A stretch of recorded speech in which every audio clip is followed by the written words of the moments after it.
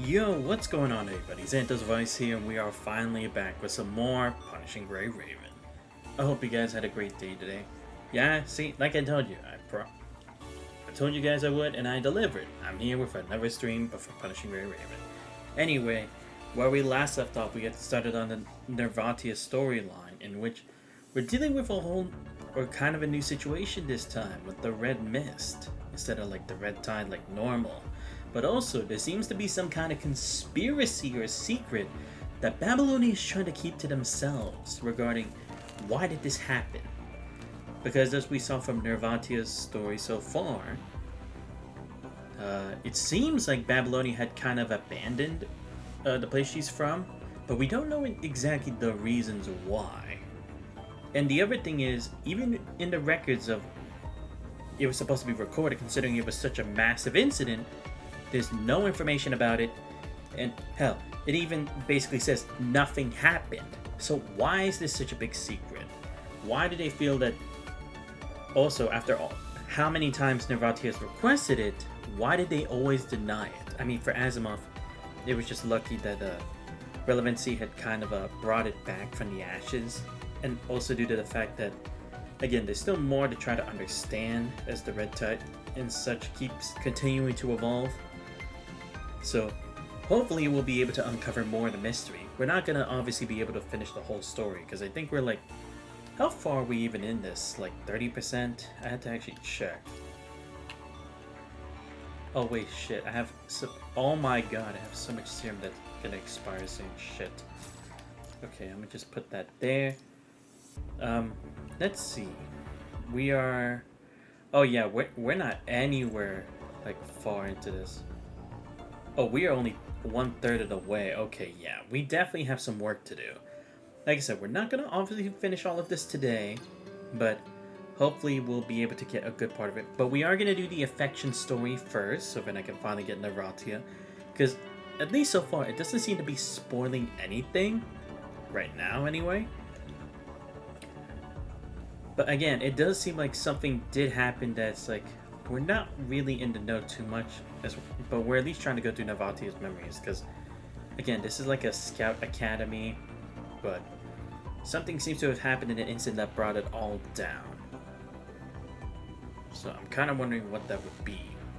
And again, there was like this one group that says like they were looking for candidates for like the Dominic squad or something. I wonder if that's going to have any relevancy to like Dominic and his research that he was trying to do at FOS. I highly doubt it, but hell, anytime you hear the name Dominic, it's gonna raise some eyebrows as to like what the fuck is going on.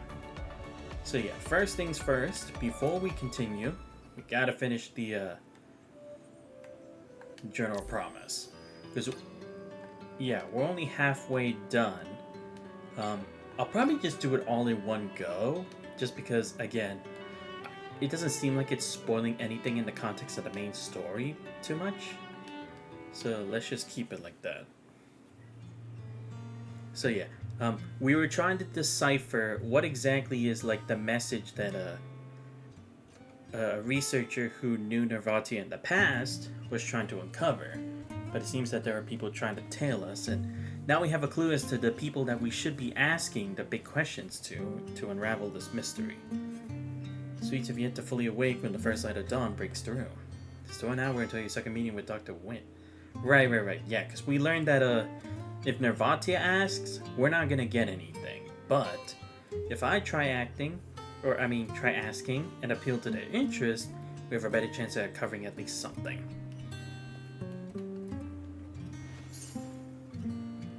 Check your terminal to confirm the meeting location Nervatia arranged. Completely unaware of the blue-purple ham of a dress silently approaching from behind. Something a cool sensation brushes against your neck. Turn around, you find a woman with dark blue hair. Standing in the gentle sunlight, the corner of her lips curled into a smile as if it wasn't her who just greeted you with her cold gauntlet. Ohayo, Karas-san. Gussuri nemureta?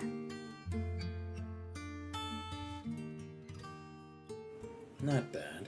睡眠中は自己修復に最も大切な時間。忙しい中でもしっかり休息を取る秘訣が執行部隊にはあるんでしょうね。今度教えてもらわないと。ここを待ち合わせ場所にしたのは店先で話すためじゃないわ。中へ入りましょう。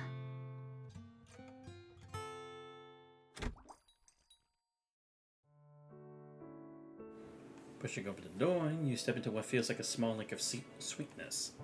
The comforting aroma of baked goods fills the air, while the rich fragrance of caramel and butter dances through the space, embracing hungry visitors in its warm welcome. The small shop is limited space with 3 display cabinets dominating the interior. Atop them is a row of patterned tin containers, distinctive design strikingly similar to the cookie tins Nervatia described yesterday. しっかり栄養補給してこそ全力で仕事に臨めるものよね。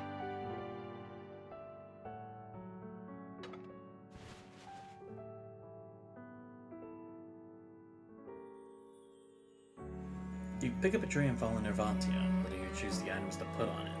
Then the two of you take seats facing each other at a small wooden table by the window. In her black fur dress, Nervatia rests her elbows on a small table, gently placing her chin atop her crossed fingers. A glimmer of anticipation flickers in her eyes as she watches you fork a square piece of apple pie and bring it to your mouth. パイ生地はしっとりしていて厚みがあってシナモンは使っていない。形も味も空中庭園でこのタイプのアップルパイを出すのはここだけよ。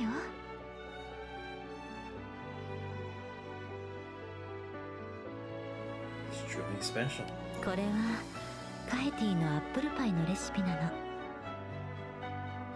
店主は空中庭園生まれでもなければ母親の故郷のカヘティに行ったこともない。私のことも知らない人。このパイを食べて涙をこぼした時、静かに共感してくれたの。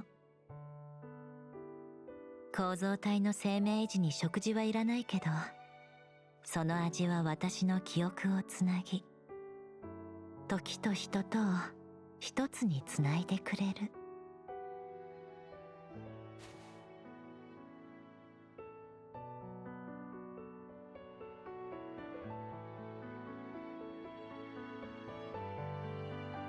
これであなたもこの味の記憶の一部。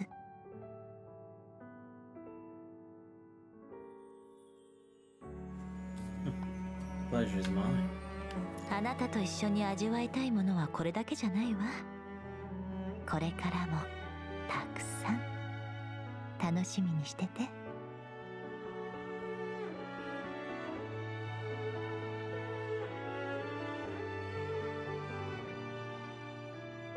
それとさっき見てたでしょ。昨日思い出したの。レノアがいつもデスクに置いていたアーモンドクッキー、ここのものだったわ。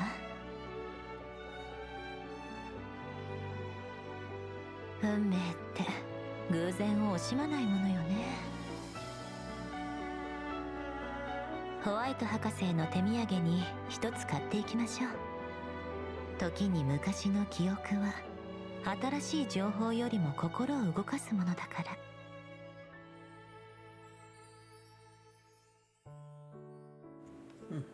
Makes sense. It's still early, giving you plenty of time to finish breakfast at your leisure. Devante and you rest for your seats and approach the counter where you ring the brass bell. A tall man with flowers still sprinkled on his face lifts the curtain and emerges from the bakery's kitchen in the back. ごちそうさまでした。アップルパイ、クロワッサン、クリームホルン、それとアーモンドクッキーを一缶テイクアウトで。それから詰め合わせのクッキーも一缶。これは私の家に配送して。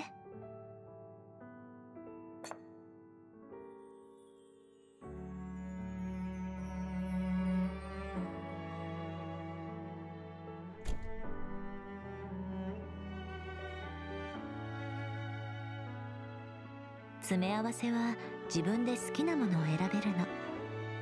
私のティータイムの味、あなたに任せるわ。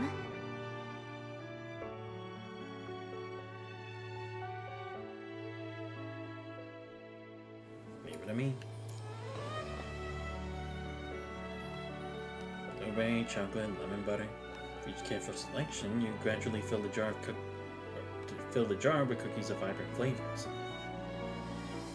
Caustic with wing-like skirt, leans against the wall, watching you intensely. Observe from the corner of your eye, you see your expression melting into a tenderness and contentment you've never seen before in the golden sunlight. これで準備完了ね。じゃあ、あの複雑な心境の証人さんに会いに行きましょうか。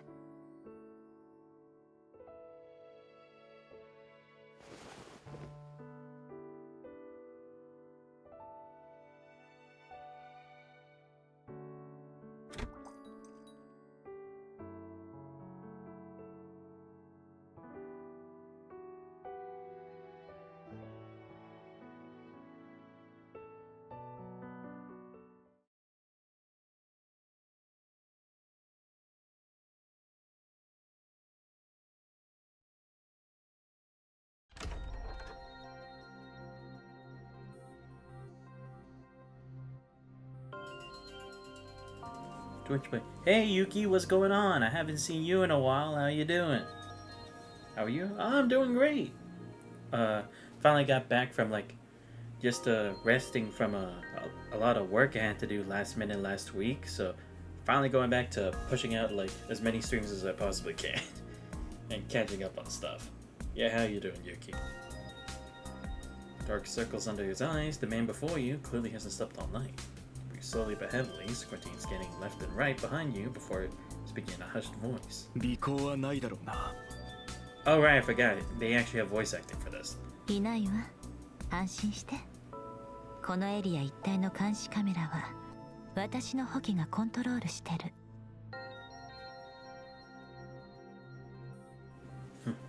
We meet again, Doctor.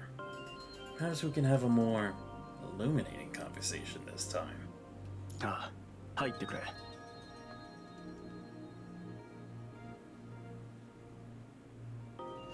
The apartment is dim, with curtains drawn tight against any outside light.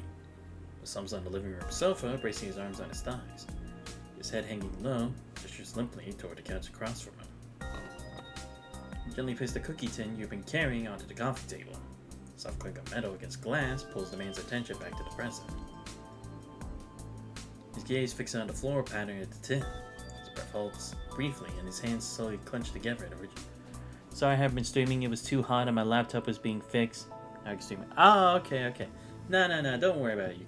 Because I didn't notice it, but it's like I don't think about it too much when people don't stream, you know? Because look, sometimes it's like it can be a real world problem. Sometimes it's just like you want to take a break or something. So I never take any of that stuff like too much to like my anxiety or anything, because it's like I know you're still gonna come back even stronger with a lot of amazing streams, Yuki.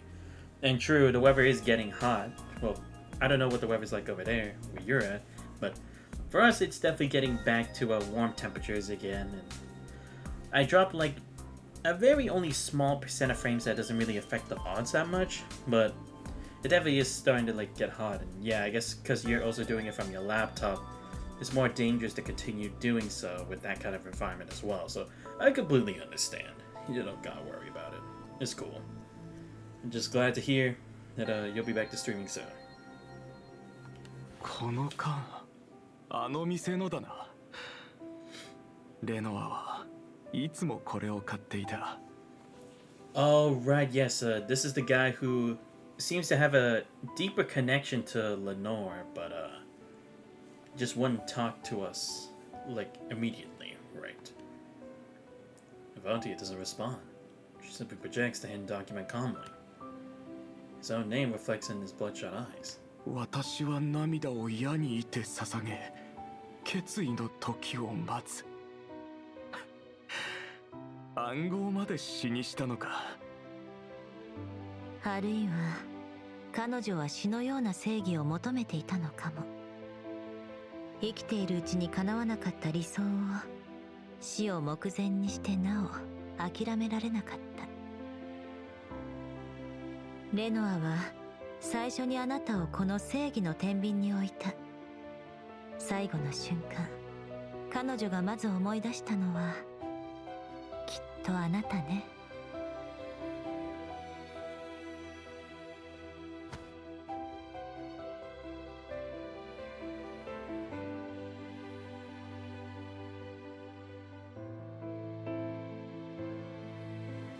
presses his forehead against his clasped hand as if this was the only way to support the weight on his head. After a long silence, he looks up, his eyes awash with both pain and fear. もし天秤に重りを乗せてもちゃんと傾かなかったら、レノアはもう死んだんだ。俺たちが何をしても彼女は戻らない。もし敗訴すれば彼女の名誉は、論文から名前を消され狂人だ、裏切り者だと罵られるかもしれない。そして俺自身もバルデン教授によって研究の未来を潰される。俺の夢も俺を誇りに思っている両親の思いも全てが結局俺のどんな選択も間違いにしかならないのか。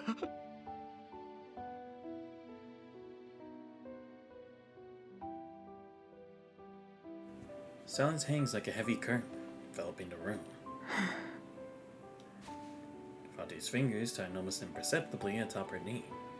Words carry weight because they're true. She herself has never backed down under pressure. The weight of truth cannot be diminished.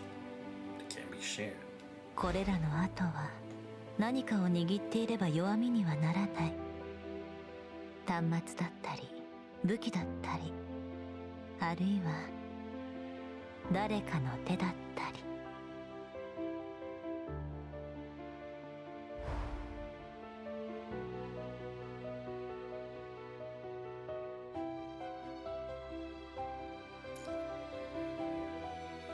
The light is blinding.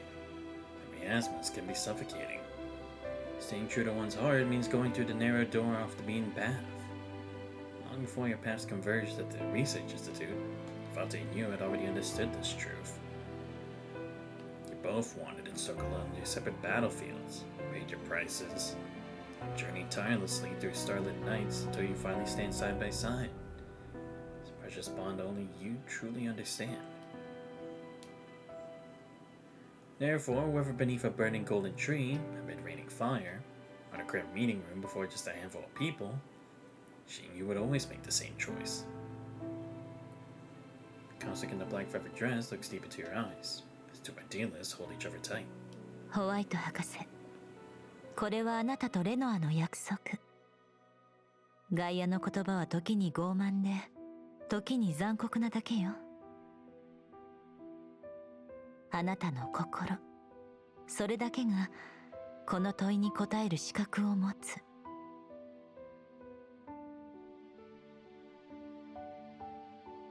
一日、一週間、数十年、この苦しみは癒えないかもしれない。でも今、あなたはそのリストに目を向け、対峙しようとしている。それは心が答えを出した証なのかもしれないわ。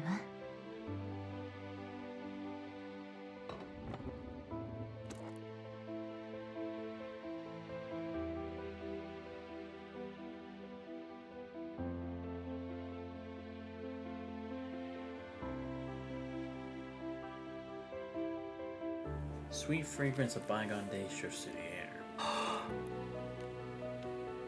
The haggard man lowers his gaze toward the cookies in the jar. With trembling shoulders, he reaches out, takes a cookie, places it in his mouth, slowly chewing as he closes his eyes. Two side down his exhausted face. やっぱりうまい。 He roughly wipes his red eyes with the back of his hand, as if steeling himself. His voice rises from deep within, carrying a clarity born of burned bridges. 申し訳ない。君たちを追い返したこと本当にすまなかった。あれはただの八つ当たりだった。どうしても思い出してしまったんだ。もしあの時俺がこの指揮官のように強く勇敢に彼女の隣に立っていたら。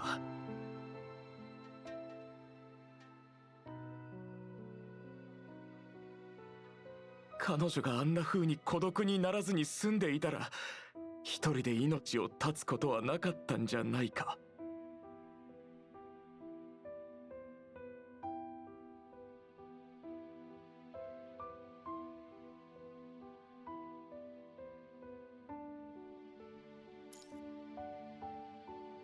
全てが遅すぎる。彼女にはもう追いつけない。でも挑むことすら諦めたら、俺はきっと一生自分を許せないままだ。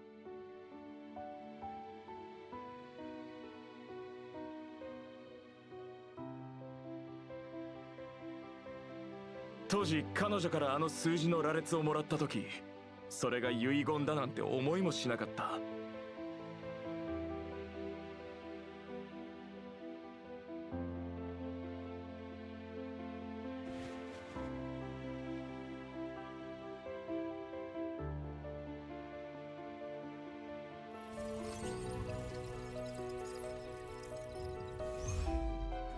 Insert the chip into the terminal, letting it load and be analyzed. Navanti's crystalline red eyes remain fixed on a string of characters that appears. この形式、桁数、そして命名規則。これは実験サンプルの番号ね。レノアの告発メッセージにはロット番号しかなかった。でも個別の識別子が手に入ったからには特定個体をダイレクトに追跡回収できるわね。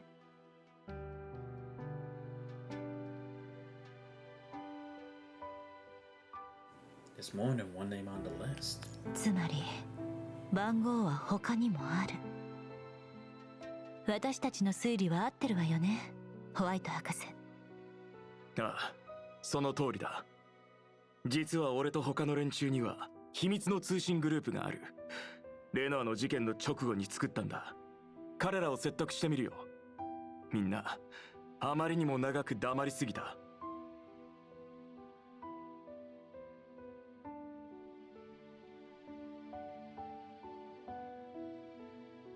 ご協力ありがとう。証拠の回収は私たちに任せて。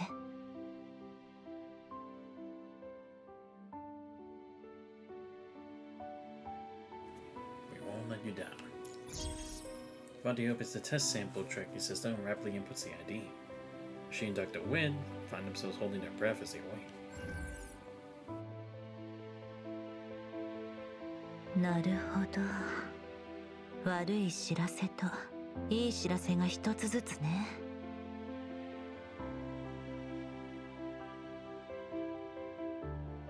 悪い方から、サンプルが保管されている実験エリアは過去の襲撃事件で封鎖されている。しかも最近機械体の暴走警報が出ていた。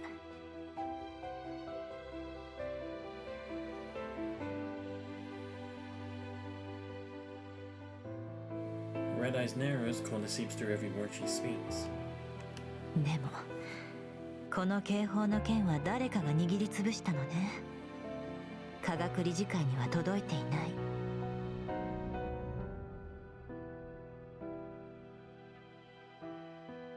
Walden's reach extends far. 監察員の四半期報告書も書きがいがあるってものね。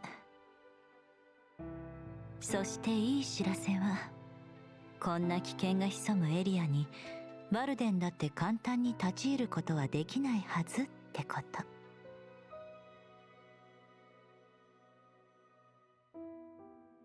いつものチェスの定番プレイヤーならコストだの調整だの理由をつけて責任をなすりつけ合い、この事件は体制の迷路で跡形もなく消えていたでしょうね。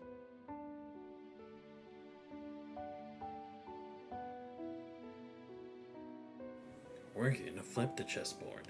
さすがカラスさん。じゃあ本物の爪を彼らに見せてやりましょう。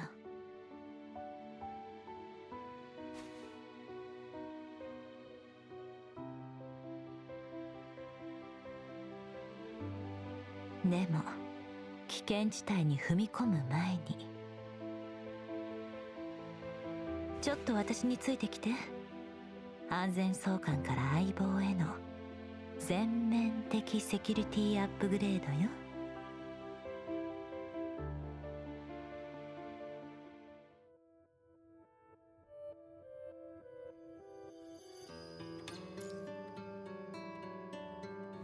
A sea of tears suspended like arrows. The pursuit of truth is like walking a long road through the rainy night. Even those who walk together can drift apart. And those who come after us be lucky enough to walk side by side.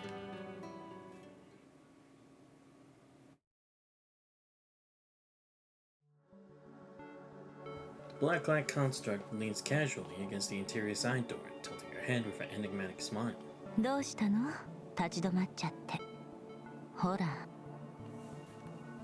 It's on the door reads Director's Lounge. そうよ。The security upgrade you mentioned happens here. その通りよ。壁際の観葉植物が気になる？確かに健やかに育ってるけど、今は時間がないから観察は次の機会にしてね、カラスさん。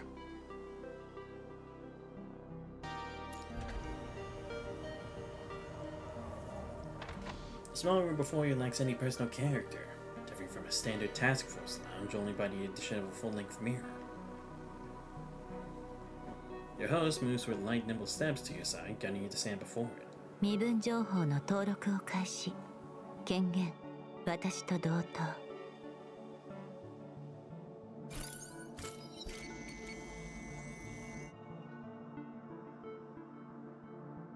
A soft blue glow lights up from the mirror's frame, scanning you from head to toe before the mirror suddenly slides to one side. As you step inside, lights gradually illuminate to reveal a secret chamber. Three massive glass display cabinets line the walls, surrounding a circular platform in the center. Firearms to daggers, from walking canes to accessories, they're all uniformly coated with matte black, with bright purple raven emblems etched into their surfaces.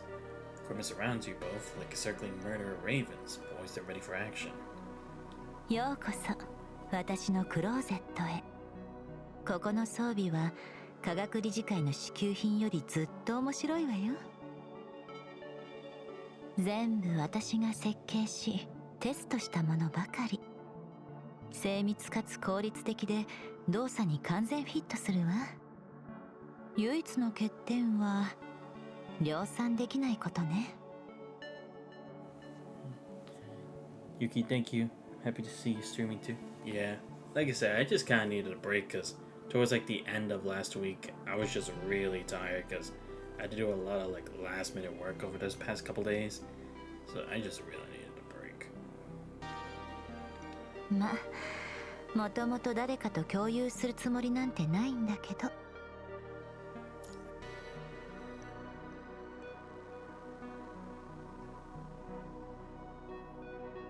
あなたは私にとって特別だから。例外なのは目の前の装備だけじゃないわ。もう一歩前へ。そう、円の中央に立ってちゃんとチェックしないと。Her piercing gaze examines your figure inch by inch, as if you were the centerpiece of her private collection, the secret chamber. うん。グレイレイブン小隊という装備はあなたをしっかり守ってくれているわね。でもこれから行く場所は科学理事会の実験エリア。対策を誰よりも理解しているのは私よ。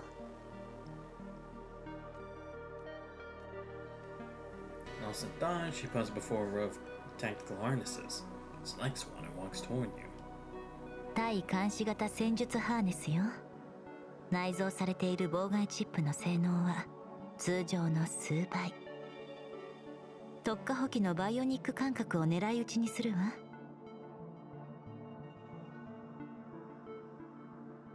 ちょっと腕を上げて。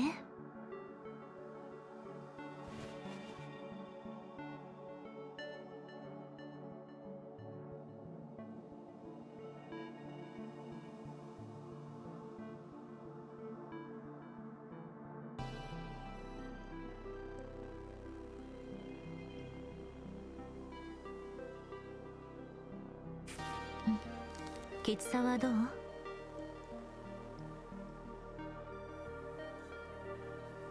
Bit tight. そう。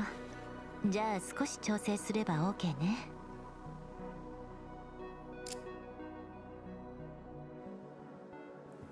Her dark gold gauntlets slide away from your ribs as she gently takes your forearm and turns it over. Thumb slips between your tactical glove and sleeve, pushing the cuff back slightly. ここにスーパーデコーダーを貼って私の端末と直結させる。つまり私と同じ暗号解析能力をあなたも持つってことよ。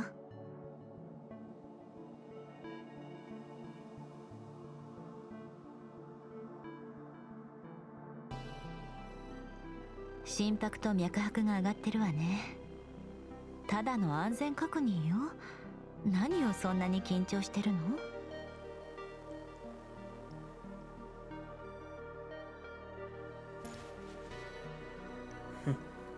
？Probably should inspect each other's gear, shouldn't they? なるほど。ごもっともね。じゃ、お願いするわ。She gives you a playful glance before turning away, casually sweeping her wave-like hair to one side and revealing the curve of her neck and back. 腰のあたりにあるでしょ。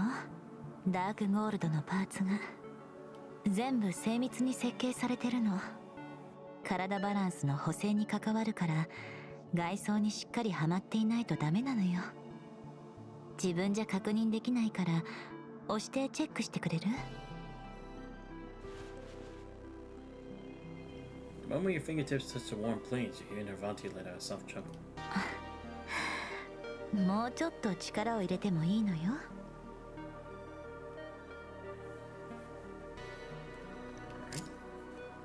How do you usually check them?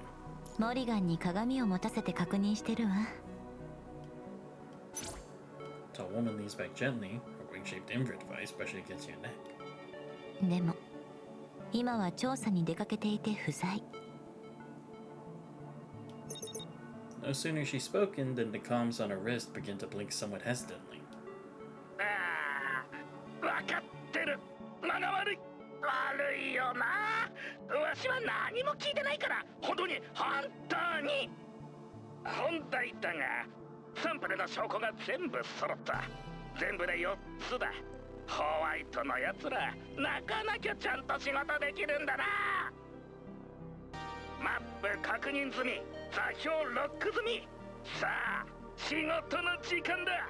目標の実験エリアで証拠発掘。スリリングな任務だ。入り口で待ってるからすぐに来てくれ。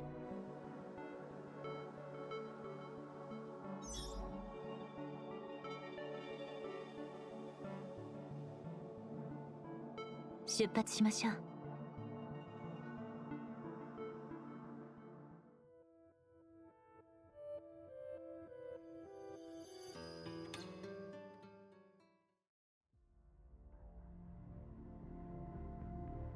暴走した機械体はまだここに閉じ込められているわ。カラスさん、私たちから離れないでね。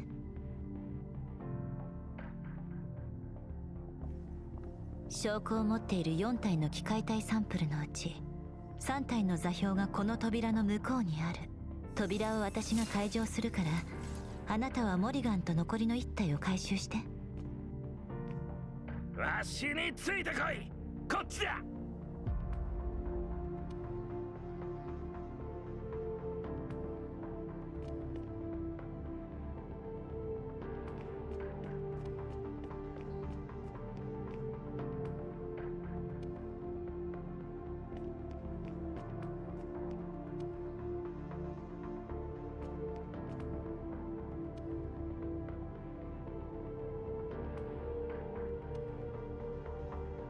Is this never recording? こんにちは、モリガン。私はネイティア。共に過ごした時間で言えばあなたの旧友よ。さあ、目を開けてこの世界と私を見て。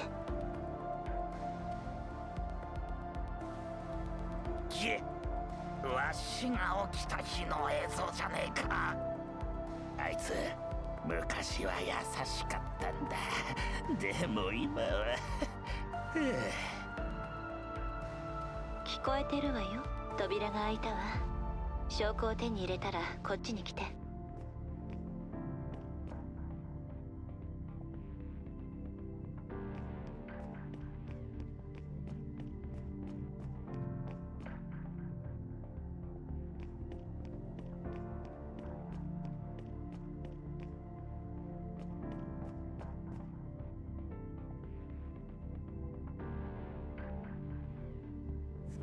Nordstrom.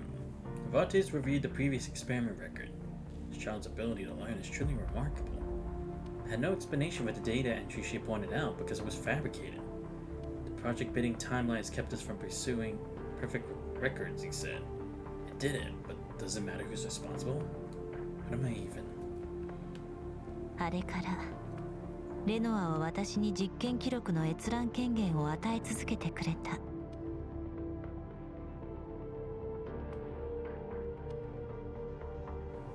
She couldn't lie to herself either. そうかもしれないわね。人の心って複雑だわ。このコアの暗号化方式、面白いわね。解読を手伝ってくれる？セキュリティアップグレード後の装備を試すいい機会だわ。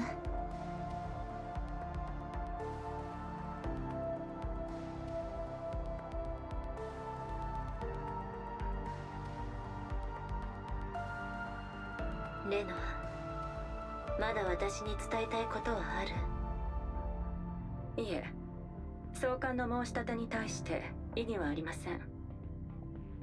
これほど最悪でかつふさわしい昇進祝いは他にないでしょう。これが最後に交わした言葉だった。She could see it back then, so waits us ahead. ええ、すべて明らかにしてみせるわ。残りの証拠はあそこね。信号がおかしい。警戒を怠らないで。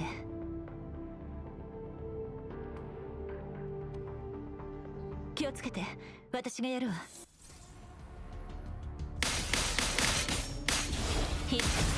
断罪。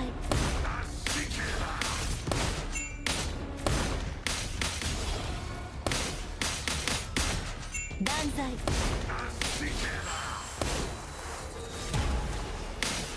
甘美なる死を私に捧げなさい。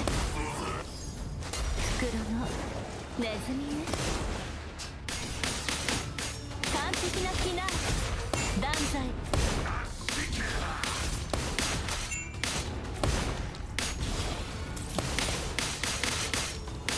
必死者は二度と戻らない。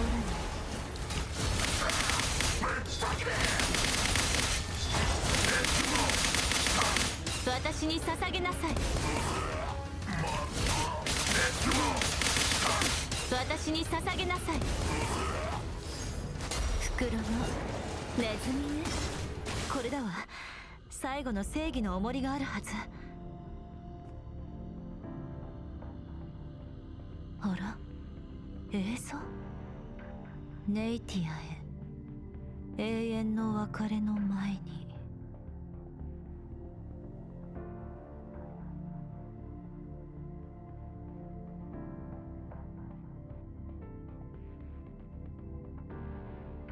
気軽に開けるメッセージじゃなさそうね。カラスさん、私と一緒に見てくれる？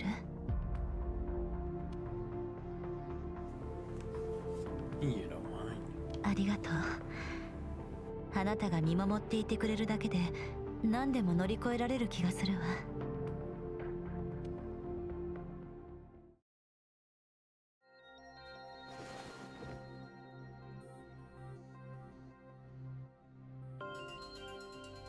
Under the cold, dim light of the testing ground, Arvantia gently touches your cheek. Her eyes quickly slightly. 平気よ。ただちょっと疲れただけ。あなたからエネルギー補充させてもらうわ。Secure the key evidence. Still time before we confront Walden. Need to rest a bit longer. Check the message after we leave. Premier Contact scans the room, lips pressed together. The commissioned mechanoids still spark occasionally while the dust is collected on the workbench where she once worked. Sound envelops everything, but only by the hum of her frame's operation does software remember your breathing. ここで読みましょう。彼女の最後の言葉は、彼女が全てを捧げたこの場所に残すべきだから。She opens the terminal and presses play. Holographic image materializes, showing the petite researcher. Gazing from across the river Styx years after her death. タイムスタンプ関係ないか。このメッセージがいつアンロックされるかは重要じゃない。重要なのは私の遺言が正しい人の手に届いたということ。よくやったわネイティア。そしてお見事ね、ネイティアの同行者さん。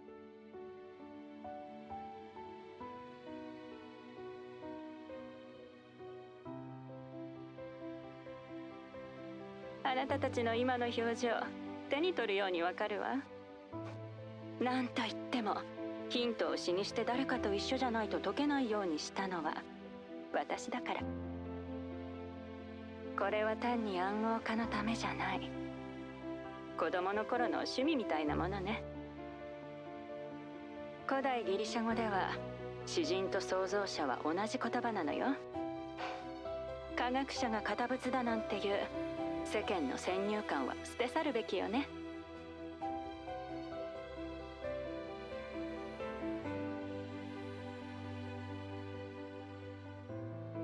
彼女って本当に。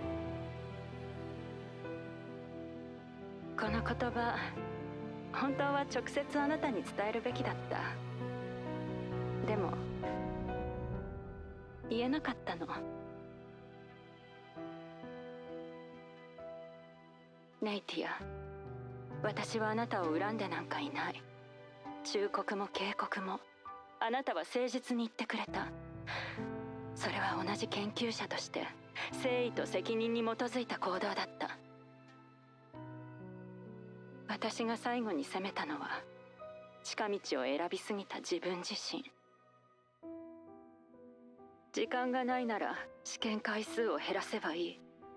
どうせ実践での誤差なんて誰も気づかない。予算が足りないなら安い素材で代用すればいい。事故は想定内。誰も深く追求しない。前へ進むために私は嘘を重ね続けた。時には自分すら騙すほどに。そんな時にある過ちを犯したとされる部外者の少女が現れて細部にわたるまで質問してきた。あなたは何も間違っていない。なぜと問うただけよ。それがいつから過ちになったのかしらね。あなたを見ていると歪んだ戦法さえ覚えたわ。何も持たず恐れず自分の信じる者のために突き進むその姿。でもいざ自分が同じ立場に立った時、待っていたのは解放ではなく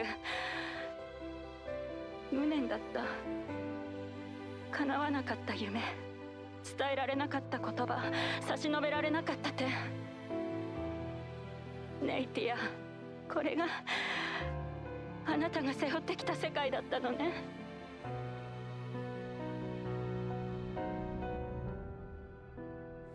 Vantia stares at the projection in stunned silence. Hologram is just a monologue. You can never hear her answer. 真実を求めることは天世の長い道を歩くようなもの。共に歩む人がいたとしても必ずしも並んで歩けるとは限らない。それでも私はこの道を行くわ。あなたは私を再びこの道へと連れ戻してくれた鳥なのよ。あなたとあなたが選んだ同行者に有り余る幸運が訪れますように。もしこれがあなたにとってまだ意味を持つのなら、この完全な死を私からの祝辞として受け取って。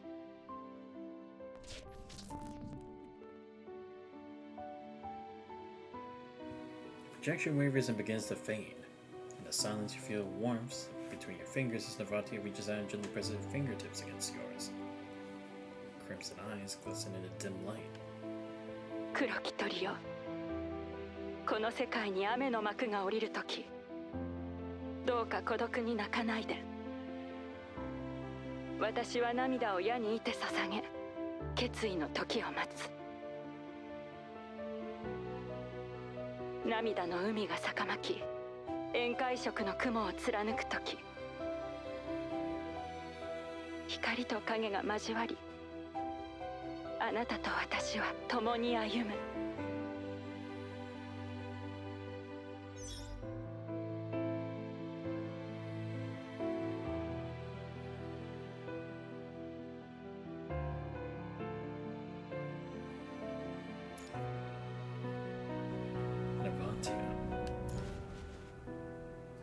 A gentle call, she turns around slowly and almost imperceptibly, taking a single step forward before quietly lowering and resting her head on your shoulder.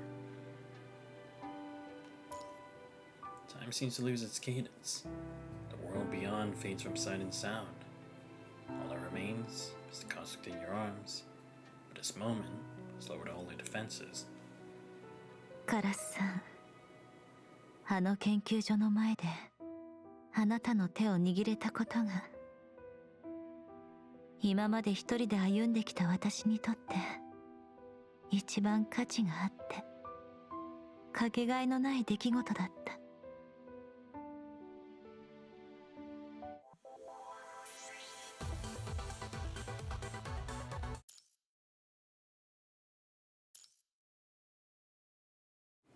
United in light and shadow, the raven whose eyes reflect the human heart, doomed to be alone for staring at the truth, finally meets a soul that can fly beside her.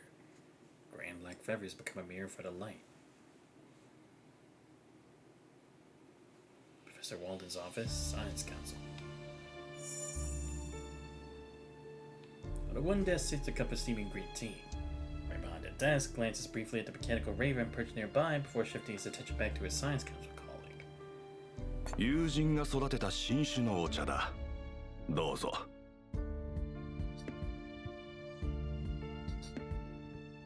ここの通信遮断システムは補給を想定してかなり強化されているみたい。随分と用心深いのね。一対一の面談を求めたのはそっちだ。私はただ誠意を見せただけだよ。正直少し意外だった。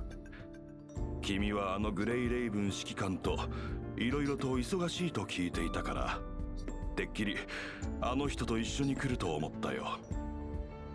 それは同僚としての心配？それとも私と指揮官が親しすぎて職務をおろそかにしているとでも言いたいの？もし前者ならそのお気遣いをありがたく受け取っておくわ。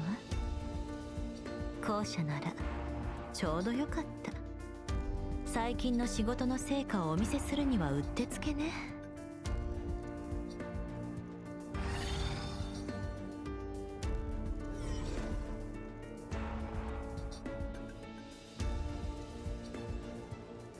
Holographic screens unfold in layers before her.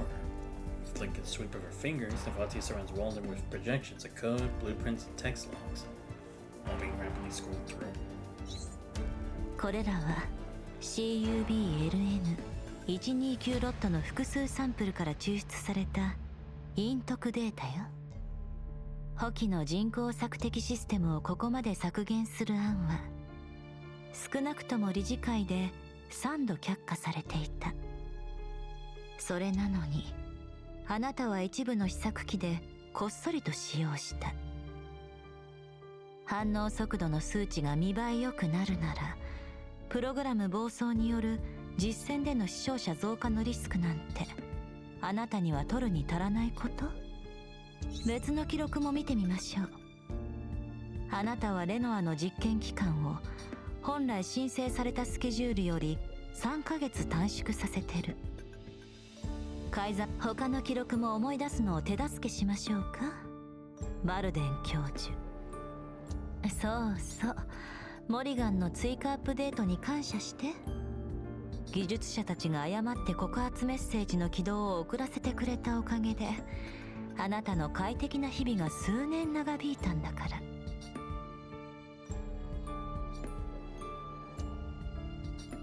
Walden's face is lit by the chilling light of projections. His gentle smile fades, but he shows no sign of panic. Leans back slightly into his wingback chair, his gaze sweeping across the floating evidence as if they were nothing more than fabricated stories from some pulp fiction. 見事だね。君もレノアも。彼女は常に完璧な仕事をした。ただやはり表向きとは違って自分の研究を本気で信じていなかったようだ。惜しいよ。本当に信じていたなら死なんて選ばなかったはずなのに。何それ。つまり彼女の死にあなたが関わっていると？そんなに恐ろしい人間じゃない。むしろ私は他の道も用意してやっていた。別の場所で研究を続けるように進めたりもした。才能ある研究者はどこにいても価値がある。私はその価値を理解している。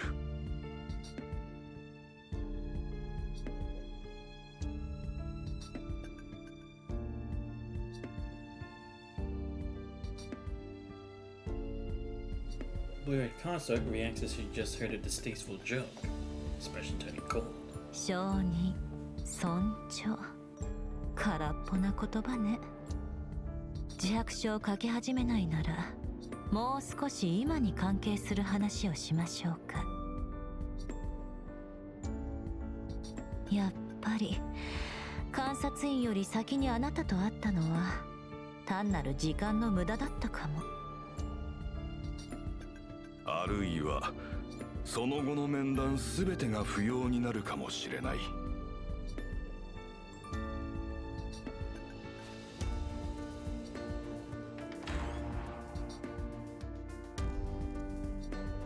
ネイティア総監、君の真実への執念には感服するが、真実の定義はもっと広くあるべきじゃないかな。今日の天気は実に快適だ。だがこれは偽物の天候。地球を失った人類が模倣した空だ。それでも心身にはいい影響を与える。私の仕事も同じだよ。私の成果は空論の産物だと思っているのか。そうじゃない。私は一つ一つ実際に成果を積み上げてきた。外野が科学理事会をどう思っているか君も分かっているはずだ。人々は成果さえ享受できればその過程には関心を持たない。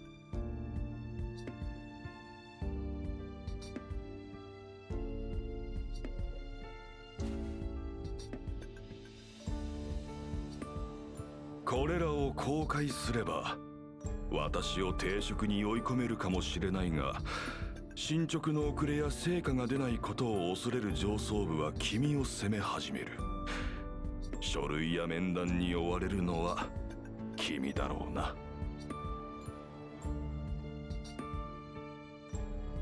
この茶番が終わる頃には私たちはまた同僚に戻っている。だったら監察員で時間も信用も無駄にするより新しい協力関係を築いては。そのためにカードを見せたんだろう。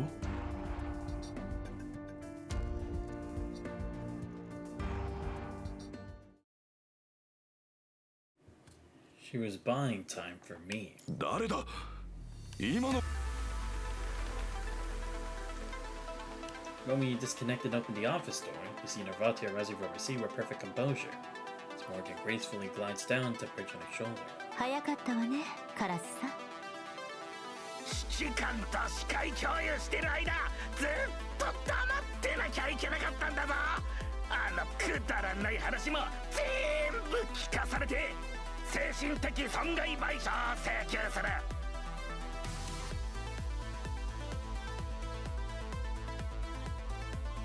Walden's face transforms into a kaleidoscope of emotions.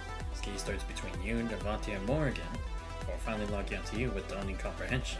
いつから聞いていた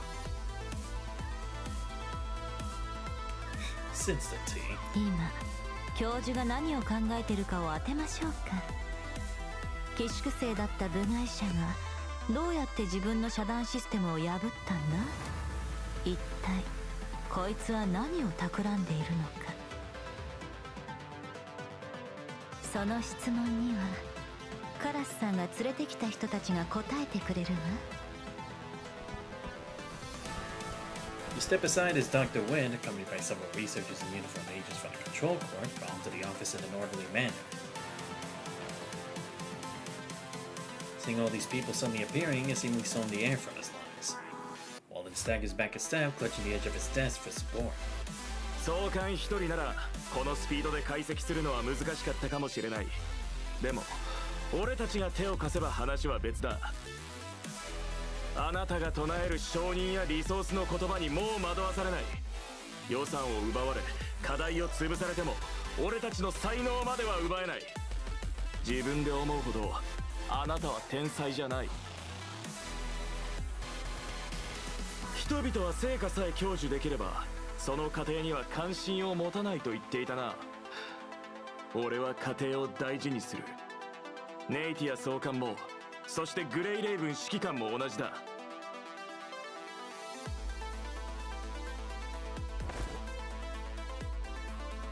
He clutches a necklace at his chest with one hand while pointing skyward with the other. そしてレノアもそうだ。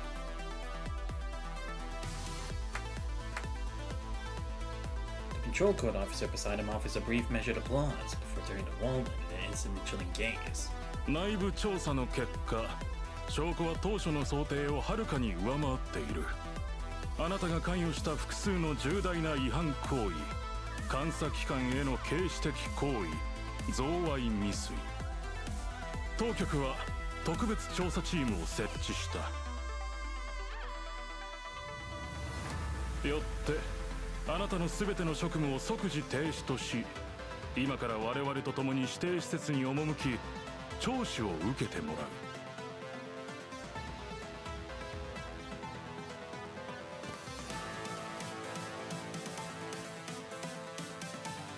He turns toward you and Navatia, acknowledging you with a respectful nod. 調査がここまで円滑に進んだのもグレイレイブン指揮官の迅速な連絡と安全総監の見事な戦略のおかげです。本当にお疲れ様でした。ここから先は我々が担当します。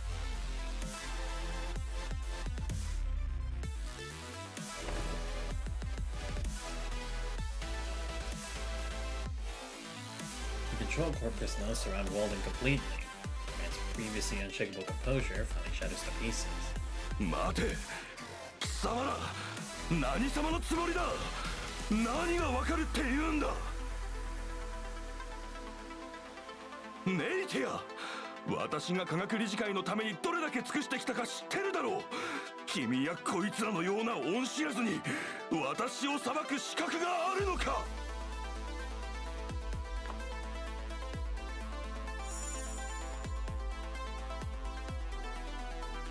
Vatia lifts her chin as daylight from the corner streams across her face. Crimson eyes burn with startling intensity, as if all her caution and restraint have been incinerated to reveal the unyielding steel beneath. あなたを裁くのは私じゃないわ、バルデン教授。真実があなたを裁くのよ。真実はあなたの妄想では歪められない。あなたの詭弁に私が耳を貸す必要はない。真実はそこにあるものだから。私の仕事はあなたをそれに向き合わせることだけ。She turns to face you. Her eyes meeting yours are absolute pride and trust. そして私には私の真実を見てくれる仲間がいるわ。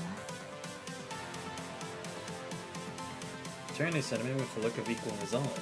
Yet Navati stepped into the light without turning back.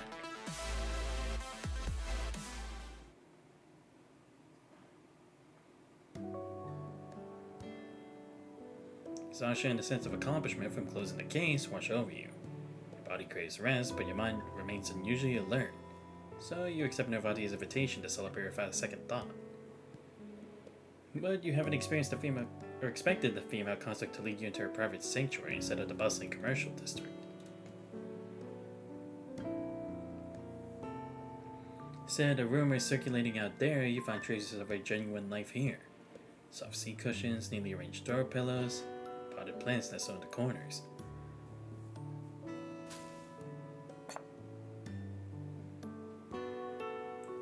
She sits down beside you, carrying a matching pair of differently colored mugs. Hands you the one emblazoned with a gray raven. 今日の特製ブレンドはアルコールもカフェインも一切入ってないわ。神経にもお休みをあげないとね。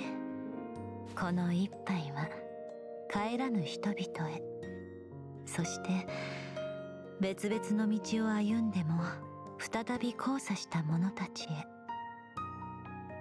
ナイスコンビだったわね、カラスさん。Pleasure's all mine.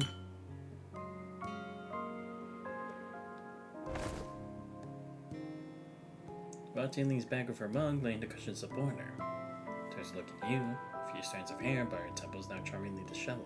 本当はこんな波乱尽くしの週末になるはずじゃなかったのに。予定は狂ったけど、やりたかったことは全部できたわね。雨の夜の散歩、夜更けの晩酌、一緒に朝食を食べ、一緒にお菓子を選び、家に帰って一緒に特製ドリンクを飲む。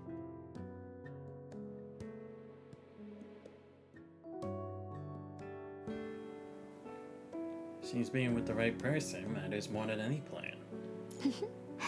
羽が自慢げに逆立ってるわよ。でもちゃんと総括できたわね。カラスさんにプラス10点。過密なスケジュールの中ですれ違いながらも糸を紡ぎ、交差する瞬間を心から味わう。これは長期的な研究課題ね。でも課題自体も研究の相棒もどちらも私の興味対象よ。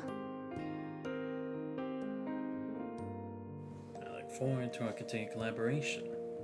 実はリストには載ってなかったけど、一つ嬉しいサプライズがあったわ。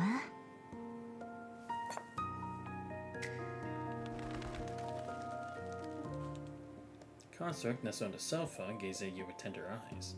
Sets her cup aside and snaps her fingers in the air.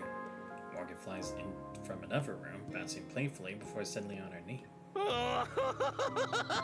レイティア、ついに決意したのか。わしは 1000% 応援するぞ。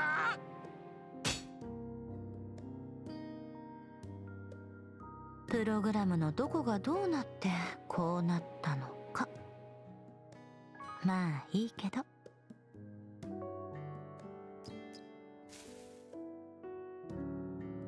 She releases her grip and taps the raven's little head with her fingertip. Morgan, however, closes her and turns toward you.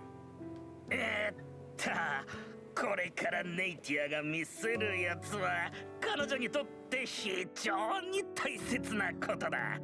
あんたにしか見せないってことだ。わかるね？ Strangely enough, you can somehow read an expression between concern and embarrassment on Mechanical Raven's face.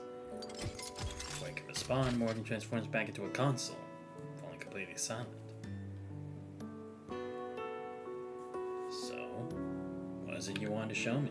カヘティ事件の後、私はたくさんの記憶を取り戻した。まるで整然とした図書館に突然時系列不明の蔵書が流れ込んできたみたいに。それをモリガンと一緒に整理したの。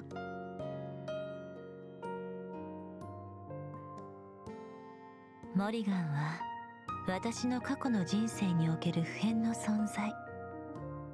モリガンが保存した記録は私の記憶を照合する座標軸。でもモリガン自身も何度も壊れて記録は曖昧だったり不安定だったり。でもね、レノアが残したファイルの中に彼女がわざわざ用意したモリガン専用の治療プログラムを見つけたの。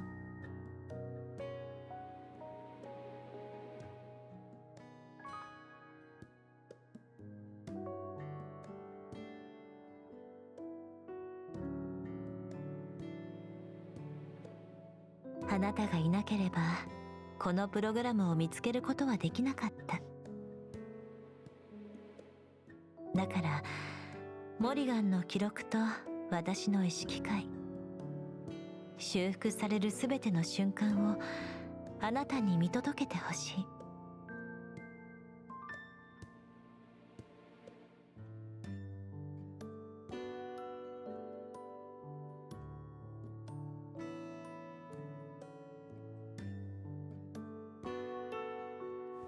I'll do my best. いつものように私と意識リンクして。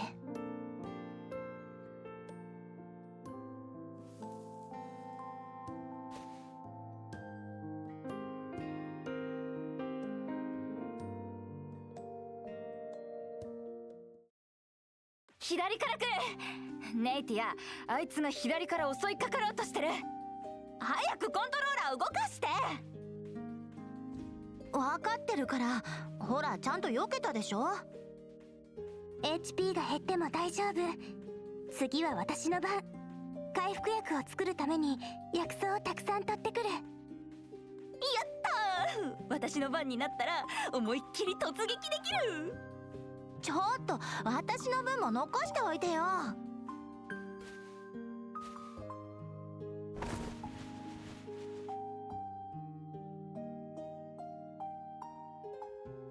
Blonde girl laughs as she throws her arms around her two friends, playfully nuzzling their cheeks from both sides. Laughter rings out, bright and clear as the summer sky.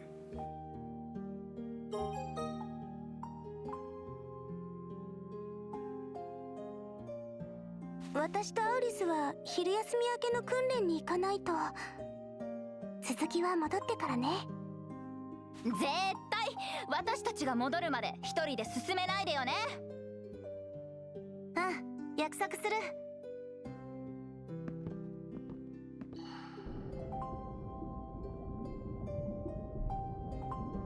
Without warning, the surrounding scenery begins to dissolve like glitter dropped in the water, leaving only Navante and the purple game console behind.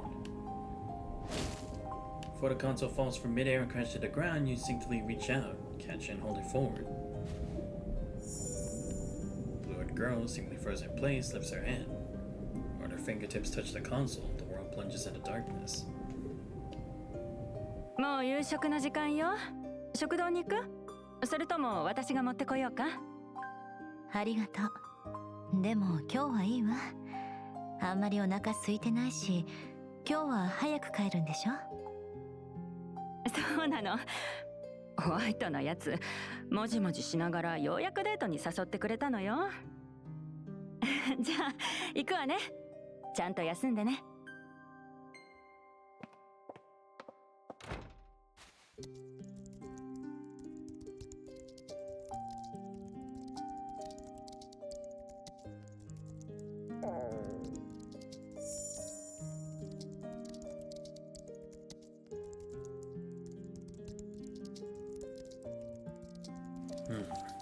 Things change according to my thoughts. It can't just be a simple memory fragment.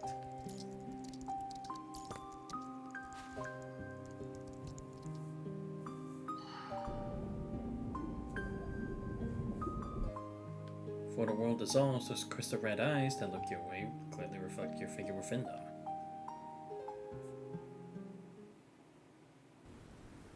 Slash marks still burn hot on the broken walls. Shattered corrupted remains are scattered everywhere.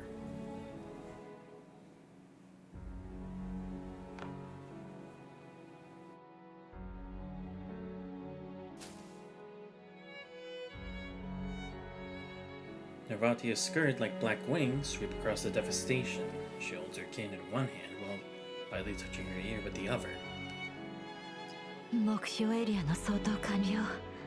装置の回収班をお願い。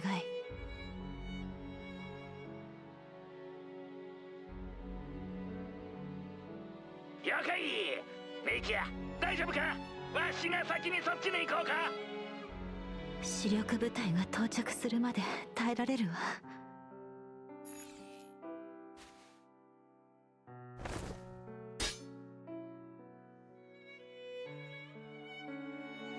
Call ends and the line at her ear fades. It wraps around her once more. Her frame waves as she drives the tip of her cane into the ground.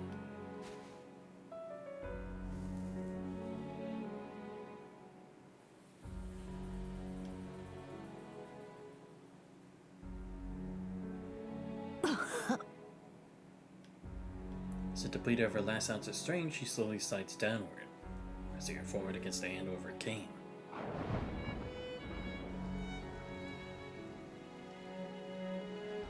Rain arrives silently after a fleeting flash of lightning. The sky seems to carry an unbearable weight. On its face, behind thick clouds, is shedding tears of rain. Sparse at first, the rain quickly grows dense, silver beads adorning her dark blue hair.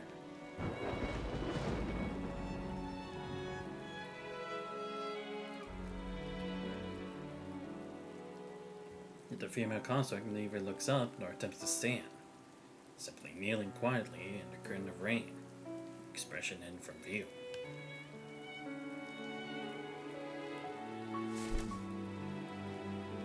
Instant, a black umbrella materializes in your hand, your body making a choice before your consciousness can catch up.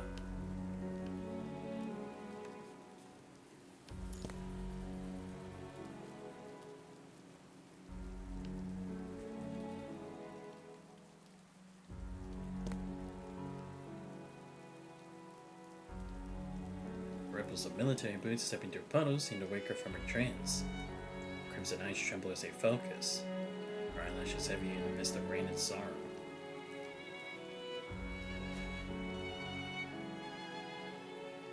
This is Nervatia the present.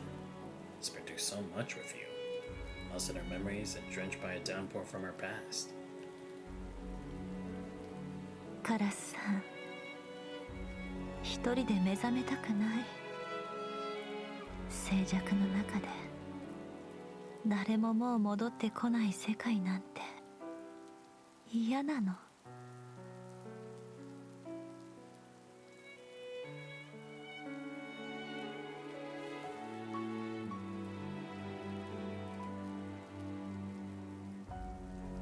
I'm back. I'm not going anywhere. Reach out to gently wipe away the trails of water signed on her jaw.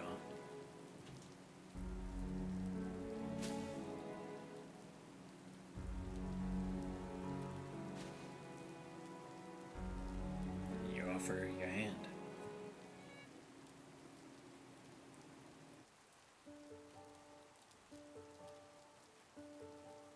Something in her eyes melts into a faint glow, slowly brightening moment by moment.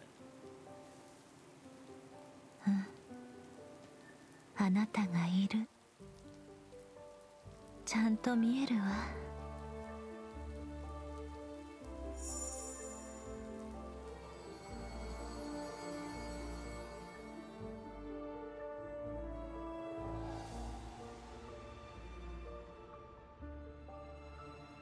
The moment her hand touches yours, countless crystalline raindrops hang suspended in the night air, motionless, like a galaxy reflected on Earth. でもただ雨が止んだだけじゃ足りない。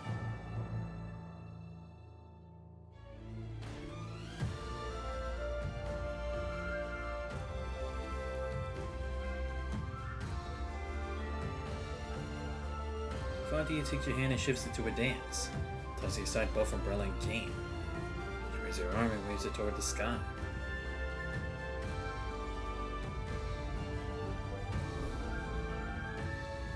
Raindrops tremble before they change direction in unison.「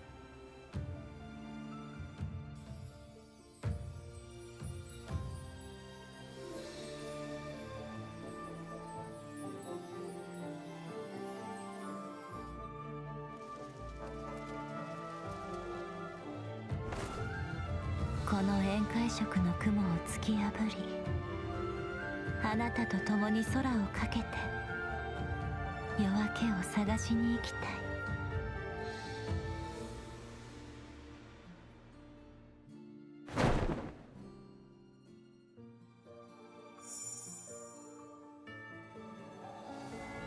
Gentle yet powerful force lifts you up.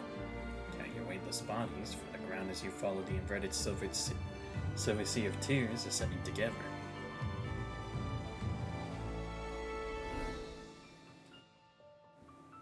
Perfect silence, two silhouettes pierce through the thickest layer of clouds.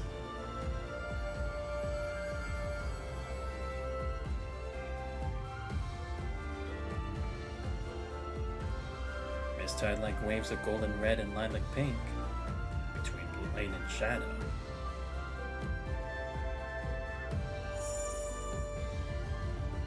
Vati suddenly turns around, smiling radiantly.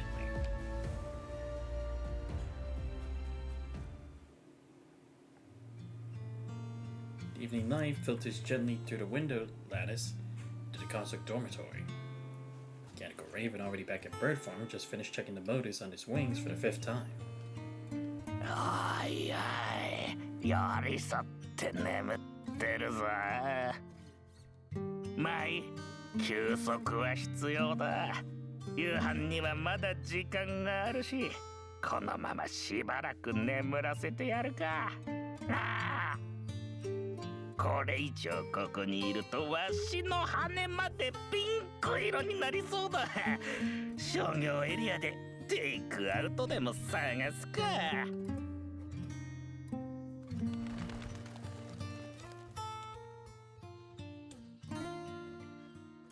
Raven flutters out through the window. Find him on the sofa, 2 figures. One gray, one black. Nestled together in peaceful slumber. Sharing a dream so deep that neither wings nor wind could ever disturb it. Alright, cool. Gotta say, that was a pretty cool, moment. There we go. Now I finally got my Rantia. Now I just gotta work on actually being able to use her. Getting her weapons and stuff. Okay, where the hell is she?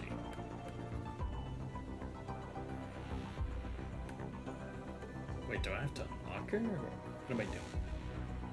Oh, wait, no. She would be at the very top, wouldn't she? Yeah. Right. I forgot that's how this works. Damn, don't enough. It's fine. I'll just max her out to level 80. ありがとう。And I'll just do this. 私にとって表彰は珍しいことじゃないけれど、あなたからの受訓は特別な意味があるわ。私の特訓プランに興味が気に入ったの。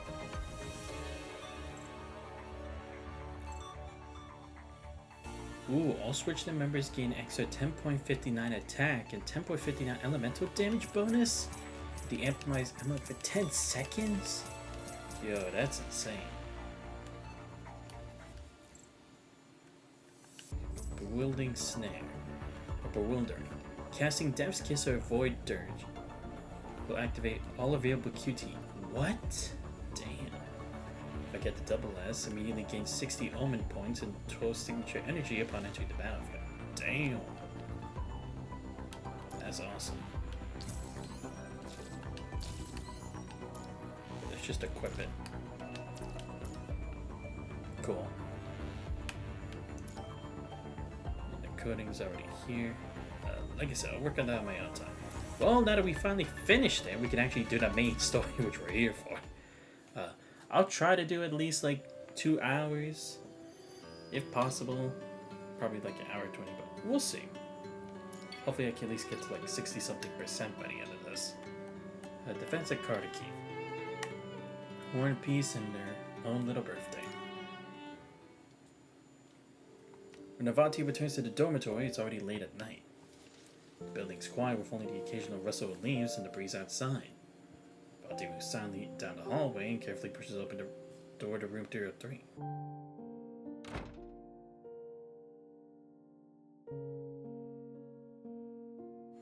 The room is pitch black. Looks at the bed by the window and finds it empty. Margaret? When the sound of wind outside answers her. Margaret, a heavy sleeper, should have been in bed by this time. Surrounded by stillness and darkness, Narvatia's mind drifts to the hospital ward. She just left behind. She unconsciously grips her sleeve, a dull ache spreading through her troubled heart. In the blink of an eye, the lavender scent of the dormitory seems to transform into the biting smell of disinfectant. A sense of unease begins to creep through Narvatia's mind. Her breathing quickens, and her knuckles turn white and ache from how hard she involuntarily clenches her fist. Suddenly she hears soft footsteps behind her. She spins around as several small candle flames suddenly illuminate the darkness.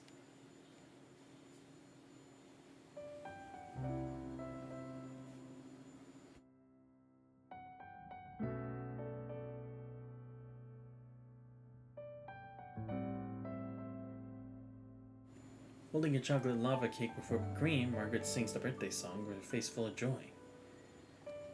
Chichenka, come on in. Margaret moves aside a bit, revealing Chichenka standing awkwardly behind her. Happy, turns away, wiping chocolate sauce from her cheek. A faint blush on her face is just visible in the candlelight. Happy birthday, Narvatia. Margaret pulls Chichenka closer by the hand. In the flickering light, the three girls look at each other, their small figures silently reflected in one another's eyes. Birthday? Mine? Narvatia can't even remember where she was born, let alone her birthday. I saw it on your student ID card. February 3rd was the day you came to Kartaki. Here you go. Your student ID and keys fell on the ground earlier. Guess what? I'm in room 303 too. We're roommates from today on. Since you can't remember your past, start fresh from here. You were taught that Kartaki is our home. That makes the three of us family, right? Yeah, we're family. Jenka continues to twirl her hair on her finger. Jenka, is there something else you wanted to say? Narvatia was quite mean to you before, so I just want to apologize. I'm sorry. So, this cake, I was the one who... Jenka's face turned comically red from embarrassment. Narvatia can't help but burst into laughter. Why are you laughing? I'm being serious. It's fine. You don't have to apologize because... With a grin, she casually pulls a wooden plank from her pocket.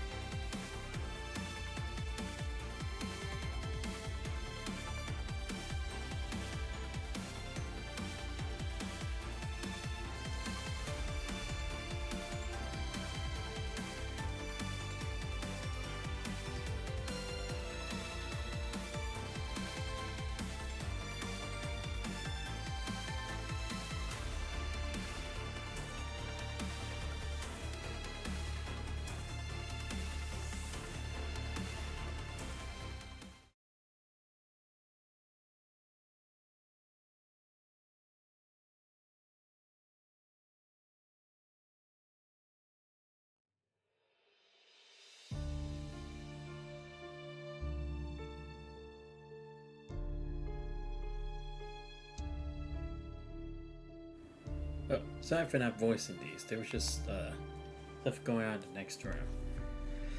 That's strange. CPF base station detected unidentified audio signatures 2 minutes ago. CPF? Isn't that in the city center across the river? Verify it immediately. Let's check to make sure.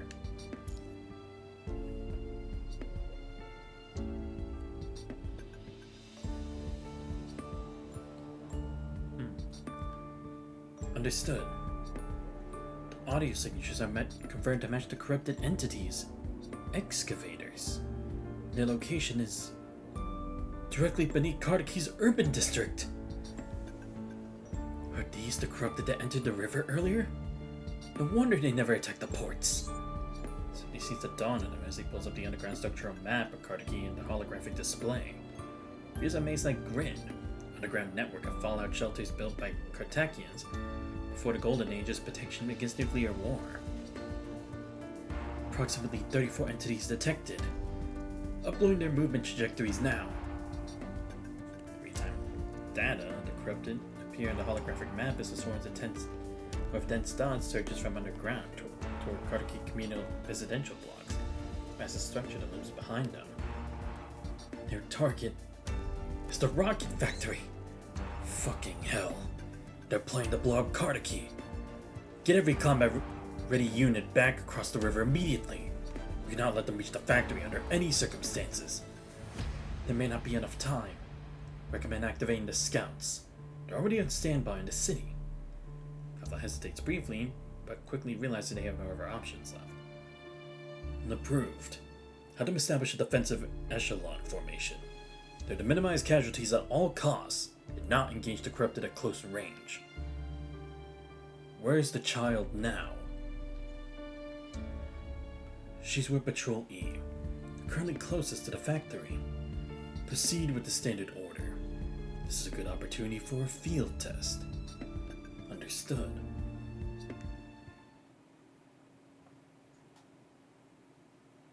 Rocket Factory Perimeter, Kartaki City District. Spotlights illuminate Kartaki's night sky, beaming the entire city in what seems like daylight.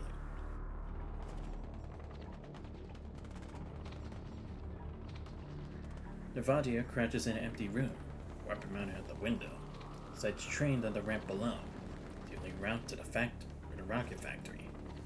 Just a minute ago, the flashes of light and sound of gunfire from the buildings ahead abruptly stopped. If the corrupt had been completely eliminated, they broke into the defense line. Explosions echo in succession from across the river. The sky woven with crisscrossing gunfire.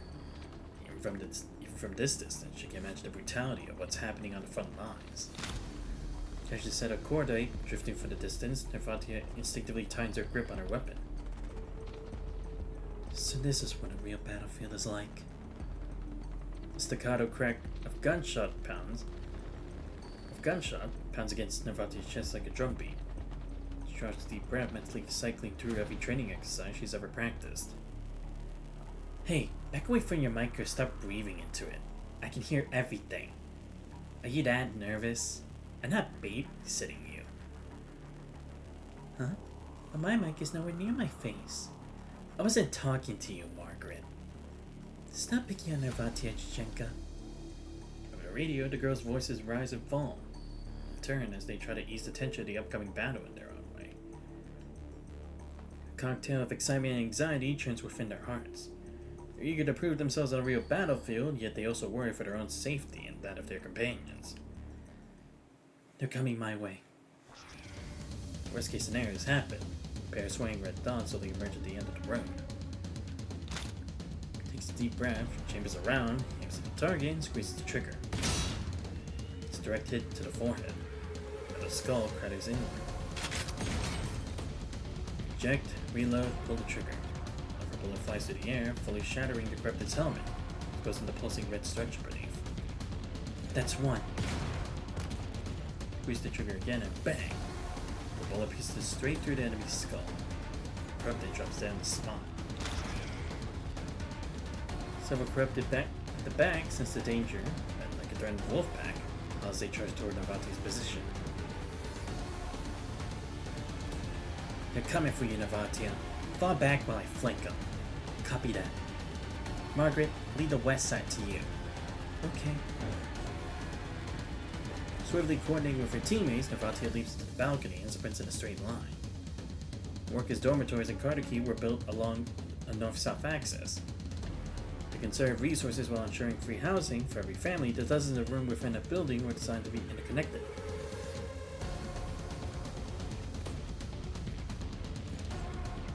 With the sudden outbreak of combat, many residents have evacuated.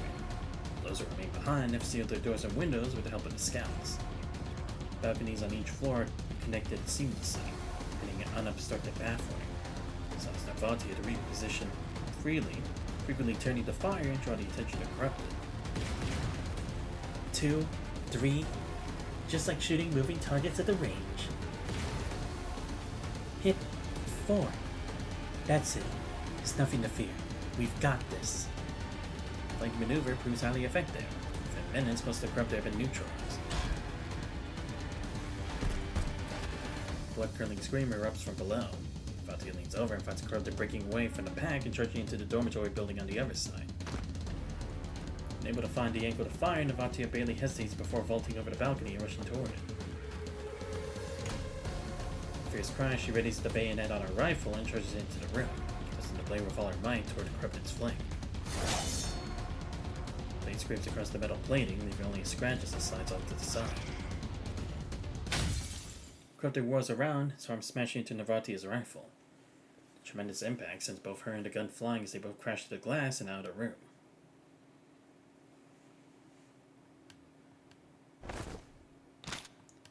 She feels several of her ribs break as searing pain tears through her back. Spitting out blood, she grits her teeth and stands up, raising her rifle and aiming at the corrupted inside. Just then, a whistling shriek cuts through the air above as world government's bombers sweep over Carter Key. As Navati is about to pull the trigger, brilliant flashes of light suddenly erupt across the river. A series of deafening explosion follows, flames splashing in all directions like rainfall. At a thunderous roar, the entire city seems to tremble at the edge of the collapse. Navati's heart seizes in her chest as her legs give way beneath her, drops to her knees. Sees that sky again. Keep running, says the woman in the indistinct face. Don't look back. Look out, Navatia. Just as the blade comes down, Margaret arrives in time to shield Navatia with her sidearm. The handguard in sight splinter. Instantly as Margaret looses her grip, the weapon clatters heavily to the ground. Corrupted grabs Margaret by the throat and tosses her aside like a rag doll. Margaret. Navatia bites her lip until it bleeds as she tries to stand. In the explosion, pain pins her limbs in place, leaving her immobilized. She will watch helplessly as the corrupted slowly turns toward her and rushes its blade once more.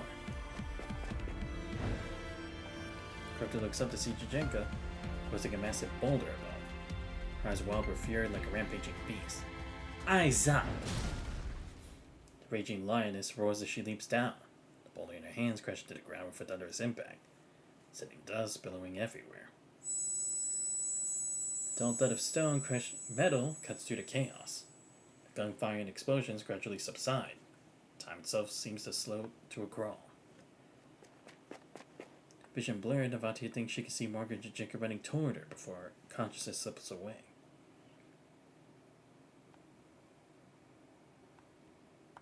Tranquil darkness flows silently around Navatia, submerging her in an ocean of nothingness. Time trickles away second by second.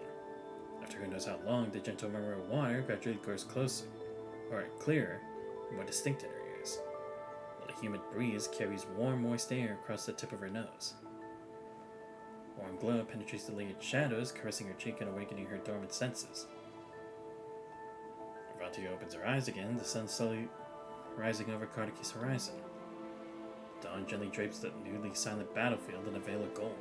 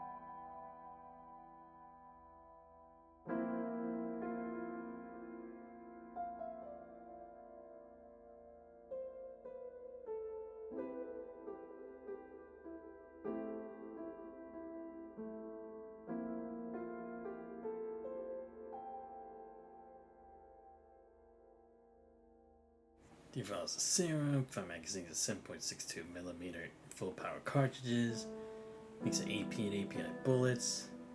Here you go, boss. On dim light, Jake slowly brings the supply cart to a stop in front of Jajenko. Can't wait from all the provisions she requested. Thanks. She's atop a stack of wooden crates in the warehouse, meticulously cleaning her weapon components with the rack in her hand. You won't end up getting court-martialed by Babylonia for giving me these supplies, will ya? Surely not. We're short on people, not weapons. And our relationship with the government isn't that tense yet. You won't arrest me over something this minor. During the years I've been gone, has the world government been mistreating you all? Mistreated? Not really. Babylonia's been fairly respectful towards us. Besides changing our flag and sending inspectors every now and then, they leave everything else to the Cartakians themselves. Nothing's changed. In other words, they left the Cartakian people stranded outside the radiation zone for years without offering any help at all. Well, nothing's easy these days. Due to wartime restrictions, there's hardly any migration here. We don't have much in the way of food or clothing. Not starving to death either. Just scraping by, you know? I used to daydream about traveling back to ancient times as a kid. With all our advanced tech, thought we could surely change the past. Usher humanity into the golden age early. What? Were you planning to airdrop 10,000 scouts to some emperor so he could strangle the punching virus in its crib? What I mean is, it wasn't until I actually started rebuilding with absolutely nothing that I realized how naive those fantasies were. We have land but no seeds. We have tractors and separators, but they're all piled up here as useless scrap metal because we can't get our hands on any oil and fuel. I glanced toward the inside of the warehouse. No one's farming, mining rare earth minerals, smelting metal, making rivets. Modern industries like a net. Entire system collapsing once strand breaks. It's only now that I realize how complex and precious our once ordinary modern lives truly were. For our resource exchange with a larger collective, no small community can survive on its own. I even think that's the most terrifying thing about the punishing virus. Stored the connections between people. Storing us on isolated islands. And erased the very foundation of civilization. When you pick up on that fancy talk, look at you, so eloquent and sentimental now. The world's the harshest teacher you'll ever have. Says with a smile, scratching his head. Now that I've taken your supplies, is there anything I can help you with in return? No need to trouble yourself, boss. We get on the problems in the satellite city ourselves. You have your own matters to attend to, no? We've all heard about your reputation over these years, boss. The legendary ranger of the Forsaken. Must have other important business to attend to. Oh! She's a member of the Forsaken. You know, I can actually see the style of her fit similar to Watanabe's uncle. Like, what was his name again? Not Triller, that was the president.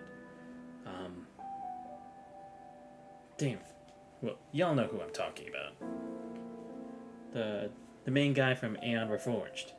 That wasn't Watanabe. Rangers are a small military group under the Forsaken.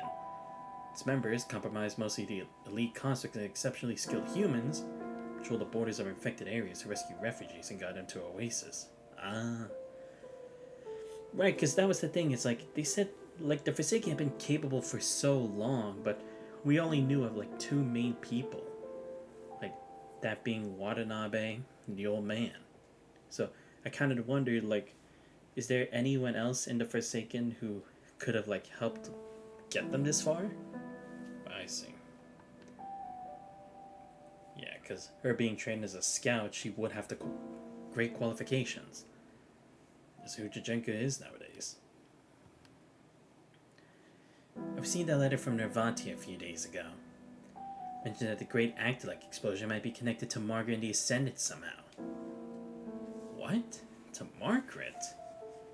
I mean, yeah, we haven't talked about her, but what? I was sent here to investigate the matter, but the radiation zone began to spread the moment I arrived. The Ascendant? What did Hervatia say? We didn't get into details. The letter was full of riddles, so the commander was gonna ignore her, but... Who's there? Take the immediately imperceptible footsteps behind it, Jujinka suddenly spins around and raises her gun. Long time no see, Jujinka. Whoa! Is that Commander Lee? At least I think it is. Haggard towering figure slowly emerges from the shadow. Commander Lee? How did you... Oh, it is! Yo, he's looking badass. Like, he looked tough before, and now he's, like, tough. Like, with a capital T. This is my city. The few people do escapes my notice. Including, of course, the whereabouts of a certain ranger. Mina remains imposing as ever. His voice now carries a weight and awareness that weren't there before. My old instructor. He still talked like someone asking for a punch to the face. I'm retired from that role now. It's commander these days. Jackie can still see that same bottomless arrogance when she looks into his eyes after all these years. I overheard what you were saying, Ranger. You've got a mission to complete. So when do you plan to leave? That depends on whether Kartaki still welcomes me. The situation here is more complicated than I expected. I need to gather more intel first. Come with me then. Hands clasped behind his back, he turns and walks away. His polished leather shoes clicking rhythmically. Gets the cement floor. Where are we going? You've been gone for a while. I thought you might like to reacquaint yourself with your hometown.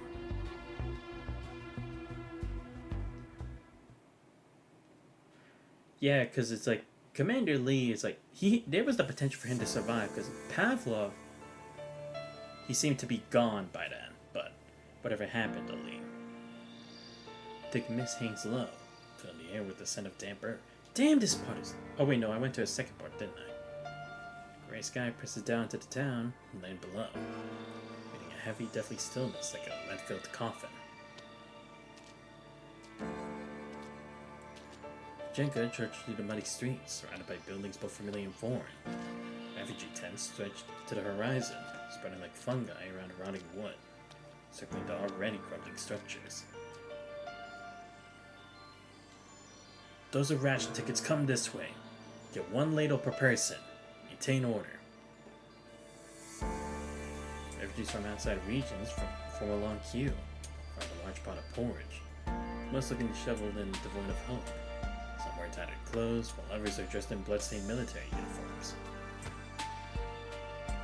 This damn fog is driving me insane. Hang in there. Running low on serum too. Serum doesn't work. Nothing works. Please, just saw it off. I can't bear the pain anymore. The locals are doing everything they can, offering what little they have to care for the refugees. Despair continues to spread under the influence of the red mist, consuming what little patience everyone has left. Yeah, because that's the thing, is like, these people are in the refugee zone, but it doesn't seem like they're helping them. And I feel like maybe it has to do with like why Babylonia didn't help before, right? Because if they help them to adapt to the situation, then they'll probably have more energy to be like, hey, we want to take back our town. We want to know what the fuck happened. So like they'll have the energy and the spirit and the resources to try to attempt to go back, right? But it's like, it's better to leave well enough alone. Maybe that's like for the eyes of those in Babylonia as to why they're not offering more support, right? Because they could spread them out to more conservation areas or everything, but it's like, you know these people aren't gonna leave. They have too much pride as being a Carthakian.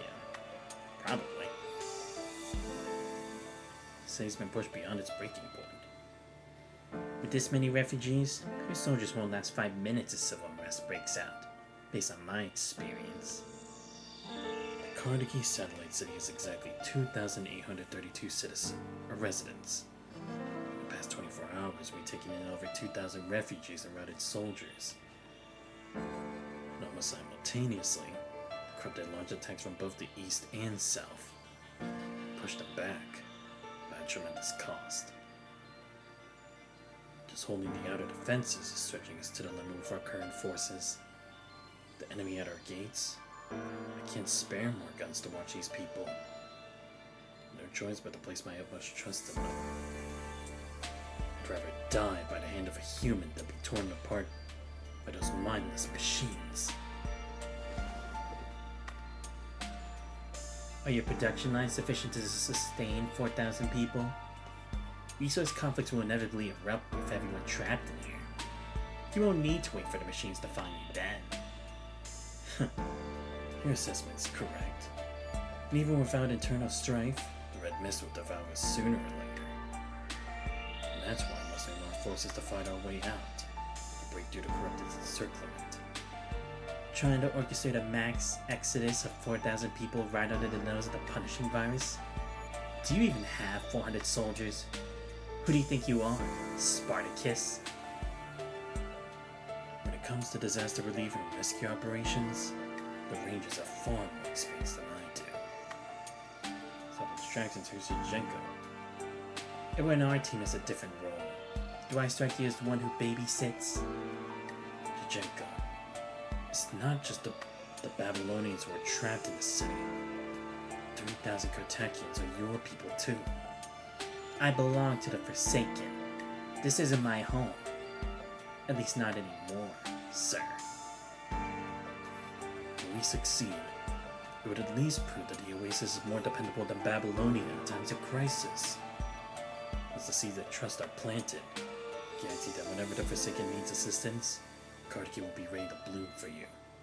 How does that sound? Right, because the Forsaken kind of need a bit of restructuring, right? After the whole thing before Aeon were forged. It's not like they came out that completely unscathed. Shenko clicks her tongue, head lowered as she twirls a strand of hair around her finger. I have other matters to attend to. I need to find Margaret. Suddenly a piercing explosion shatters the air. The crowd freezes, confused gazes turning toward the southern gate. In the direction of gunfire, countless angry voices erupt in a chaotic uproar, growing more intense by the second. Instantly, Chichenko and Commander Lee exchange glances, grab their weapons, and rush toward the commotion. Cold winds swirl around the crumbling watchtower where a massive crowd is gathered. Shouting rises like crashing waves against the soldiers' defensive line. Get back! Anyone who crosses this checkpoint is a deserter. I have the authority to execute you on the spot. The soldier at the front line shouts until his voice grows hoarse. Sweat slides down the edge of his steel helmet, dripping to the white knuckled finger. It's on the trigger. You've run out of meds here. She's been burning with fever for almost 3 days. By the tetanus shot, she'll die. Randy in the crowd carries an unconscious young girl in his arms. The combative bully charges against the grim wall of people before him. The outside is crawling with corrupted. We risked everything to save you ungrateful bastards. Less than half of us made it back alive. Seeming overcome with emotion, the soldier suddenly pulls the trigger, firing a shot into the sky. This is your final warning. Don't force me to shoot. Steve Brown pointing the smoking barrel at the ground. Before him suddenly falls silent. Two opposing currents of humans freeze in a standstill. Confusion simultaneously etch across every face. At the moment, the thin stifled cry of a baby rises from the center of the crowd. A silver needle dropping to the floor and shatters all silence and hesitation. Come on then, do it! Kill us all if you got the guts! At the very moment, a figure darts forward, positioning herself between the two opposing groups. Easy, soldier. Just as the guard is about to pull the trigger, Junker precisely slips her hand between his palm and the weapon. While fluid motion, she removes the magazine and slide stop with a click. before gripping the barrel with a sharp twist and pulling. A crisp metallic scrape, the soldier's weapon falls apart like a set of building blocks. The entire sequence takes less than a blink of an eye. Under the stunned gaze of both sides, Yuzhenka slowly opens her right hand, and the barrel clatters to the ground. Control yourself. Point your gun at enemies, not your own people. Who the hell are you? A Kartakian who left home. Turns around looking at the young girl in the refugee's arms. How old is she? Just turned 16. She isn't sure where it started. Whenever she sees children this age, she can't help but think of her younger self. For certain people, certain moments from her past. She touches the girl's cheek, feeling the scorching heat against her fingertips as if touching a stone pulled from fire. Those moves of yours. Never seen you before. Where did you come from? Drop your weapon and submit to inspection.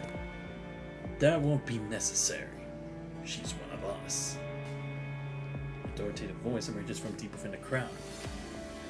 Recognizing the newcomer's identity, the crowd instinctively points to create a path. Commander! But she... Commander Lee raises his hand slightly. You're one of us now, aren't you, Yuzhenka? You heard of the Ranger's exploits? You surely know my services don't come cheap, sir. Surveys the unease written across every face in the crowd. Exhales deeply, tucks Nervantia's letter into the deepest part of her backpack. When it's time to settle up, you might have to sell that fancy car of yours. Whatever it takes. Looking at you being so generous now. In that case, I want the one that has the turbo up front and shoots fire at the back. Commander Lee suddenly removes a set of keys from his belt and tosses them to Jack. Which one is it? They're all yours now. Long winter.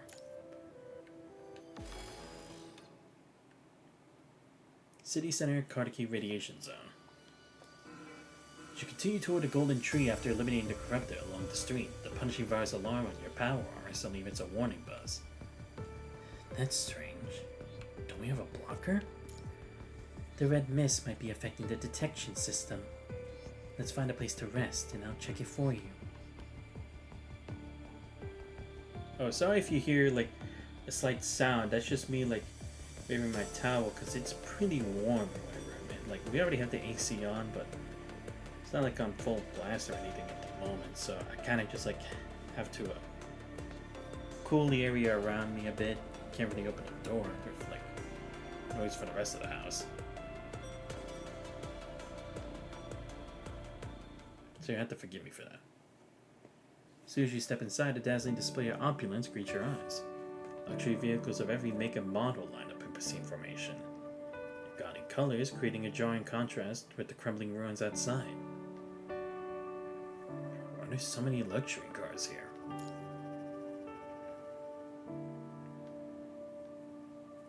Oh, it's this place.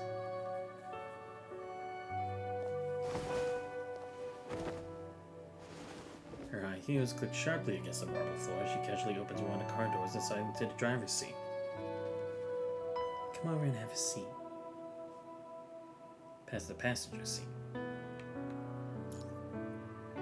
Some of the tension drains from your body as you sink into the spacious, comfortable leather seat. Beside you, Nervantia seems to be waiting for something. Her gaze resting on you in silence. Take off your armor. Here? As talented as I am, I can't exactly check the circuits through a layer of metal.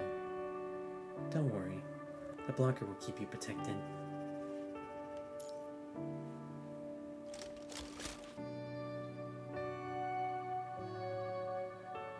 Takes the armor pieces from your hand, carefully examining their internal structure.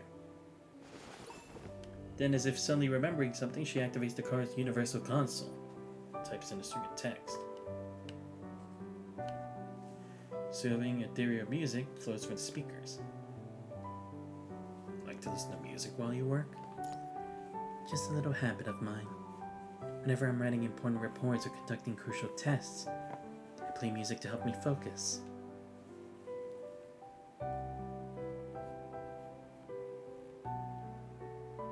Sounds like I qualify as important then. Aren't you confident? Or aren't you confident? But you're right. Towards her hand, warm golden light spills from the wall-mounted lamp, illuminating her faint smile. I finished my inspection, and there's nothing majorly wrong. It's just that the armor isn't fully optimized for combat in a radiation zone, so I've adjusted the parameters accordingly. I've also installed a sensor so I can monitor your condition in real time. Can't have you hiding injuries or pushing yourself too hard without me knowing.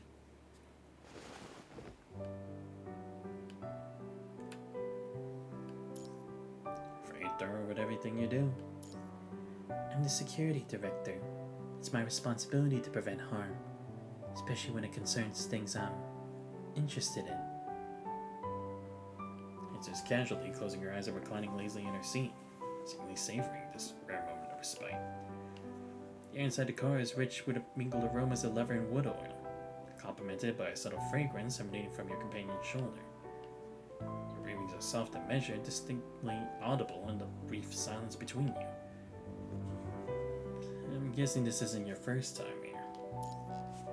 When you were in my mind, did you happen to see an overbearing instructor who always acted like he was in charge, no matter where or when? Major Lee. He didn't have many interests besides cars and fashion. This place was his little paradise. I used to see him sitting just like this in his car, chauffeuring guests from up there all around this little city of ours.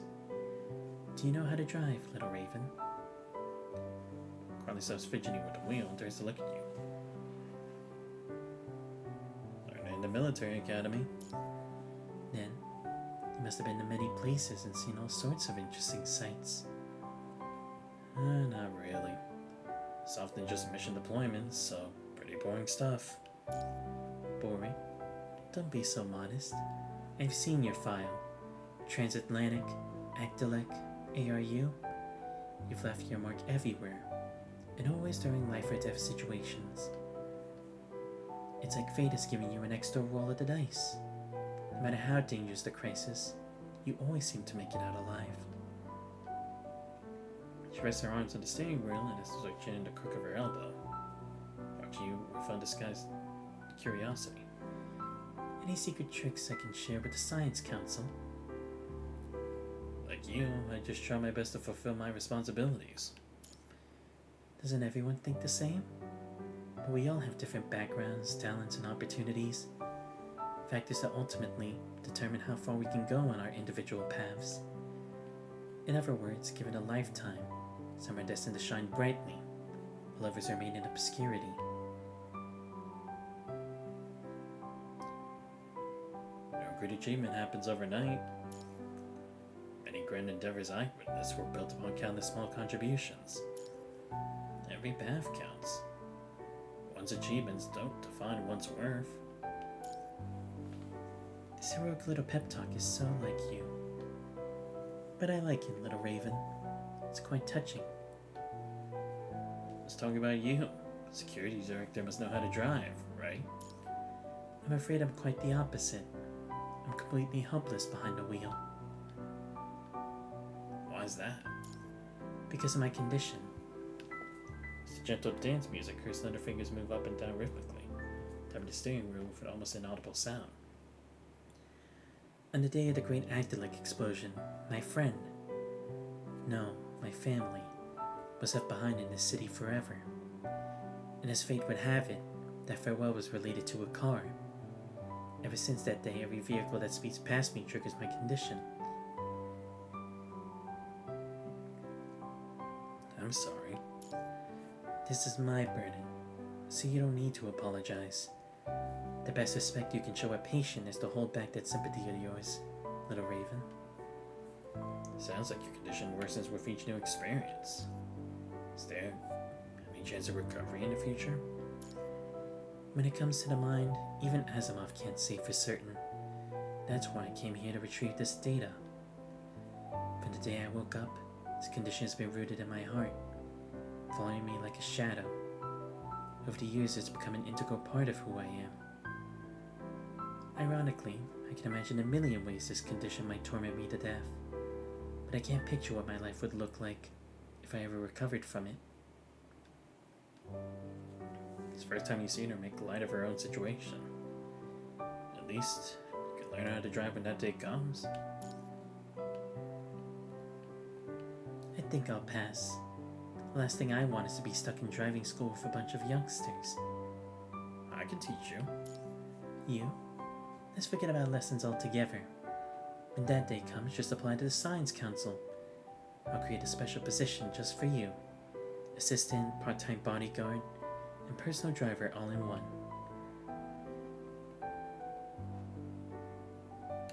I might consider it when the time comes. When that day comes, take me to see all those places you've been, and all those sights you've seen. He's back in her seat and tilts her head to look at you. Or not. For all we know, I might die right here. As again, death seems to be a recurring theme in her self-mockery. Don't worry. We're both getting out of here alive. Our story won't end here. Is that the prophecy of a great hero? Or a promise between you and me? A bit of both, I suppose. Alright then. It's a promise. My story won't end here. Yeah, it's a promise. You smile at each other, your seats tremble ever so slightly beneath you. Next moment, ornaments hanging in the car suddenly tremble as if caught by an invisible gust, making crisp chiming sounds. Deep rumbling erupts from the ground in an instant.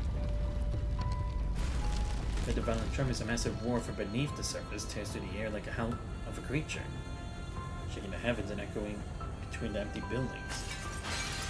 While the floor spread open instantly, vast lamps sway and fall, dragging countless delicate ornaments with them as they shatter across the ground with a cacophony of crashes. Run. Fatia grabs your wrist forcefully and leaps out of the car and spits toward the garage exit. About 10 seconds later, the earthquake subsides.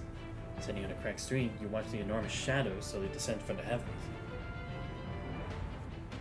In the distance, the golden colossal tree has burst through the building that confined it, shooting upwards straight toward the sky. Is it growing? Something's not right. She presses her hand to her forehead, brow furrowed as her eyes dart from side to side. Life signals detected. Count 12. There were humans directly ahead of us. What, seriously? There were actually people here? どうして放射区に人が？赤霧の濃度が上がっている。早く助け出さないと。大丈夫？あなたたちどうしてこんなところに？私たちは昇格者に地下に閉じ込められて、大きな音がして地面が突然割れたと思ったら何かに押し上げられて。あの木ね。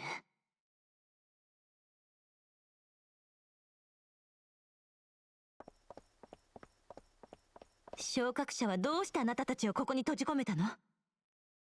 落ち着いて、私たちは何もしないわ。痛い。わからない。何も知らない。はあ、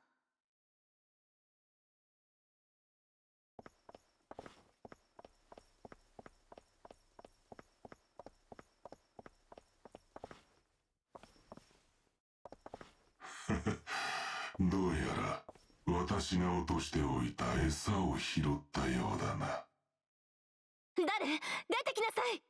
故郷を守る覚悟とやらを見せてもらおう。黄金樹。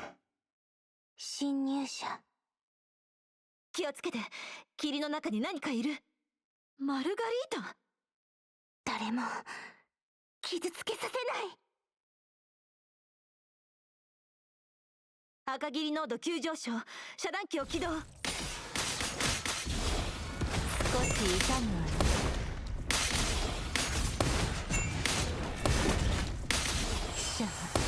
二度と戻らない。叫びあがき服従し死を受け入れて始めるわよ。服従し死を受け入れて始めるわよ。袋のネズミね。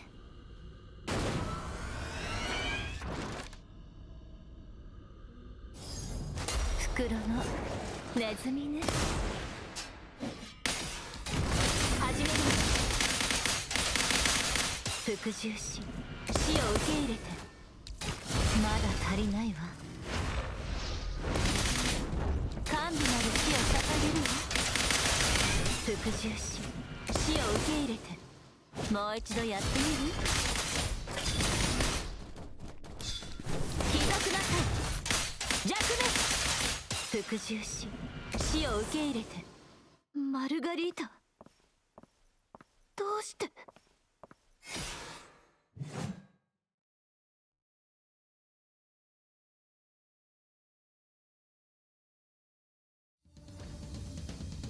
？I won't let you destroy. On a growth that collapsed over a metallic clang. Silver-haired girl standing at the end of the road muttered softly, body swaying unnaturally as if she might collapse at any moment. Close to her knees in agony, skin cracking and dissolving like shattered clay figure. Countless blinding golden rays bursting through the fissures. Then with a sudden flash, her body disintegrates into myriad modes of light. Drifting in the misty air like golden snowflakes. If a phantom alone can accomplish this much, you truly have disappointed me, Golden Oak. Senna lets out a theatrical twisted laugh, spreading his arms toward the massive tree in the distance.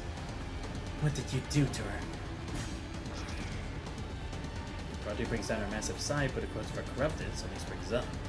A devastating blow meant for John Doe, shining into pieces. This is the fruit of our joint creation, Director Navatia. I don't know who you are, and I could care less about the riddles of a dead man walking. Lightning flashes, he swings her blade again, cutting through a shower of searing metal fragments to go for John Doe's skull. Lightning never strikes twice, Director. Senna repeats his trick, twitching his finger to summon countless blackened corpses that respond to his call. Twist and writhe, climbing over each other in front of John Doe to form an impenetrable wall. It's precisely the moment Navati's been waiting for. Little Raven. Flanking from the side, you pull the trigger and unleash a hail of bullets that surge like wildfire towards John Doe's body. Specialized rounds pierce his armor instantly into his internal structure. John Doe barely has time to resist before collapsing to the ground, reduced to nothing but a heap of scrap metal. It's probably just a fake, isn't it? The thing on the ground. Is it dead? Since the battle's ended, the refugees hiding in the corner slowly peek their heads out. The Ascended is dead? He has multiple vessels, so we haven't seen the last of him. But we're safe here for now. Roddy cups off a mouthful of vital fluid. So gripping herself tightly, she slowly sinks to her knees. You hurt? The Ascended can control the red mist.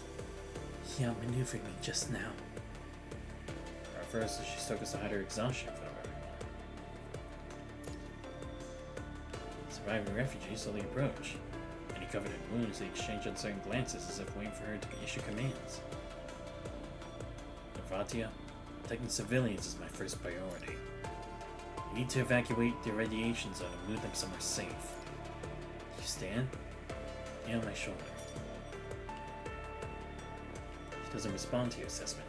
She releases a long breath before quietly closing her eyes. After a prolonged silence, Navatia slowly raises one arm. Its entire weight against you as if silently retaliating for her frustration at you. My terminal just received a message saying there's a satellite city south of the river with CPF. Might be safe there. It was the broadcast from the military. I was captured near there. Ascended disguised himself as my friend and then... The blocker at Navatia's waist issues a warning, signaling that dispersed red mist is returning soon. The purification system can't completely eliminate the red mist, but it can suppress it to some extent. If the CPF in the satellite city is still operational, pauses if taking tremendous effort to continue speaking. That is indeed the closest safe zone in theory right now. I still remember the way we came. Senda left a small boat by the riverbank. We should all be able to squeeze in somehow. Upon hearing this news, several haggard faces, still reeling from shock, slowly left. Looked toward you, and their eyes flickering with faint hope as they wait for your final decision. Understood. Evacuate to that location. I'm Xanthos, Grey River Commandant. I'll lead you to safety. Situation deteriorating rapidly, there's no time to linger. But now you have to abandon your plan to venture deeper into the radiation zone and evacuate with the refugees immediately. Everyone, prepare to move out.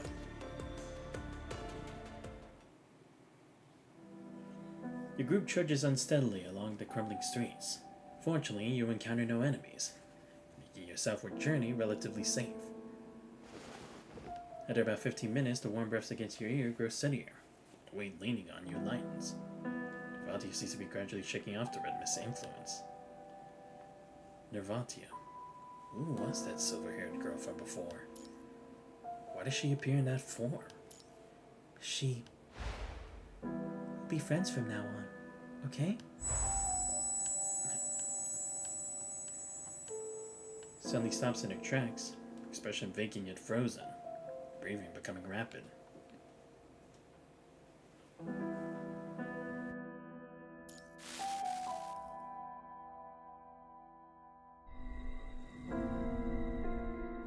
Buzzing explodes in Nervatia's mind like 1,000 blades scraping against each other, producing a horrific deafening sound. I don't know. Take a deep breath. Rest for a moment. Margaret.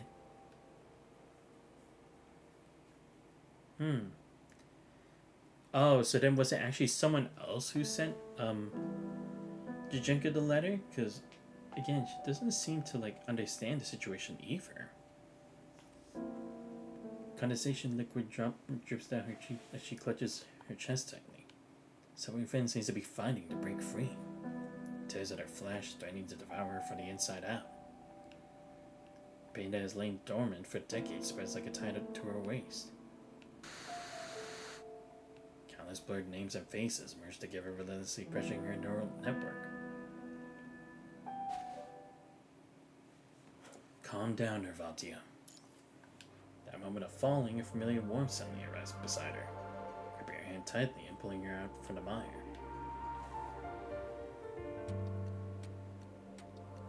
Right here.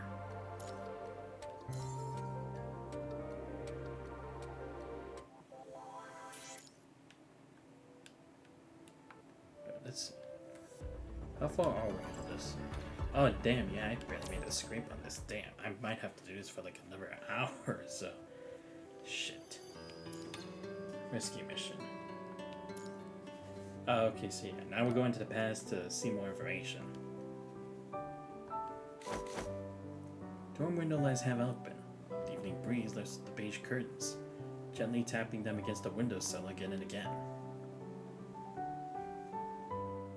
Nervatia sits at her desk to open copy of Sarna de Bergerac, before untouched for some time now. Her gaze remains downcast, fixed on the bed by the window. The bedsheet is immaculately smooth, without a single wrinkle, the pillow perfectly positioned. Even Margaret's stuffed rabbit, usually tucked carelessly by her pillow, sits forlornly in the corner as if long forgotten. The bed has remained that way for exactly 2 days now. Setting sun casts light across the desk, breeze lifting one corner of the training schedule Jajenka tossed there last week. If it aligns, Nervatia's absently-mindedly marked to count the days. Nervatia's shoulders tense almost imperceptibly for a moment, before slowly relaxing. She listens as the familiar footsteps slip into the room, bringing with them the cool night air and a hint of sweet, fruity fragrance. I'm back. Margaret's voice is wrapped in sunshine as she approaches from behind, reach her arms around Nervatia's shoulders to plop 2 small bags down, to the open poker with a soft thud. These are Margaret. Stands up, her voice steady but deeper than usual. Where have you been the past 2 days? The room falls silent for several seconds, with only the soft rustling of wind-blown curtains appearing. No, my special. The produce in Uncle Berlioz's garden was ripe, so I went to the countryside and learned lots of interesting things from him. It remains cheerful, but her fingers unconsciously fidget with the hem of her skirt. Look at these. I picked some fresh blueberries for you, Nervatia. And the other bag of starfruit for Jajenka. Margaret, why didn't you tell us beforehand? We're just going on a little trip. Margaret avoids Nervatia's gaze, looking down as she fiddles with the bag of blueberries, voice gradually fading. Nervatia watches Margaret's lowered lashes for a moment quietly, said expression gradually softening. Please make sure to let us know next time, okay? We're both really worried about you. Margaret doesn't answer immediately, just nods slowly, fingers letting go of her skirt as she mumbles something softly. Yeah.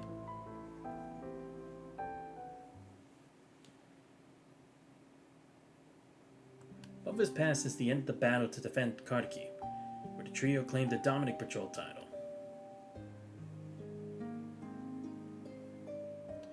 Green shoots break through Kartiki's cold soil as early spring arrives. With their scout training complete, the girls have received an excellent education as they laughed and grew under the nurture of the collectivist city. In Kartiki, they'll grow up like every student there, instilled with fine qualities, becoming the citizens a world government needs, ultimately joining the battle to protect the Earth and building a better tomorrow. Every person in Kartiki yearns for such a future, and Avanti is no exception on this day. She wants to stand alongside Margaret and Jajenka to fulfill their duty toward a better tomorrow. But then Margaret begins disappearing intermittently, seemingly out of nowhere. Sometimes she's gone for just a night, other times for up to 2 days. Vati and Jajenka pay little mind at first. Kartiki is vast, with endless academic work and labor duties each day. They respect Margaret's personal life and silently accept her secrecy about her whereabouts. First time, Margaret vanishes for 2 days, returning with a smile and a story about helping bake bread for a celebration. Second time, she misses 2 consecutive days of training, returning pale-faced yet insisting that she has caught a mere cold. Third time, spends an entire day curled up in bed, drifting in and out of consciousness as if struck by a serious illness. Her damp with sweat and her breathing is worryingly faint. They've tried asking, but Margaret always deflects their questions with smiles and gifts. They've tried waiting, only to witness her condition worsening with each return. If Margaret is being harmed, Nervati and Jajenka take turns keeping a constant watch over her, determined to discover where she's been disappearing to.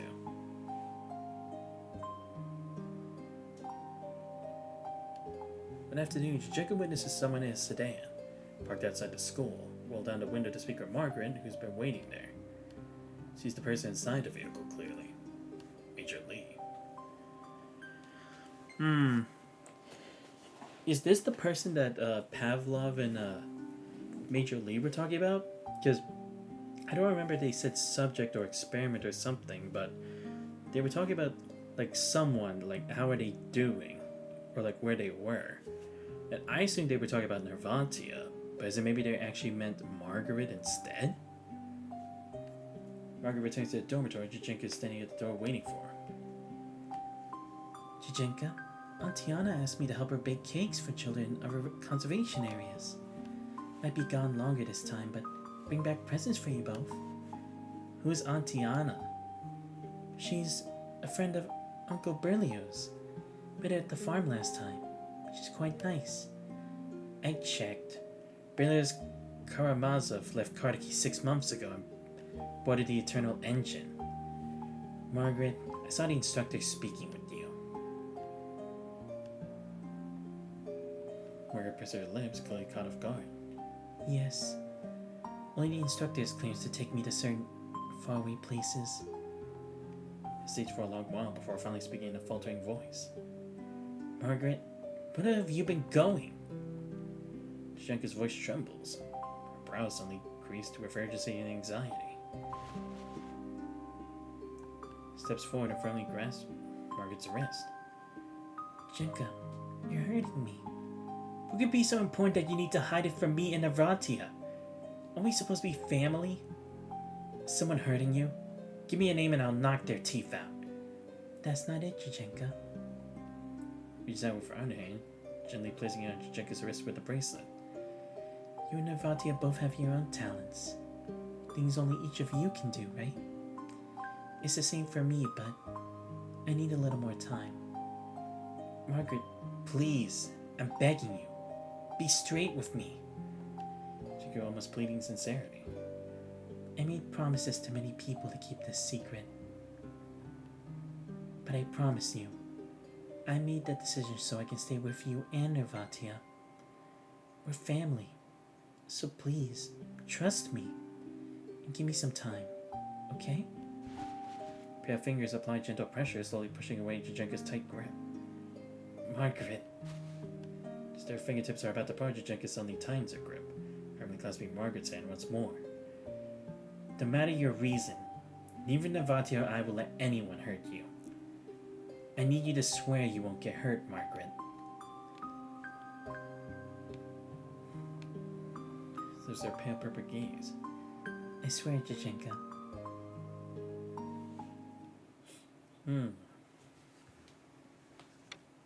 This is Margaret's fourth disappearance. Late at night, Nirvati is sitting at her desk and flipping through Born of the Storm. Book her instructor recommended. Suddenly the door lock clicks behind her. Margaret? Margaret pushes open the door and staggers forward a half step before going limp and collapsing straight to the floor. Margaret! What happened? Vati holds Margaret's burning wrist and gently lays her down on the bed. Only then does Nirvati see the exhausted look in her eyes beneath her silver hair. Margaret stares back with vacant eyes, struggling to breathe between painful hissing gasps. Her normally rosy cheeks have turned deathly pale. I'll go get a doctor. Nirvati. Great effort, she shakes her head. I'm just a little tired, that's all. I'll be fine after some sleep. Forces a smile through the pain as sweat trickles down her face, dampening the pillow beneath her. What did they make you do? How can they put you through something like this? Don't you realize you're... She bites down on her words, refusing to let the rest of the sentence escape. Look, Navatia. Trembling hands, Margaret reaches into her pocket and pulls out an elegantly packaged miniature blueberry cake. It reminds me of you. I learned how to make it this time. So next time I can... I don't want this! Margaret puts down Margaret's outstretched hand, her voice finally breaking as her emotions spill over. I want you to be safe, Margaret. Don't you understand that? Nirvatia. Except by Nirvatia's rare display of intensity, Margaret falls silent. Seeming realizing how harsh her outburst is, Nirvatia reins in her emotions and takes a deep breath, trying her best to contain the worry that threatens to overflow from her heart. I'm sorry. It's alright, Nirvatia. Margaret manages to force an over-smile. You still can't tell us anything about this, can you? The time is almost here. Close her eyes, speak softly, voice barely above a whisper. Nirvatia, can you turn the light off for me? I need to rest a little.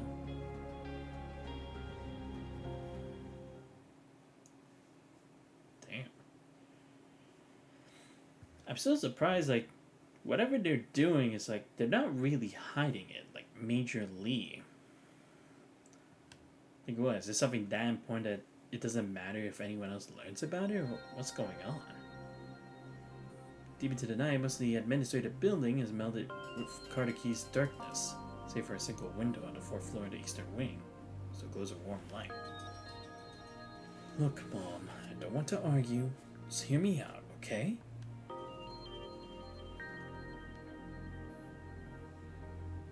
They've reassigned me. See my message this morning? You won't need to stay in our old place anymore. There's a new apartment for you here in Carter-Key. No, that would do. I spent good money on it. What's the point if nobody lives there? His voice on the other end grows louder, Major Lee winces and holds the terminal away from his ear. And then a faint rustling sound comes from beyond the door. The Major, preoccupied with his call, fails to notice. Why are you so attached to that run-down unit they assigned you? Old man Ma. He spends every day by the graves outside the city.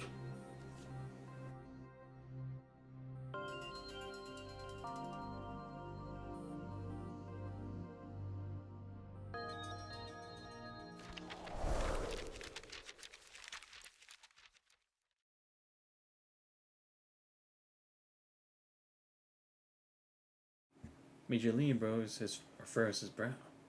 Why's the wind outside suddenly picked up? Suddenly, a hand shoots out from behind him, clamping over his mouth and nose. His combat-hardened muscles react before his mind can process. Radar instantly tenses as he drives his elbow back to his attacker. Sam lets out a dull grunt of pain, losing grip just enough for the Major to seize his chance to finally wrench the attacker's arm away. Who are you? He tries to turn, a cloth reeking of sick, sweet chemicals strikes like a serpent's tongue, wrapping tightly around his mouth and nose. The Major clutches desperately at the arm holding the cloth, preventing his knee to kick at the desk. For seconds, the arm he's just broken free from lunges at him again, his body firmly in place. There's more than one attacker. Acrid chemicals flood the system through his nostrils, his vision gradually blurring as everything around him warps into abstract, indistinct patches of color. His consciousness slips away completely, just as John summons his remaining strength to reach for the pocket in his chest.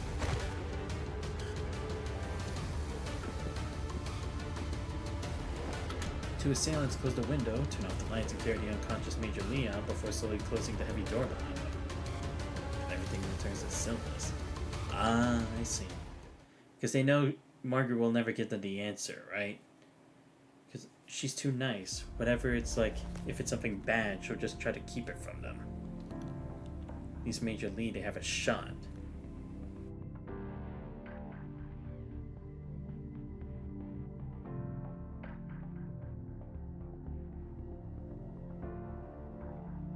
Major Lee is awakened by a sharp pain between his eyebrows. Slowly opens his eyes, feeling the world spinning around him in the darkness. We can talk this through. I got plenty of money. He uses his head in terror, only to see two completely unexpected faces. You're awake. Had enough water? Sir, we'd like to have a word with you. Have you both lost your fucking minds? Struggles the sand, but the ropes binding his body keep him firmly in place. Nervatia, Jajenka, do you have any idea what you're doing? Can you just listen to what we have to... I am a decorated major of the world government, the newly appointed instructor of the Carnegie Corps. If anything happens to me, you're both finished. We want to know if you were the one who took Margaret away on those days. Where did you take her? What did you do? Oh, is anyone... Jigga kicks him and shoves a rag to his mouth. This is the command center of the underground bunker. No one's coming to help you, even if you were Trillard himself. I took counter-interrogation courses at the Flight Club. Do you know how they acted like people used to treat enemy pilots? Takes out a pair of tongs from a crate and throws them into a nearby furnace. Wow, damn, seriously? But I mean, again, it's like, there's no other way they get answers. There's no way they'd do that to Margaret. They're trying to help her. Major Lee's pupils constrict in fear. From what he knows of Zhenka, the unpredictable girl might actually torture him out of vengeance. Looks anxiously toward Navatia, hoping she'll talk some sense into Zhenka.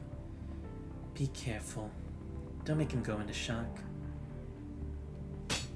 Zhenka smirks coldly as she pulls the glowing red tongs from the furnace and waves them back and forth in front of Major Lee's face. We just want to know what you did to Margaret. Can you promise to answer our questions honestly? Nods frantically. Fatih stands up and exchanges a glance with Jenka.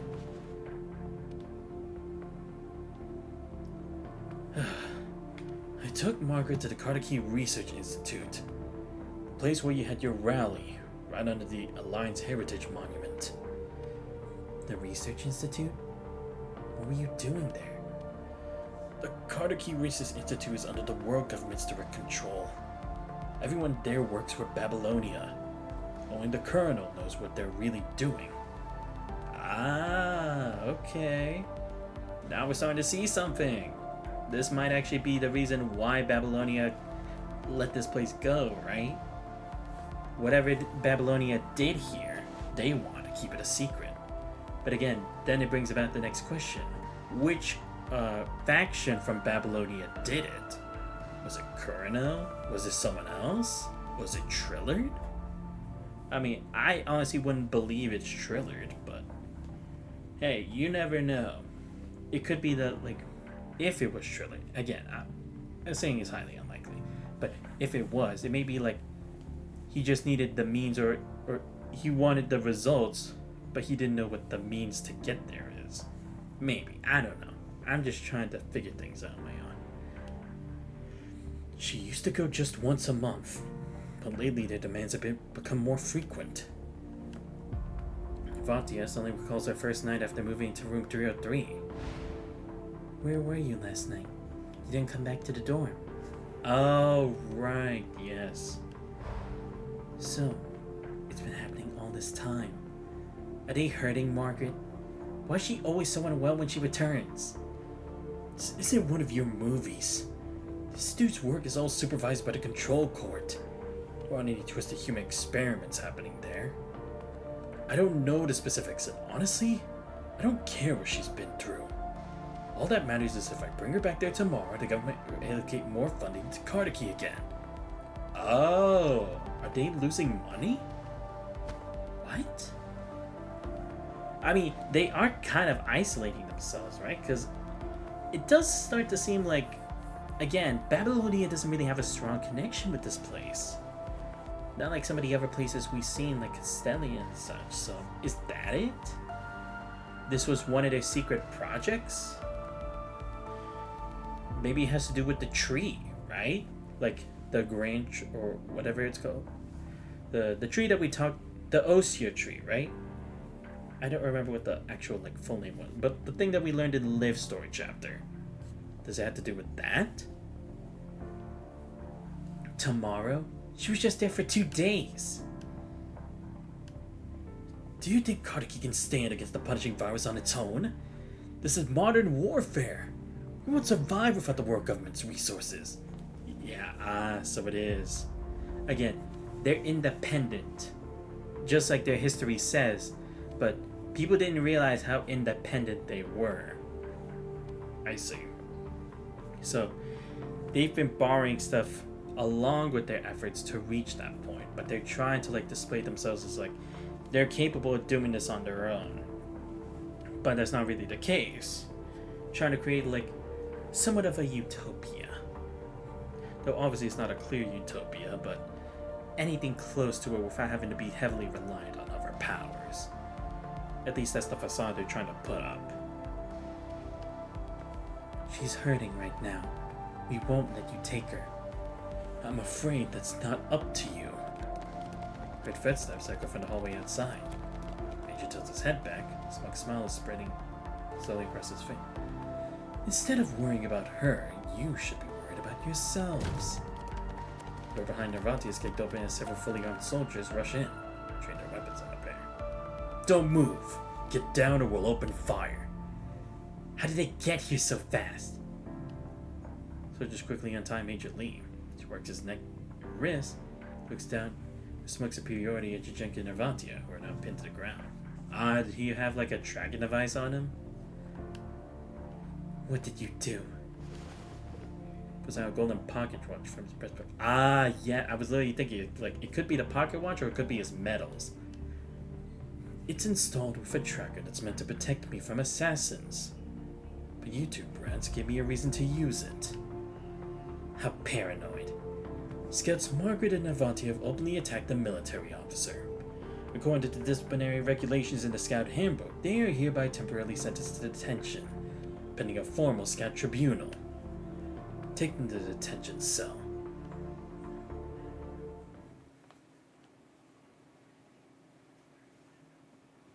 Wow, okay. I mean, I'll be honest, I didn't really see like I didn't really see Major Lee as like a good guy, like not like other people. Like obviously nowhere near like Hassett or Trillard level, but I was like, he's kind of shifty in some way, so I can't really get a good read on his character, but I wouldn't like fully trust him. But wow, okay, I didn't think he'd go that far off. But wait, why is he making the deal though? Or no, I guess he's saying Pavlov and he's working under Pavlov, right?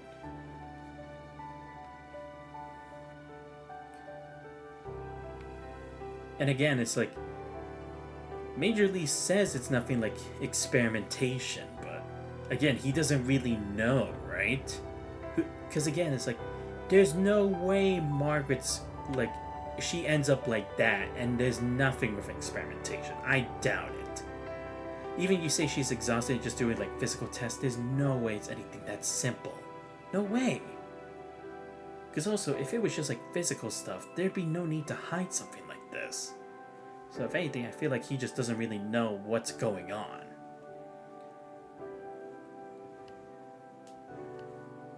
The smell of rust and disinfectant permeates the cramped space. Chica leans against the iron bar, sniffles, and wears an expression that screams just our rotten luck. Your plan was exactly foolproof, was it? We didn't even last one night. Funny, that wasn't what you said yesterday when I asked for your input. Who would be so stupid and not search him? Gotta go kick myself right now. At least he learned from our mistake. Vati leans against the bars, eyeing the crate next to Janka's cell. The piled with various items confiscated from the two of them, including but not limited to rubs, sedates, sedatives, their bracelets, and more again.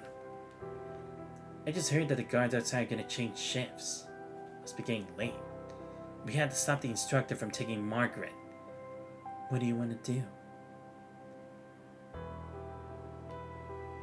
This lock is a piece of old junk. No one's watching right now, so this is our chance. Reaches out to the cell bars, grips the padlock, smashes hard against the bars. Keep it down, will you? It's like the rocket factory's up and running again. This damn thing's too rough. The piece of old junk proves more resilient than Jujeka has anticipated. Vatia crunches down, carefully examining the mechanism on her own cell door. If I have a metal strip or wire, I can pick this. Huh? You know how to pick locks? It was in one of the elective course textbooks. I read it once and committed it to memory. It's irritating when you talk like that. Junka rests her hands on the bars and clicks her tongue in displeasure. Seeing this, Navati's eyes widen as if struck by inspiration. Junka, can you reach that box over there? I can try. What are you up to? Hand me Morrigan. Junka freezes for a moment. Are you trying to break it open to pick the lock? Are you sure? Nearly bit my head off last time I just held it in my hand. It was the only thing by my side when I woke up. Nothing was more important to me back then. Vatia smiles, giving Junka a nod. But now there are.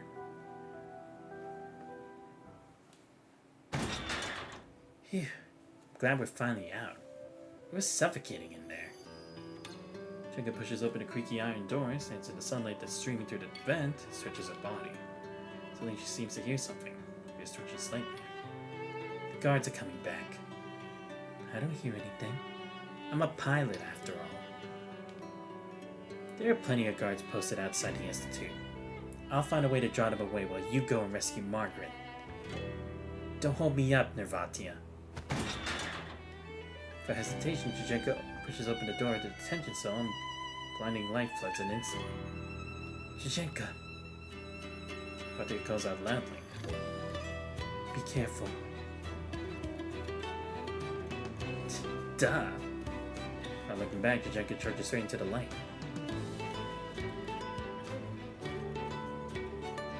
Vatia turns around and picks up the bracelets Margaret gave both of them, putting them all on her wrist. Wait for me, Margaret. To protect the one they call family, two girls step forward in different directions at the same time. This is actually becoming a cool story. Carnegie Research Institute, Central Control Room. Meanwhile, the automatic door to the control room slides open as today's operator walks in. being wait for the stale air from the corridor and the bitter burnt smell of coffee. Here you go, Chief. You've been working long shifts for 2 days now. Fun. Thanks. I feel like I'll be meeting Dominic if I pull one more all-nighter. The operator placed the steaming coffee next to the main console. Looking up, she notices the portrait of a silver-haired girl flashing on a holographic screen. Isn't that the girl who's always visiting the department next door? When he brings cakes all the time? Yeah. Heard they're almost done with their tests over there. Yeah. A stable sync rate of 92.7%.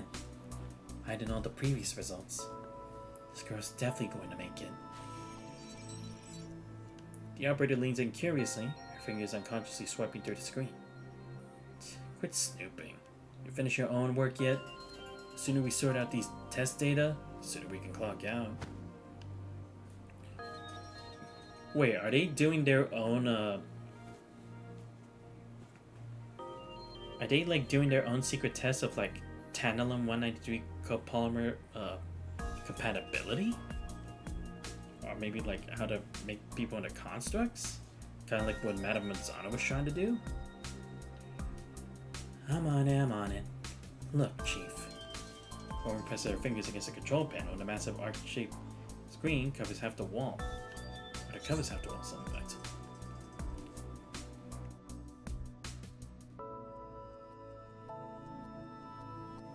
At the center of the display is a massive glowing golden core that is pulsating rhythmically within layers of structural encasements. This is a Carter-key reactor number 4, the eternal beating steel heart of the city. Oh shit, okay, now we're starting to see what exactly possibly happened that caused the explosion. Countless streams of brilliant light extend outward from the core, resembling blood vessels and neural networks. For the entire screen continue to branch out until they reach the dotted line markings at the screen's edge. These connections reach every corner of Carter-key, channeling energy produced by the harmonic reactions of the mine to the city's power grid, central water system, CPF, and factories, sustaining tens of thousands. Oh, I see. It's their entire system in one. What the hell? Nighttime low power mode has been disengaged. In another half hour... Wait, what? Chief? Take a look at this. What is it? The operator points to a safety warning light in the corner. It's on? He instantly freezes, his eyes widening as his coffee cup hangs suspended in midair. I worked here for years and never seen it light up before. What does the safety manual say about this? Go check. Safety manual? Hard in her throat, she frantically flips through the small book that was. One light. Found it. One light means there's a partial core degradation that may affect the artificial mind's reactive efficiency. Recommends reporting this to the higher-ups and performing maintenance checks. Holy crap. Scared the life out of me. Realizing it's a false alarm, she sunk back in her chair and lets out a long exhale. Didn't the science counselor just send people here for maintenance last month? That's weird. Oh no, don't tell me it's gonna like expand rapidly. Because again, then it brings up the question, like maybe how long has it gone unnoticed, right? Man mumbles to himself to reach chin. Where are you going, Chief? Manual says to report to the higher ups. Wait up, it's suffocating in here. I need some fresh air too. Operator activates the automatic monitoring device, grabs a code, and hurries after him. Motion sensors turn off the lights, and the room is plunged into silence. Monitor reactor number 4 behind the glass window still emitting low hum.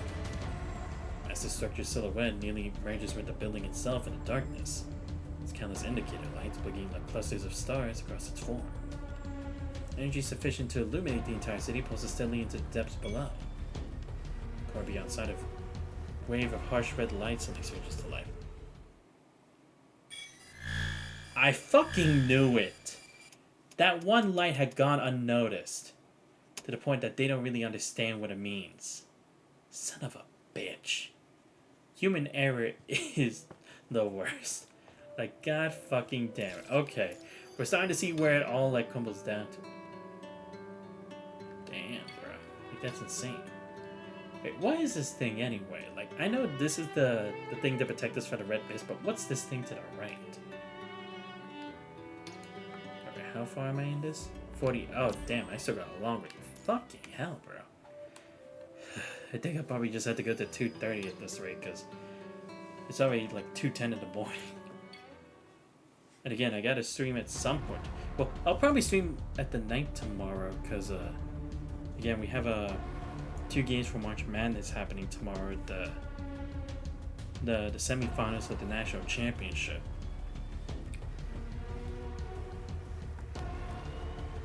Central Broadcast, Jumper Cables, found them. Let's cause some chaos. Good morning, Kardaki.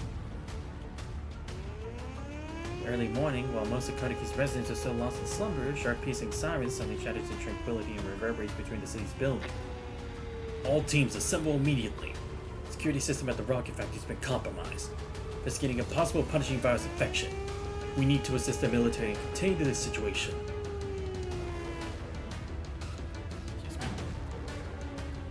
Vatia pushed through the door of room 303 only to find Margaret's bed perfectly made. The room was completely empty. Margaret storms out of the dormitory, taking the stairs 2 at a time as she sprints toward the Kardaki Research Institute. Just then, sirens play at the rocket factory. Taking advantage of the scattered security, Narvatia quietly slips over the gate. Across the Unity Square and makes her way to the base of the Allegiance Heritage Monument. A seamless alloy gate blocks her path. Facial recognition scanner in black is mounted on the left side of the entrance. When Narvatia steps up to try it, only flashes access denied.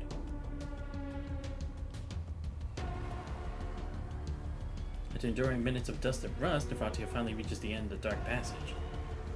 Phosphorescent light filters through the grating, casting striped patterns across her face.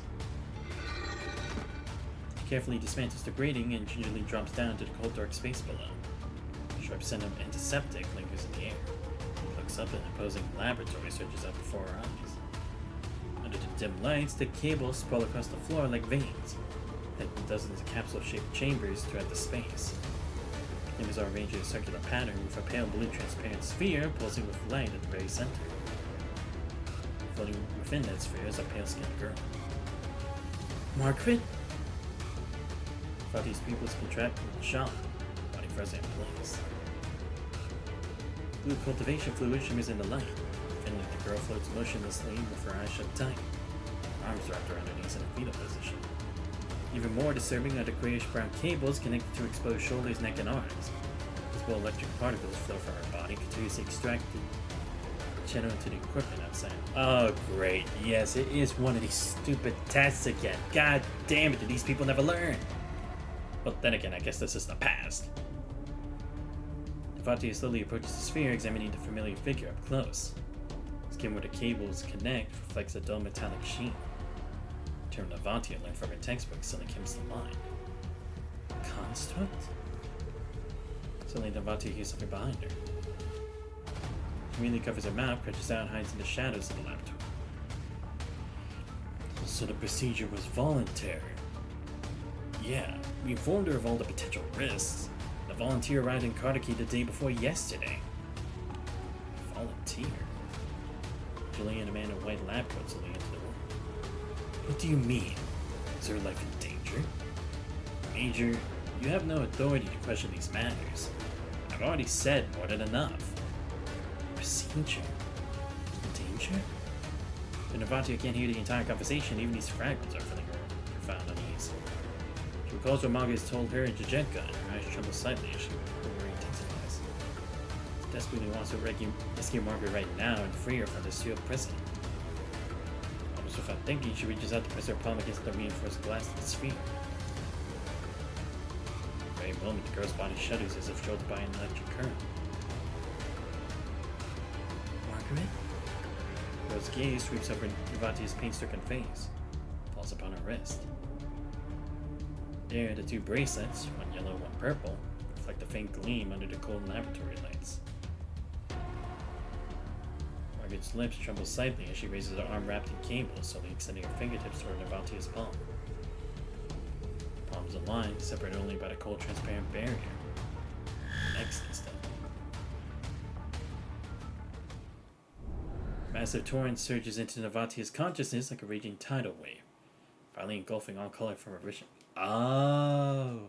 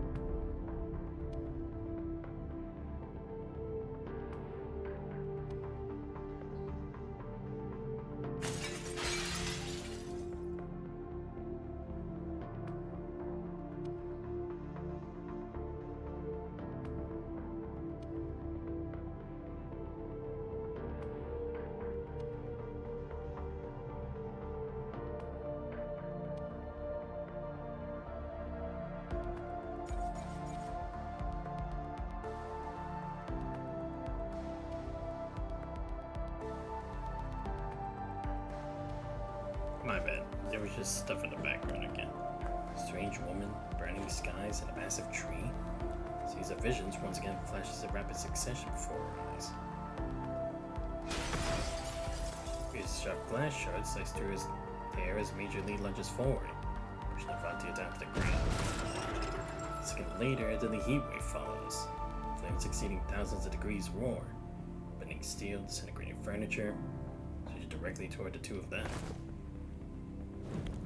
As death descends upon them, something interposes itself before Navatia, leaving through the blazing inferno and carving a narrow path to survival.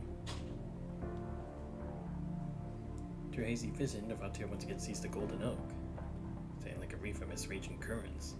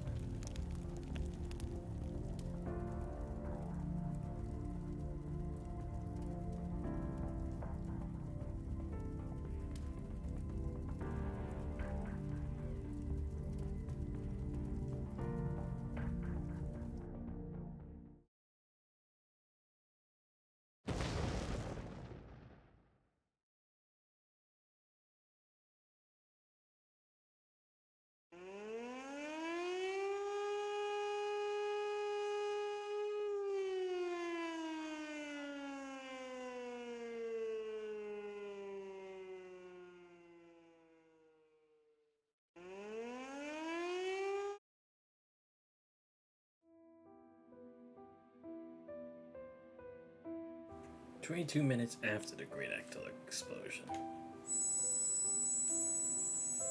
Murky darkness, acrid smoke fills their nostrils while chaotic, disorderly sounds echo in her ears.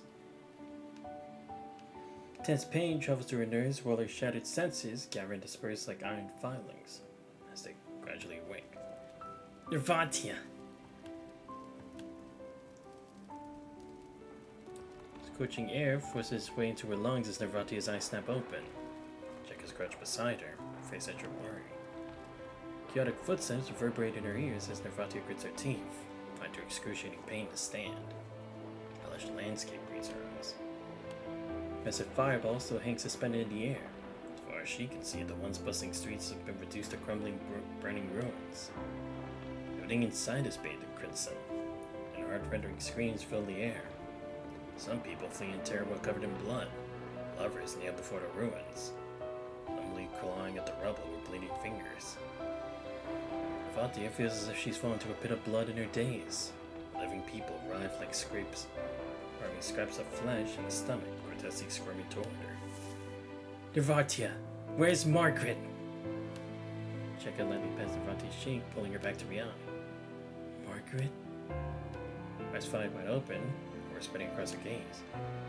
Margaret's still in the Research Institute. What? Cheka frantically grabs Nirvatia by the collar. What happened? You were supposed to rescue her! I was talking to her, and then suddenly there was an explosion.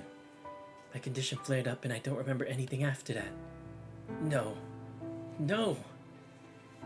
Cheka shakes her head and slowly rises to her feet, Gaze at the distant tower as it collapses and burns. Suddenly, she steps forward toward the crowd that is surging her way like a tide. Chichenka, where are you going? She grabs Chichenka's hand, but it's futile against her determination. Pushes Navatia along as they begin to run. We have to go back and save her. Before Navatia can even process a thought, Chichenka's already dragged her headlong into the crowd. Move aside! Everyone make way! Wherever the oncoming crowd has formed an insurmountable wall, blocking their small figures and constantly pushing them back to where they started. Get out of the way! We're trying to save someone! Chichenka's voice is like a pebble dropped into the ocean, unable to create even the slightest ripple against the overwhelming tide of suffering.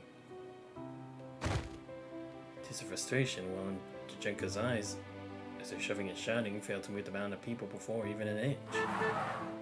Just then a sharp horn blares behind them. A vintage sedan with a rumbling engine shoots out from a mansion. You two, get in, now. Instructor, take us to the Research Institute. Are you fucking insane? The explosion came from there. Margaret's still in there. No way. This is fucking suicide. Vatia, get her in the car. Now. Vatia stands frozen, her gaze darting back and forth, unable to decide what to do. Then I'll go back on my own. Come back. Chichenka! Shut up, coward! With her car in behind her, Chichenka charges to the crowd once again. I'm your fucking instructor. It's my duty to protect you, little brat. Navatia, promise me you'll protect Chichenka. Voice suddenly rings out in Navatia's mind. She abruptly stops, bites her lip, and grabs Chichenka's arm. She has to do this. Navatia? I'm sorry, Chichenka. She swiftly raises her right hand and strikes Chichenka's neck with all her might. With a dull sound, Chichenka closes her eyes and collapses onto Navatia like a puppy will cut strings. The military's assembly at the riverbank. I'll take you there. I'm sorry. Tears stream down her cheeks as Navatia places Chichenka's body in the backseat. Sits beside her, slams the door shut. I'm sorry, Margaret. I'm so sorry. Fingers weakly clutch the hem of her dress, her shoulders trembling. Overwhelming regret and helplessness transform into tears that silently fall between her shaking palms. Wipes her eyes again and again, trying to erase the lingering traces of pain. Each time her fingertips brush across her face, tears only flow more fiercely, cascading down without restraint. Whispering, Navatia slumps helplessly against the sea as she gazes back at her burning homeland.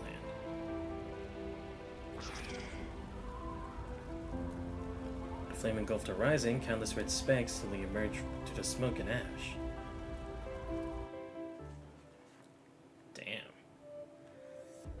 Okay, we can do one more. And then that'll be it. Okay, so now we have a better understanding of the situation. So, they were secretly doing a project with this seedling that potentially could have been the hope against punishing, right? Like, maybe not a cure-all directly, but a potential force to fight against it. But, again, makes me think, why would they cover this up? Right? Is it that, again, that this wasn't a sanctioned experiment and like maybe a certain faction was trying to keep it under wraps? Because it wasn't like it hadn't gone through the process before like deeming it a necessary research, right? Is that what it? Or maybe again it's like maybe this had occurred, like this research, maybe it happened after they had already passed a law of no human experimentation, right? Maybe that's what it is? I'm not exactly sure. Because again, this doesn't seem like a completely sanctioned thing, because then otherwise, why hide it?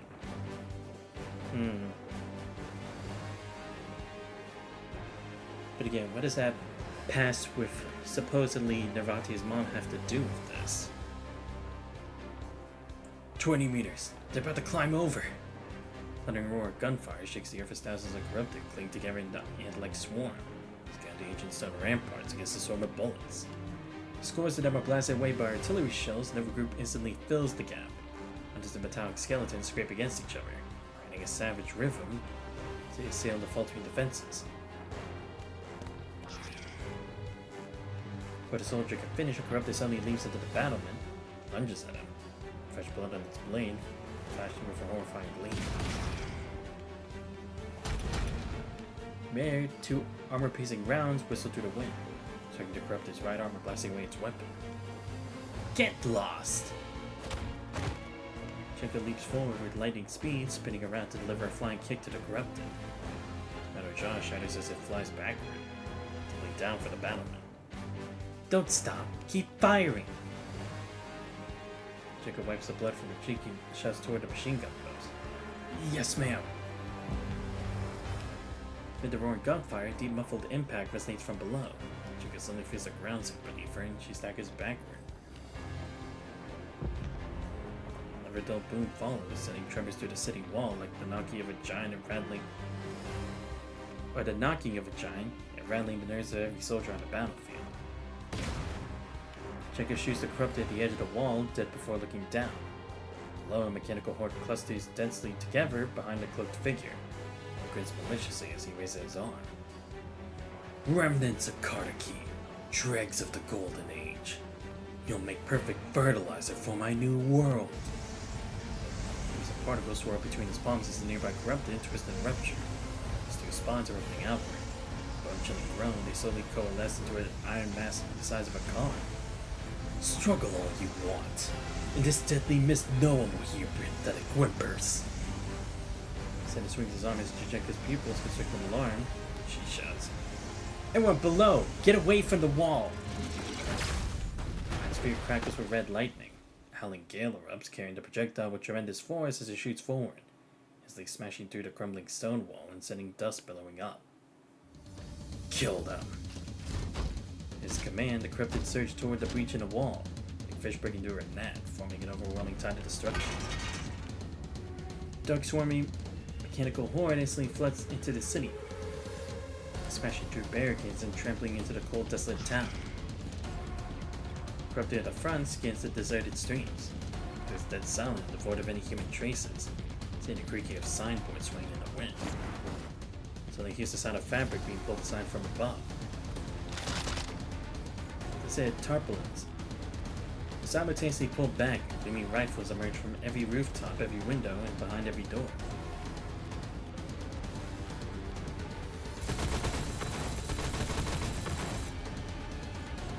Hundreds of Kartakians roar in unison as countless muzzle flashes erupt. Another's barrage, dozens of corrupted in the front, crumple like wheat fields in a storm, lapsing instantly under the overwhelming force. Realizing they had walked into a trap, the corrupted immediately changed tactics, dispersing into numerous smaller squads that dart into nearby buildings to search for humans house by house. Marta, ammo! Right away. Or feels himself collide with something and looks up to see a towering armored figure blocking his path. You! Primal fear makes the boy's jaw drop as the belt of ammunition he's been carrying over his shoulder glides to the ground. Shh. Sender playfully raises a finger, making a shushing motion as his other hand reaches slowly towards the boy's face. Get away from him!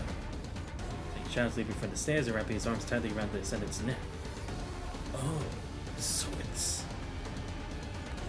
Sender falls to the ground, but seems unconcerned by Shank's attack.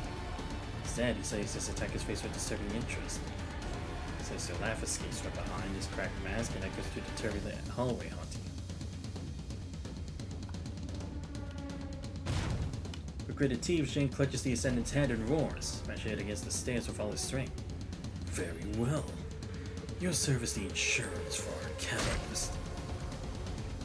But sprays to the sickening sound of breaking bones.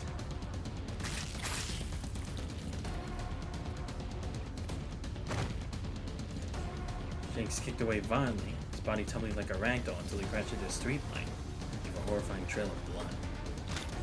Sending advances with heavy footsteps to the rubble, walking directly to where the victim lies. With his palm revealing a cannon muzzle, defendant searches for green flames. Suddenly a rustling sound comes from beside him.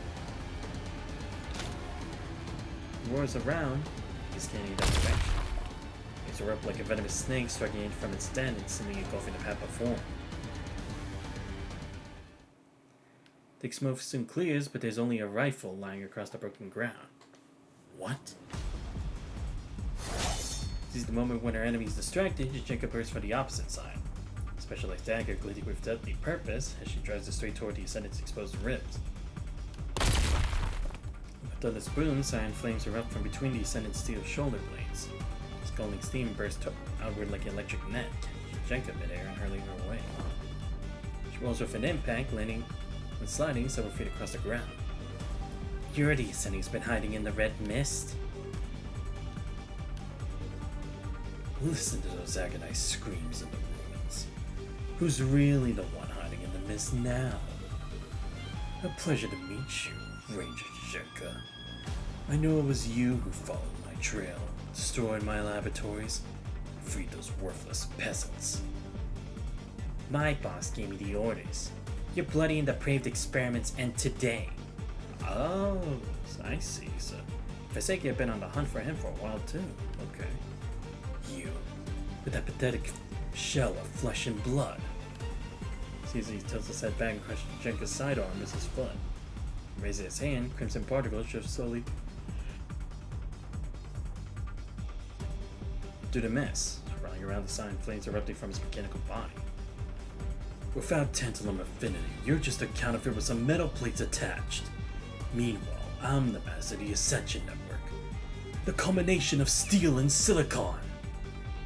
Forgive my bluntness, but you're nothing. What can you possibly do to me? The courage and resolve of a human is more than enough to end you, you piece of shit. She raised her arm, metal joints hissing as countless silver wires revealed themselves in the sunlight. Gleaming threads crisscross like a spider's web, suddenly contracting and lunging toward the Ascendant. Prove it to me then. Shandou saints his ground. His arms outstretched as flames erupt with a roar, instantly melting the silver wires and snaring his body. As the wind surges as Yujinka rushes out from the gunpowder smoke, a dagger carving a brilliant arc of light that melts through the steel armor and plunges into the Ascendant's body.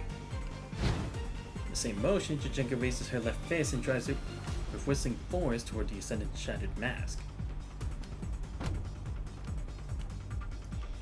A dull metallic thud rings out as the Ascendant raises his arm just in time, firmly blocking her attack mid-strike. Die, you monster! You lunatic! Crimson light pulsates like breaths, crackling as it gathers at Yujinka's forehead. She remains unflinching, her right hand exerting all its strength to drive the blazing dagger deeper into the Ascendant's chest.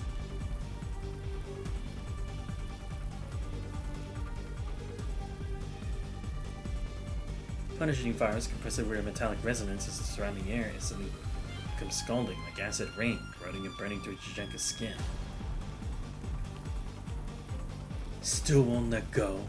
Trading lives isn't a battle you can win. Shut up!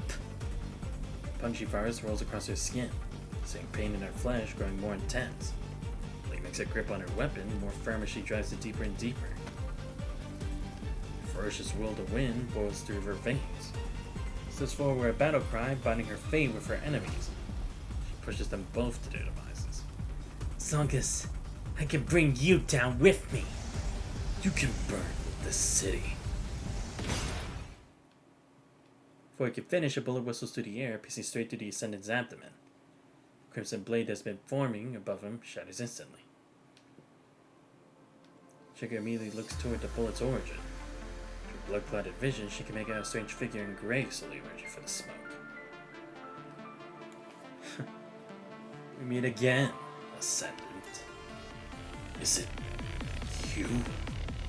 Ascendant towards you with a tremor, was beneath the mask filled with astonishment. Getting distracted on the battlefield isn't a good habit for now. From John Doe's blind spot, another figure suddenly appears, rushing to his side with supernatural speed. Massive sight swings downward, its edge weaved in purple lightning. The blade slices through the Ascendant's upper body like cutting butter. John Doe's towering mechanical body separates at the shoulder, collapsing like a severed stalk of wood. Sacrifices are already. Shut up! Before he can finish his cryptic message, Yujinka pushes his head beneath her foot. Zhang! Knowing the well-timed reinforcements, the badly wounded Yujinka staggers toward her fallen comrade. Boss, Don't move. I need to stop your bleeding first. Hey, you two, come help. Junko looks up, only to find herself face to face with a strangely familiar visage. Her eyes lock, and the battlefield falls into a momentary silence. Junko, I'm Xanthos, Grey River Commandant. Suddenly you, Janka, seems surprised that you know her name. The battle isn't over yet. Navatia, help retreat the wounded. I'll take the front line. I'll command us to victory.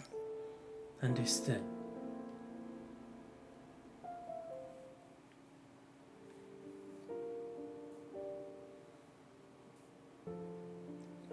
Company F, 45 wounded, 27 killed in action.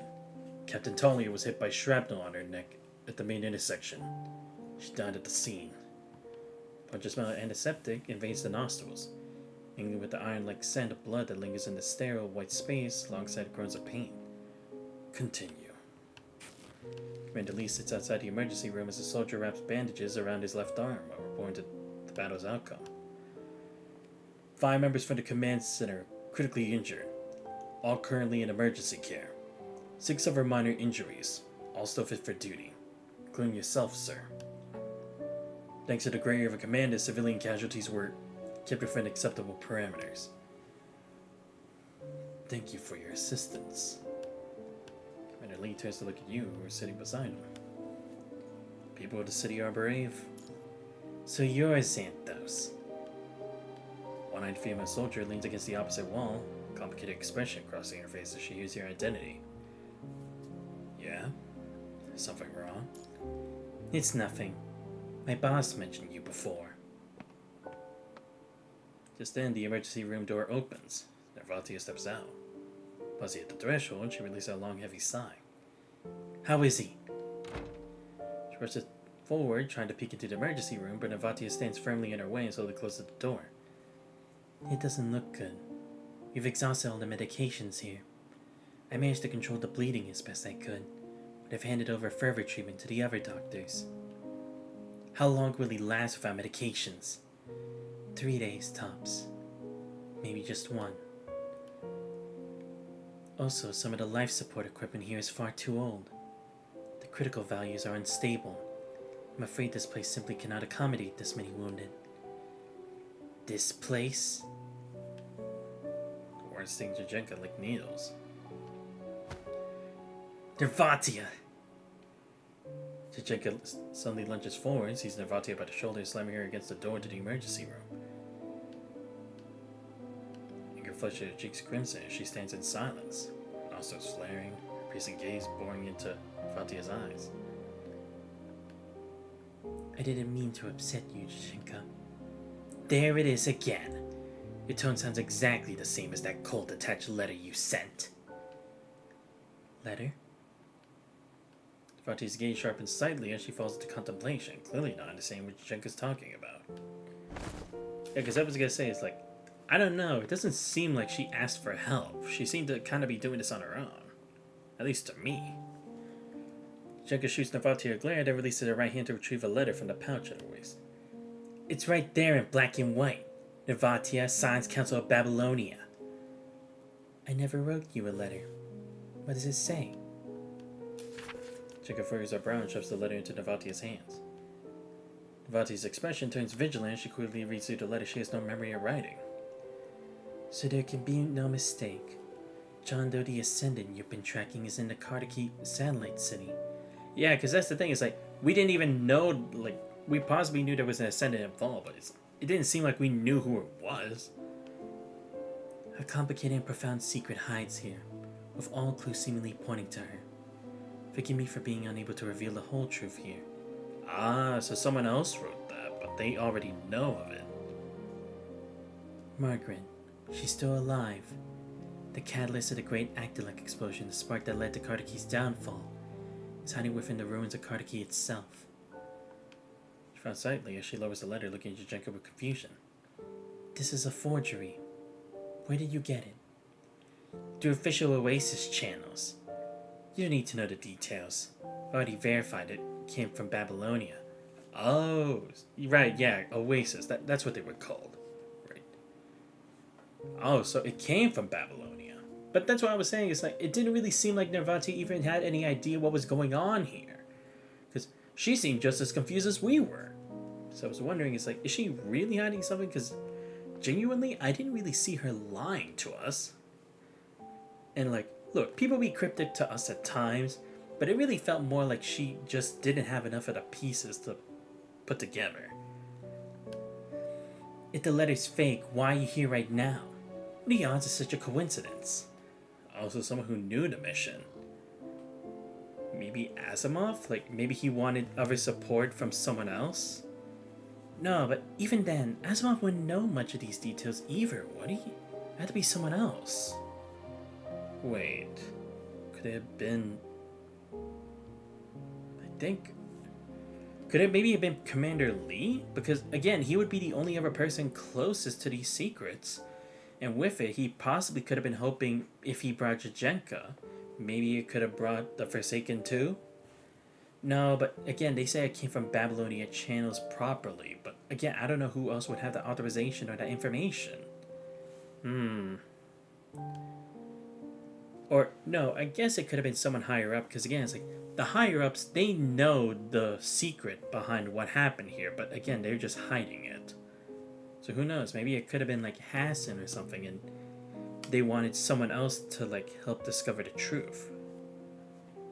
I don't know. I'm on assignment. This commander has been traveling with me. Oh, Nervati has gained. Jajenka turns to look in your direction. She's telling the truth. What about the details mentioned in that letter? Who else besides us could possibly know those things? I don't have the answer for that, but it does emphasize that I have nothing to gain from this letter, Jajenka. Yeah, because that's the thing. It's like, let's see what the letter says again, just to clarify. Yeah, John Doe, the Ascendant you've been tracking, is here. A complicated and profound secret hides here with all the clues pointing to her. Give me to be unable to reveal it. Margaret, she's still alive. A candle. Yeah, because that's the thing. It's like this person is just intentionally trying to bring her here, but why would that help? Like, it wouldn't support, because it's not like she's even asking, help me, right? Like, help me find the truth. It doesn't even have that. So it definitely seems more like this is just like someone writing juicy tidbits knowing that it would pull her into this. She hesitates for a moment before pronouncing her name. She's not lying. Commander Lee, who's remained silent till now, suddenly speaks up. How can you tell? Her eyes. You're making some sick jokes, sir. I'll do the corrupted a favor and give you a dignified end myself. I taught you all once that a soldier's eyes never lie.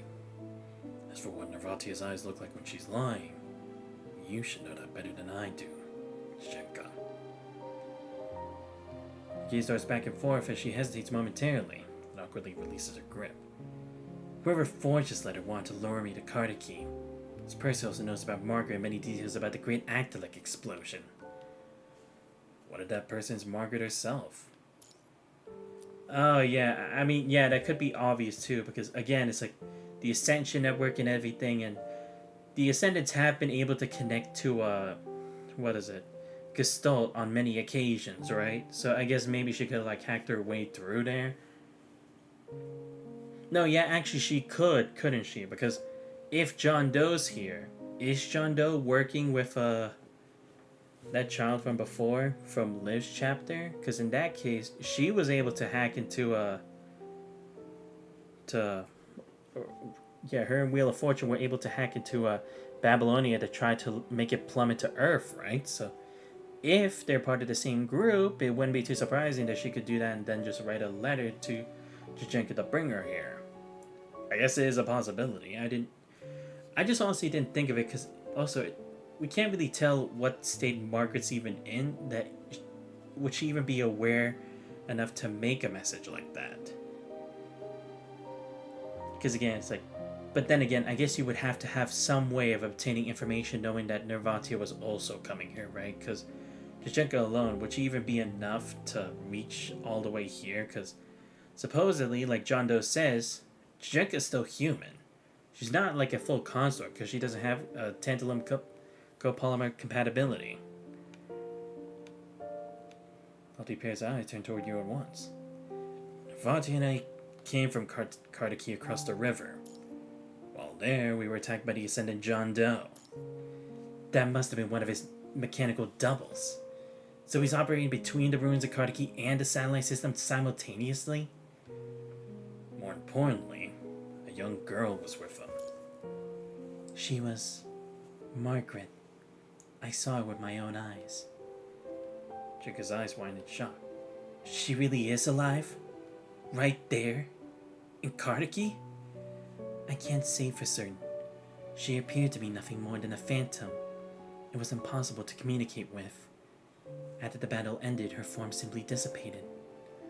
If John Doe's controlling Margaret, he may have learned about your past. In other words, this letter might have come from the Ascendant. He could have lured Jachenka to Kardaki for some purpose. Oh yeah, no, duh. Yeah, because again, John Doe hacked here too. Right, I forgot. That was the whole point of Teddy's chapter. Why the fuck did I even forget that? Like, it hasn't even been that long since Teddy's chapter at all. Well, then again, I guess we've been focusing on other things too, so... Oh yeah, and the floating records, so I guess it actually does make a lot of sense why I would forget.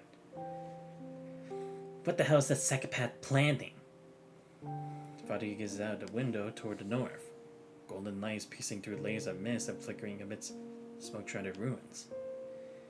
The great Agdalic explosion, the golden oak, the Ascendant, Margaret.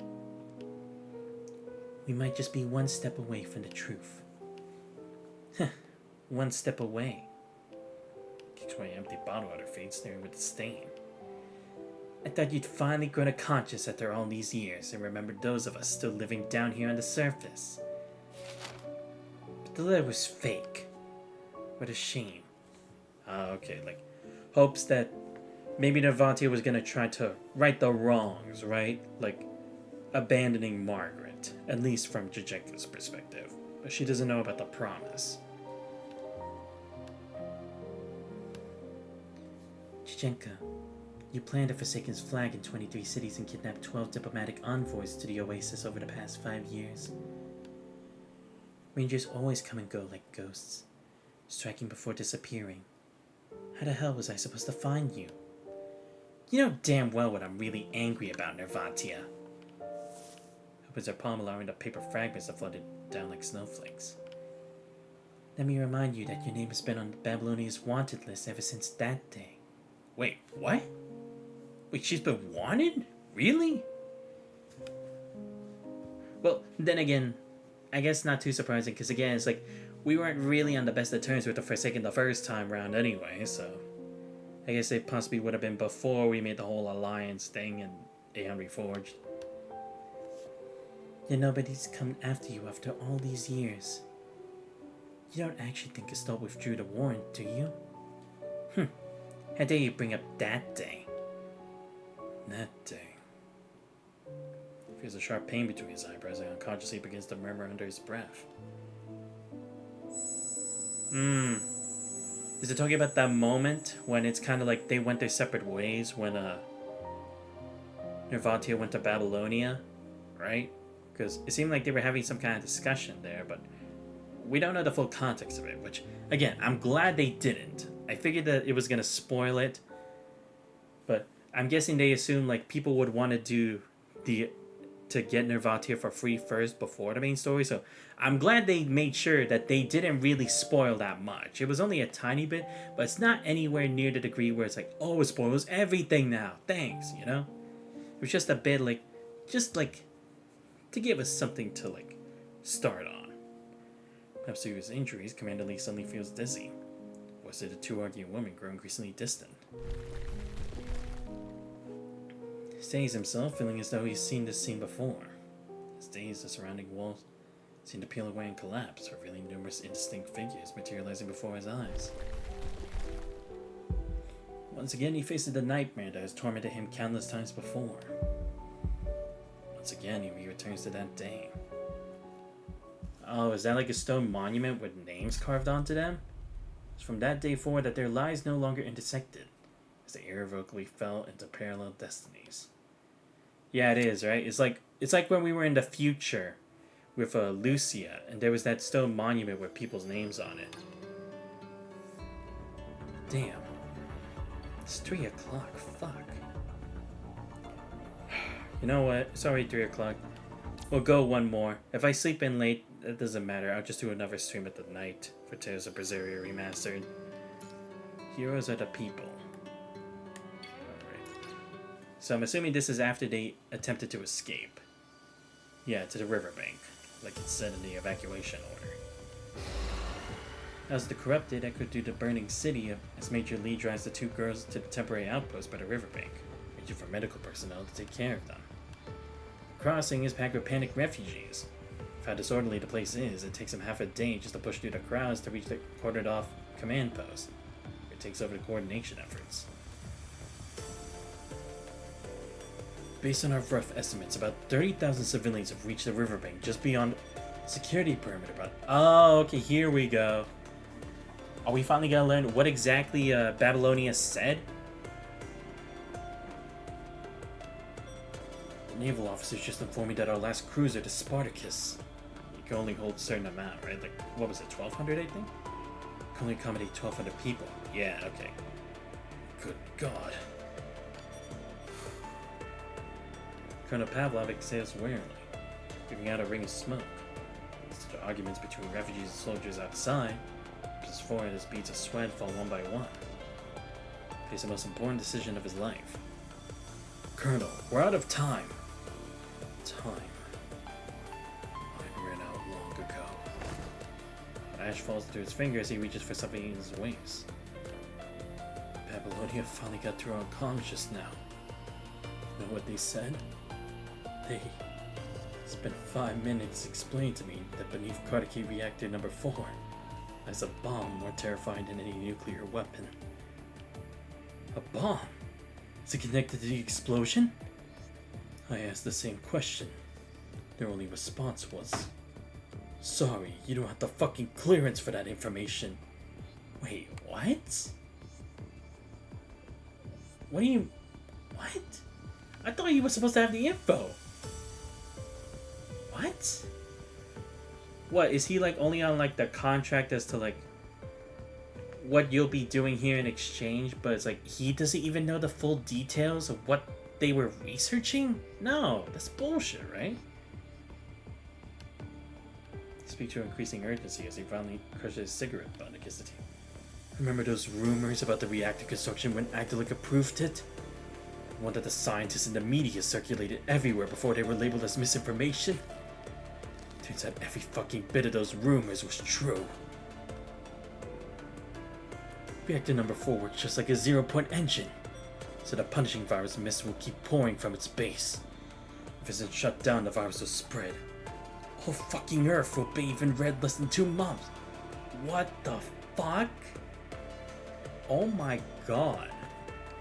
You're seriously telling me that's what Reactor 4 was? It was just a makeshift 0-point engine? Bro! Fuck me. Okay, there we go. That's the real secret then. Okay. I see.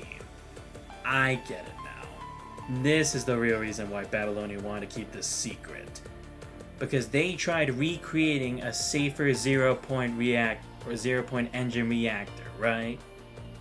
And these guys were the test dummies, basically, right? Or the lab rats, the trial run. If this society could survive here with it, without the punishing virus ever happening, then they'd be able to, what's that called? Then they could try to recreate those again, and that would, like, slip by the punishing virus. At least that was probably what they were hoping would come out of it. I see. There we go. That's why this was kept secret. But again, who carried out this experiment, though? Because, again, why would you allow something like this to even exist? It's way too dangerous. Like, if anything, I would think dismantling is the most important thing. Well, then again, I guess the problem was by that point they had already built a civilization, so Babylonia trying to take it away now would make them look like enemies, whereas here they can just make it look like, oh, these guys just mishandled something that they made according to their history, right? That's probably what they were hoping for. But again, I'm gonna be curious which faction within Babylonia approved of this project, because again, I don't know if Trillid would do that. I mean, maybe, because again, maybe he was hoping for the potential good that it could bring, but again, the risks though, that's way too high for that I think Trillid would do, because again, that's giving up a whole portion of people. Like, they already abandoned a lot of people from the Great Evacuation. You're gonna tell me they did something like this again to the people of Earth? I don't know. I'm actually be curious, because I'll be kind of bummed if it's Kurno again, because even if they probably had still a considerable amount of power and authority at the time, I just feel like it'd be too obvious or just too basic to always go back to them. I kind of hope it's a different faction that we don't know about. A fuse that would destroy the entire planet is fucking burning right beneath our feet at this very moment. Do you understand what that fucking means? Comrade Pavlov, do we have a contingency plan? Alyosha, what do they call Kardaki on acrylic ceremonial banners? The City of Workers in Steel, Comrade Pavlov. That's the contingency plan. The world government demands that this city fulfill its promise. What? I don't understand. Wait, what? Wait.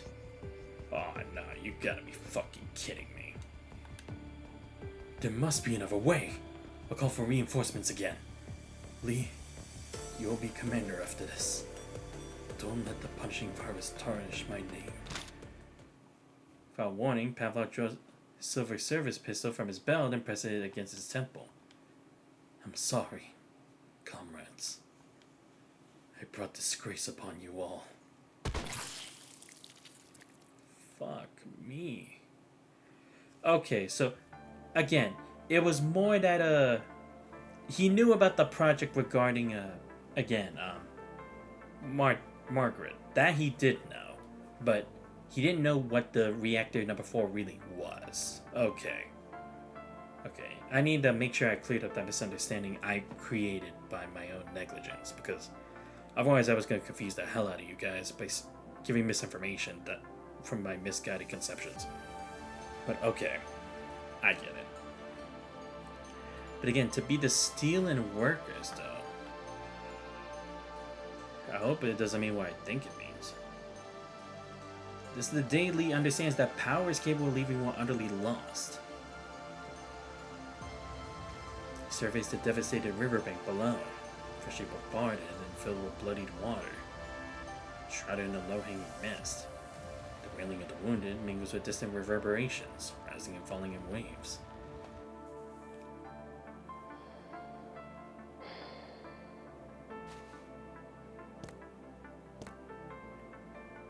He suppresses the anxious fluttering in his chest, takes a deep breath, straightens his military cap, steps forward with trembling legs to join the ranks of 30,000 survivors.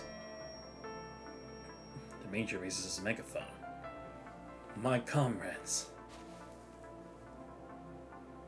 I've just been informed that beneath Kardaki Reactor number 4 is a substance that's continuously producing this punishing virus mist. It will spread ceaselessly, endangering the whole world. Now we need someone to cross the city and shut it down. The crowd shifts like a slow churning tide of ashen gray, seemingly making space for him. Behind the Major, the distant horizon blazes crimson, with the entire sky trembling in flames. The punishing virus? I watched that reactor outbreak for decades with my own eyes. How was this possible? Was it doubt rested from somewhere in the crowd? They didn't tell me, because my rank wasn't high enough to know the truth. The same applies to all of you. The 3rd Battalion's defenses have been breached. Isn't going back a suicide mission?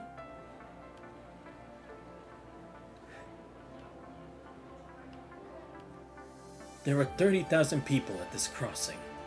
and our last ship can only evacuate 1,200 people. Cold air hangs heavy as some stand speechless, resign their grip on their children's hands. Many more simply look around in confusion, exchange bewildered glances. Silence. Major Lee's greatest fears finally materialized. The issue now isn't who lives or dies, but that if no one steps up, all of humanity will perish alongside us. He surveys the silent crowd, realizing that all those lifeless yet terribly alive eyes fixed unblinkingly on him. His Adam apple bombs as his voice unconsciously lowers. So no one responds. Humans are fundamentally creatures that seek benefit and avoid harm. He's learned this truth well during his years in the trenches. Of course, he knows what's going through the people's minds at this moment. How can people who are basked in the twilight of the Golden Age not cherish their own lives? I can promise you this. Every participant will receive a reward of 100,000 credits. It's a silver inlaid military saber, his gold-trimmed insignia, symbol of his command, lit by a layer of dust gleaming faintly in the murky air. Every participant and their families may choose to relocate either to Aslam or Babylonia to live a more prosperous and secure life. He's lying. Just go and survive, and all this wealth and glory will be yours. Of course, he's not been authorized by Babylonia, but he can't think of any other way to order thousands of living souls to turn back towards certain death. To encourage the bewildered masses, to pull out all the stops and tried everything in his power. Why are they still silent? This is the command saber of the army. These medals are mine. First person to step forward can take them all. These are worth... Major, do you know how to shut that thing down?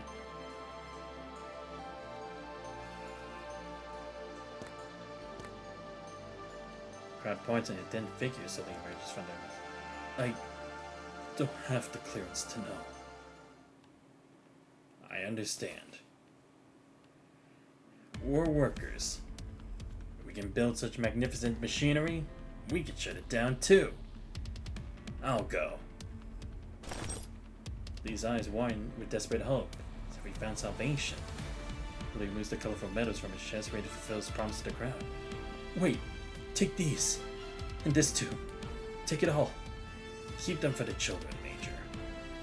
Greg ignores Lee's desperate offerings and walks past them. No one will die for trinkets like these. Some can risk everything to save the world. Comrades, I'm heading out.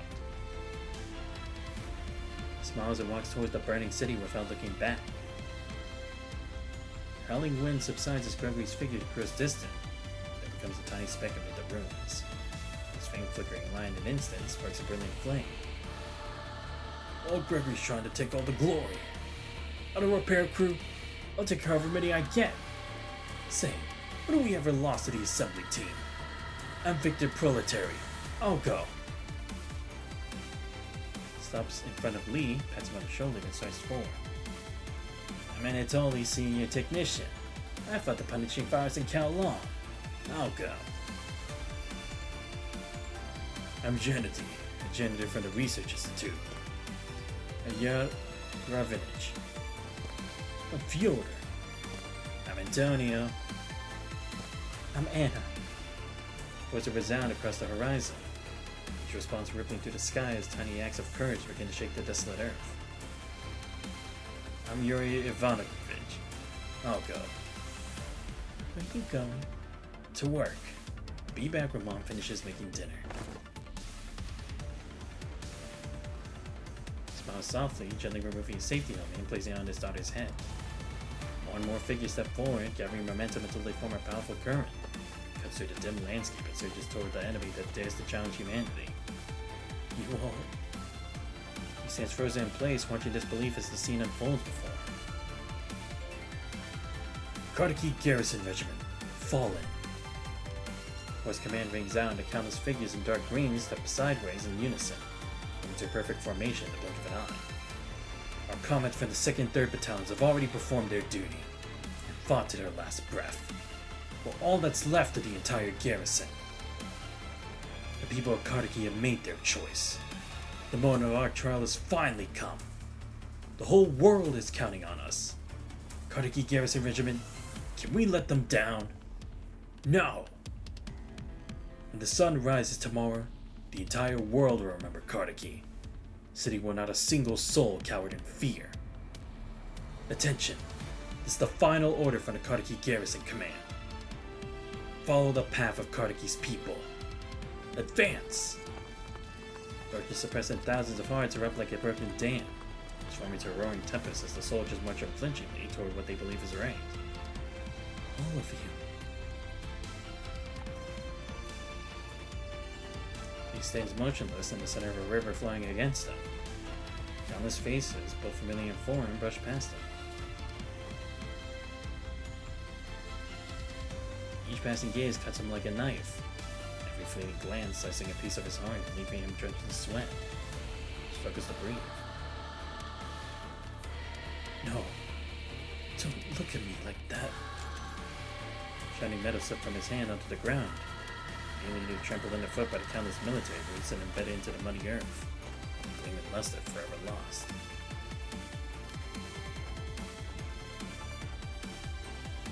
A profound sense of purpose floods Lee's soul as he breathes heavily. Strange thoughts rush through his mind, and suddenly he too imagines joining his comrades' ranks and marching toward death like some hero. Just as he decides to move, memories of his mother waiting back home. The excruciating pain from when his rifle exploded during military school service. Can't let go. Can't bear it. Don't force yourself on me. Someone sits beside the major and places a hand on his shoulder. You always complained about my ramblings before. Indulge me one last time today. We were born in a brilliant era.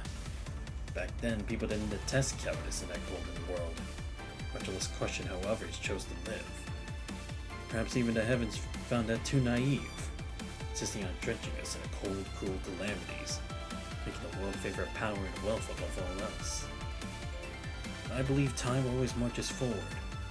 This era, too, will eventually become nothing but a footnote in history. Kartaki's frozen soil was once barren wilderness. We eventually built railways and rockets, punishing fires to sword civilizations. Doesn't humanity still persevere through gritted teeth? I can't envision what tomorrow will look like, but I'm certain of one thing. It'll be created by those of you who stay alive. So, live on. Live to tell the children about today. To tell the whole world everything that happened here. Live on for a better tomorrow. Wow. On March 16, 2162, following the punishing virus contamination leak at Kartaki Reactor Number 4, 28,812 workers and soldiers voluntarily marched into the deadly radiation zone to prevent the red mist from spreading further. None of them returned. And no one knows what truly happened within the contaminated area to this day.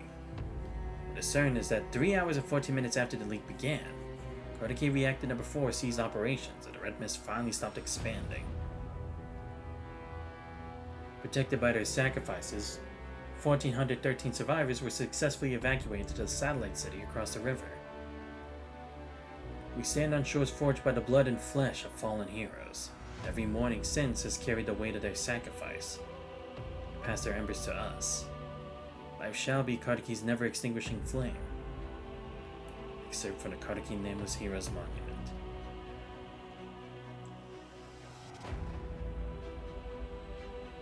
Nameless Heroes Monument. The moment of silence is concluded. Please exit in an orderly fashion. Efficient speaks slowly, his voice deep and reverent, calling those immersed in grief back to the world of the living. Somber air hangs over the crowd, heavy with the scent of damp soil and flowers.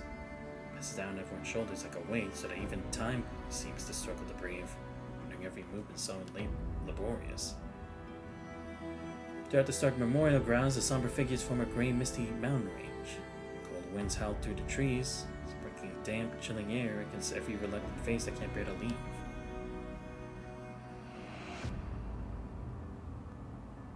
Several stone monuments stand tall at the center of this colorless world.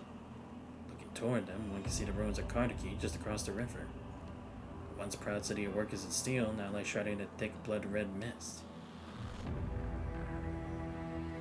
Major, the refugee camp expansion isn't going well.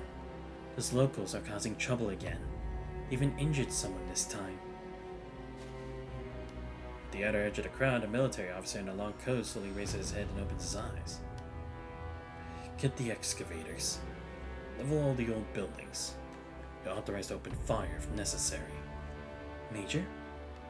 Shadow of the stone monument perfectly obscures his body, leaving only half his flame-scarred, disfigured face exposed to the light.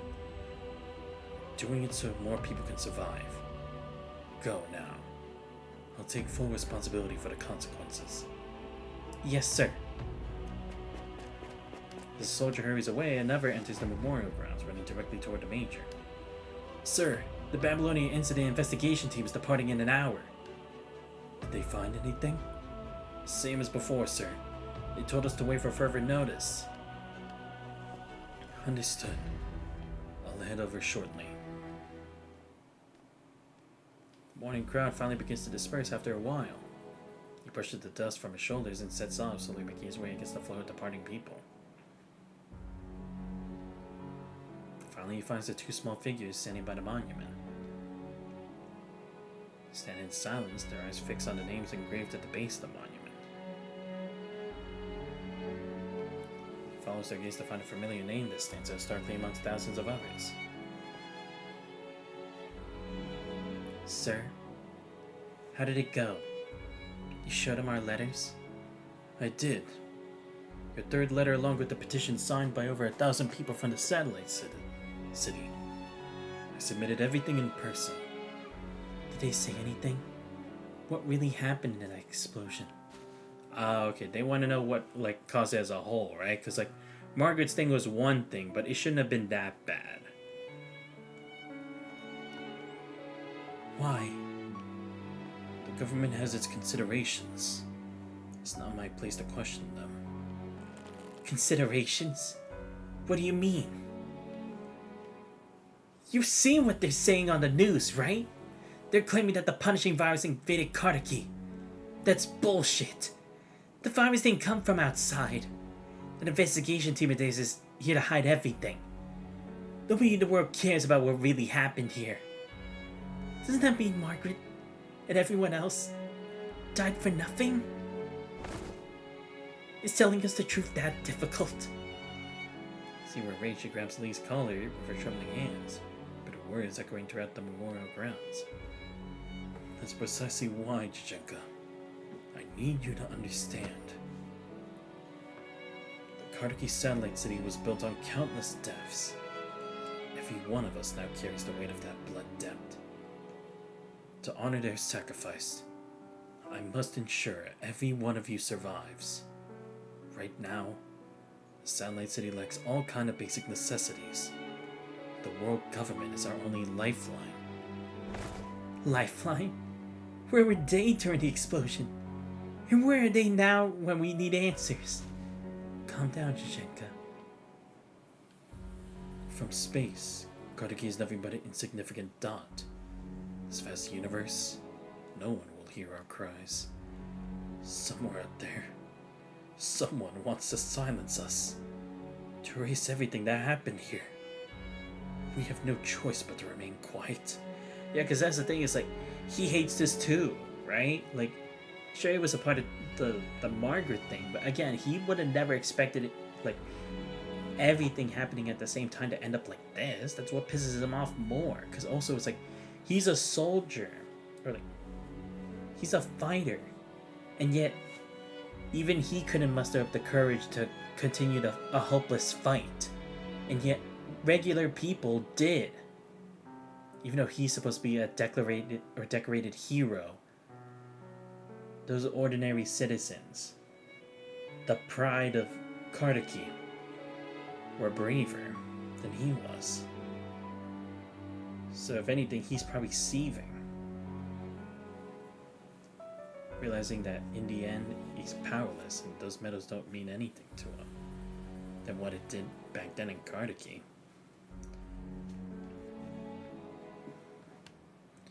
do my best to seek justice for the fallen, but until then, I must prioritize the future of Satellite City. Everyone's still alive.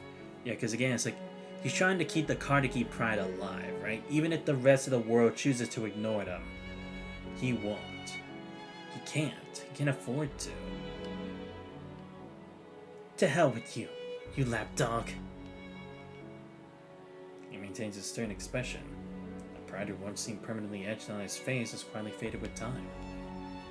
Something else I need to tell you. The World Government's youth center is expanding their recruitment. They're allocating one spot to each small conservation area. There'll be an exam in a few days. Whoever places first will earn a chance to go to Babylonia. Go to Babylonia. As per tradition in recent years, students from the surface usually receive special privileges, even opportunities to be honored during global broadcasts. So again, Babylonia trying to make it seem like everything's still normal, that's like they still have ties with Kartiki, regardless of how the situation looks. What is this? Charity? Who wants their handouts? Satellite City has been classified as a priority combat zone. Population movement in the future will be strictly limited. Accepted that I'll likely remain here permanently. But you two are different. Jizhenka, Nervatia. You deserve to go somewhere more hopeful. I hope you'll consider carefully. So the tombstone releases an almost imperceptible sigh before turning around coldly and walking toward the desolate streets in the distance. His figure gradually fading from view. What kind of exam is that supposed to be? One person per place? They seriously think they're living in some kind of paradise? We need to mobilize all our classmates to boycott this exam. We'll turn in blank papers. Let's show those world government bastards that Kartakian people can't be bought. Hey Nervatia, what's wrong? Why are you so distracted? Huh? Oh, right. Nervatia unconsciously touches the bracelet on her left wrist, flashing hesitation crossing her eyes. Did you hear what I just said? We'll notify everyone right now. Must send Unai and boycott this exam. If the world government thinks they're so superior, let's show them that no one in Kartiki gives a damn about their precious ticket to space. We'll send the truth about Kartiki to Kowloon, transatlantic, every channel we can reach, and force the world government to release their investigation reports. I see. Trying to be the support for Jizhenka like Margaret asked, right? Even if she knows logically it's not the right answer, or the correct one that will actually have impact, but still. Exactly. Science exam will probably open the world government's secrets bit by bit. Until everyone sees what really happened here. Yeah, starting with this exam. Facing a jubilant friend, Nervatia forces out a smile of agreement. Almost immediately, her smile falters. Fingertips tremble slightly, and her gaze involuntarily drops to the floor. Fortunately, Jizhenka is too engrossed in planning their revenge to notice her friend's strange behavior. Discreetly, Nervatia reaches out her hand one last time to touch the bracelet that Margaret left for Jizhenka. The plan of revenge is about to begin.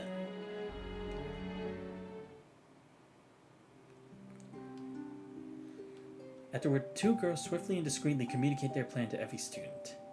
Everything goes more smoothly than they have anticipated.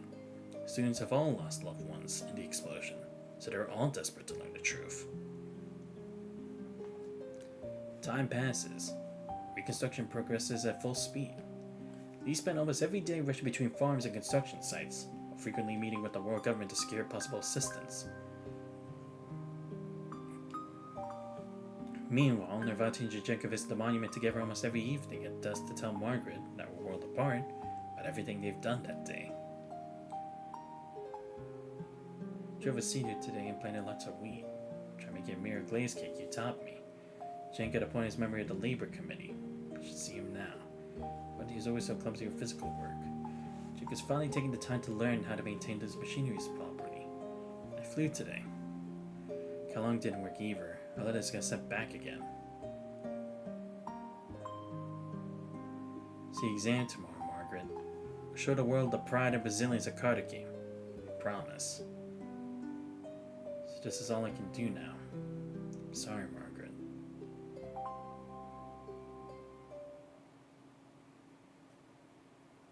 On the day the exam results are announced, Nervatia's name appears at the top of the list.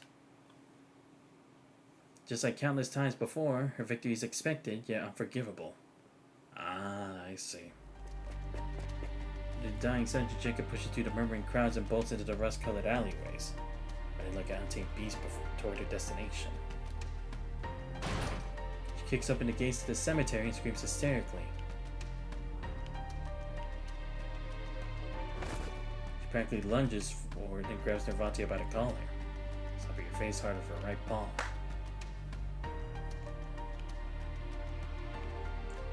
Why? Her slap flies toward her face. Nervatia could have dodged it easily, but chooses to stand still instead, taking the blow squarely in the face. By now, the crowd that has been following behind has arrived outside the cemetery, watching and gossiping about the scene unfolding before them.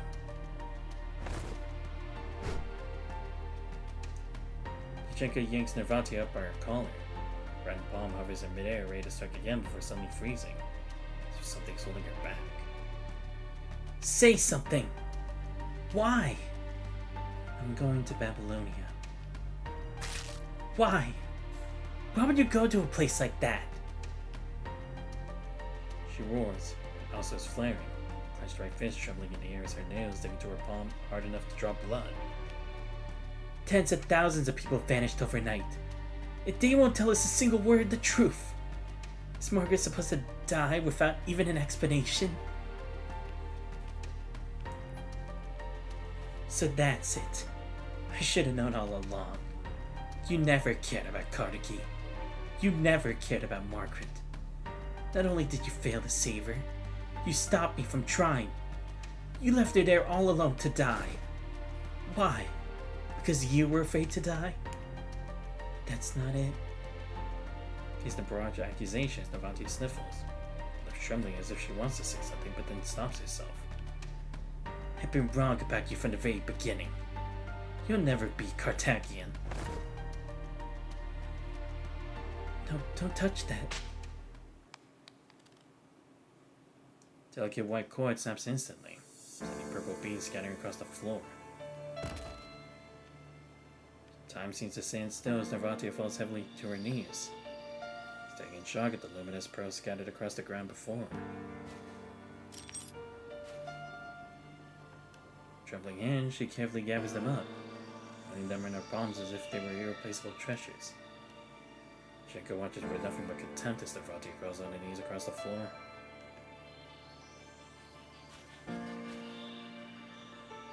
At her moment, Nervatia slowly rises to her feet, breathing heavily as she turns a hollow gaze toward the crowd behind.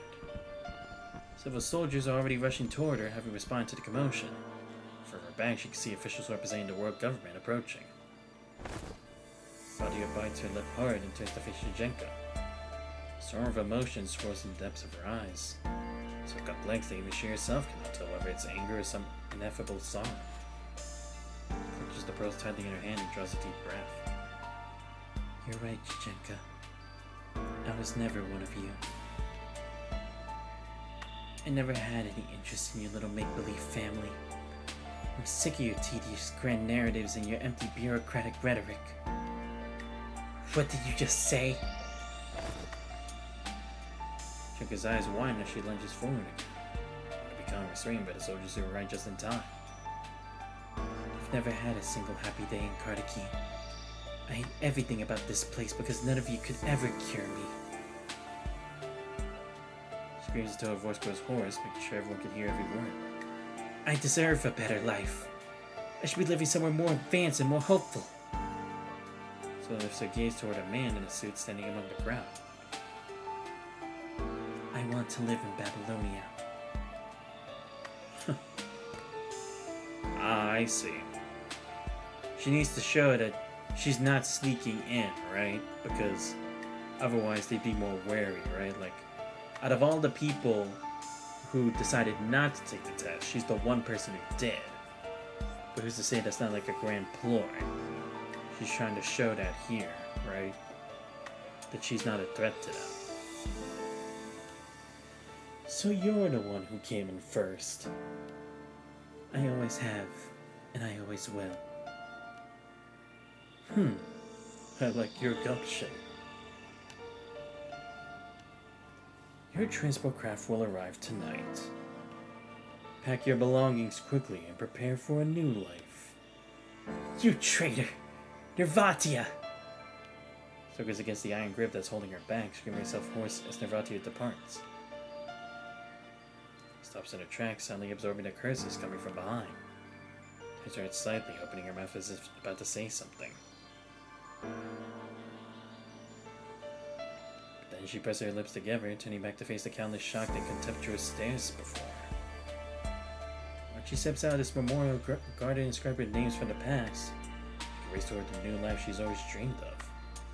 From this day forward, she'll forever bear the title of Karaki's first traitor, subjected to her people's condemnation and scorn. Goodbye.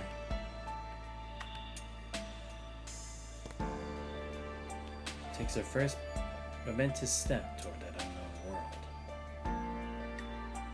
Goodbye, Karaki. Wow. That was some powerful stuff, man. Like, seriously. Again, I love this because, again, it's kind of like how some of the people in the ARU were, but these people were more proud. And that's the thing, it's like, the difference is, like, when it came to the ARU, they still had the conflicts with the Forest Guards, which is somewhat understandable, at least from their perspective, but like, when looking at like both sides, like as a third party, it seems like mean and everything, but here it's like, this is like a place that can take pride, because again, they were always for the message of a better tomorrow. And again, they seem to appreciate everyone who at least contributed to their future, right? So it really does feel like one of those nations who is like, the people really are the strength of what holds the community together. That's actually pretty cool of a concept. And again, I like how they did this too, because again, it's like, it's not like Jajenka even knows, and again, it's like, that's still supposed to be the truth, right? Like, she can't tell her. Even if she told her to protect her, she still wouldn't understand, because they both decided to work together to save Margaret, only to then abandon her. It's like, Jajenka probably wouldn't come to terms with it anyway, because knowing Jajenka, she'd probably still risk everything at least to attempt to save her. But again, Margaret's deep feelings was that the other two would be safe, right? So I get where Nervati is coming from, that it's like, it's hard to choose between the two, but of the two, she can at least try to fulfill Margaret's promise. And again, in this way, in a long-term way, hopefully she'll be granted enough access to find at least a small foothold to grab, to finally arrive somewhere where she can start to begin to lead the trail to the truth, right?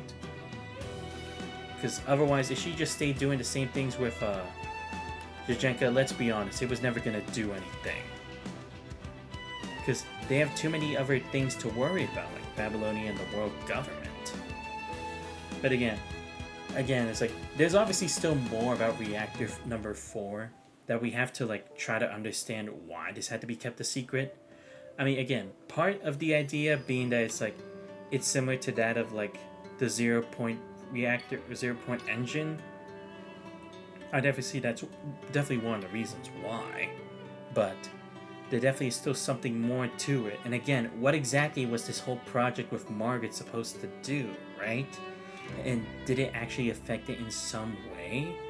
And there's also, and it makes me think, that seedling, where does it originate from then, right? Because it seems to be some kind of unknown like substance or material. Makes me think, is that from the tree maybe? Or, oh, yeah, now it's, that they said oasis before, maybe it's not Osir tree, but was it like the Philo tree or something? I don't remember, but the tree that's like, basically like the imaginary tree or something like that, right?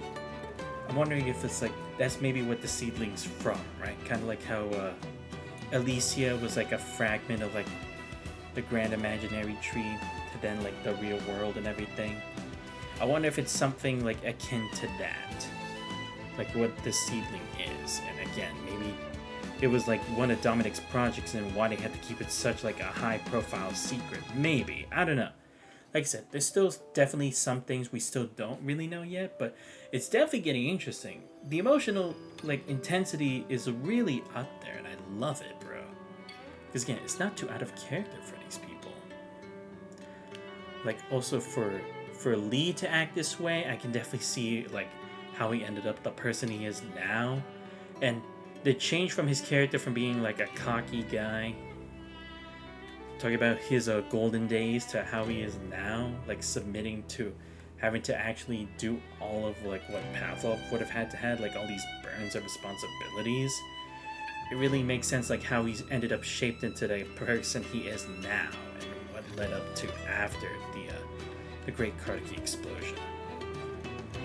Like, that really is a cool way of portraying it. And for Dajenka too, I like how it's like she still doesn't really understand it, because again, even if she did learn the truth, she probably still would think the same way regardless, right? She'd still want to try to save Margaret, even if it meant risking her own life, because that's just how Dajenka is. She's just that good of a friend. But again, unfortunately, Margaret's also that good of a friend that as long as the other two are safe, it doesn't matter what happened to her, right? Because for her, like, her life was fleeting anyway because of the seedling. And again, it's like Navatia can't really try to make those two things clash with each other because they're friends. She doesn't want to use that as an excuse. That'd be unfair. That'd be wrong. Because they all want what's best for each other, but it's hard to try to like make them clash, because again, it's like that's just gonna hurt the other's feelings, or again, just using another's feelings as an excuse. So I like how Navati is kind of like in this like rut where she can't really like fully like stay on one side of like who she should be protecting or what choice she has to make. And she's kind of like clearing her own path. Like I said, she needed to create that facade that she's not gonna be there as like a spy, but she is still gonna take the long road to try to someday find out the truth. Because again, it's like they deserve the truth. They deserve to know why this has happened to them. Because that's also kind of the difference, like with the ARU. The ARU, they knew it, but they still held contempt against others, even though it wasn't their own doing, or it wasn't within their power to do so, of the Forest Guards and Rosetta. But here it's like, they know it a bit, like, but again, it's like they can't really hold them like too responsible yet, or like find a common ground to do it, but it's like, they still deserve to know it, right? Even if it means like unleashing all these like skeletons in the closet out in the open.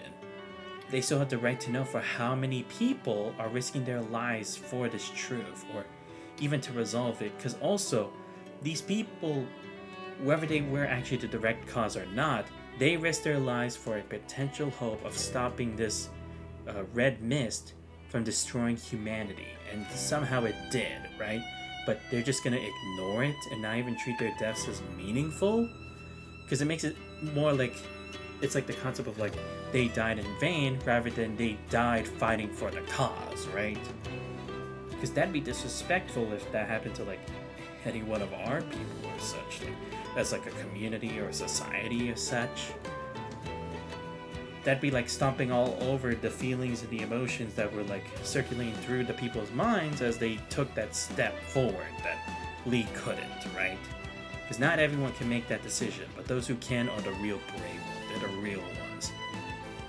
It's like you don't want to disrespect the real ones, because they're the ones who went out there and took that risk, that gamble, and even if they lost it, they still decided to take the chance at any miracle possible.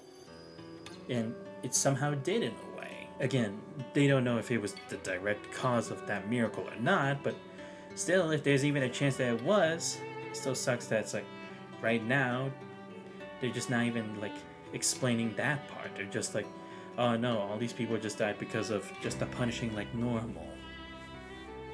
But yeah, it really is a cool story here. But yeah, I'll be excited to see what we can do. I'm hoping, I'm at least a 61%. I'm hoping we can try to finish this by the next stream. that we do this for. I don't know when that will be, and I don't know how long the stream will be. I mean, it's already like almost 5 hours, and I just got the 30%. But I mean, to be fair, I did spend like an hour on the affection story, so that's possibly also why this took longer than it should have. Because I had to clear like 3 parts of this, and I am kind of like voicing some of these things. Or, I mean, a majority of like the main story, so I guess that's also kind of why. But yeah, I'm hoping we can try to finish this the next time. Like, I'll just try to do like all of these in one run if possible. But it's gonna be tough for me, I'm not gonna lie. Because again, that's like almost 10 parts. I mean, if a good amount of them is like fighting or investigating, I don't have a problem with it. But if it's a lot more like story context stuff, that's definitely gonna be hard on me.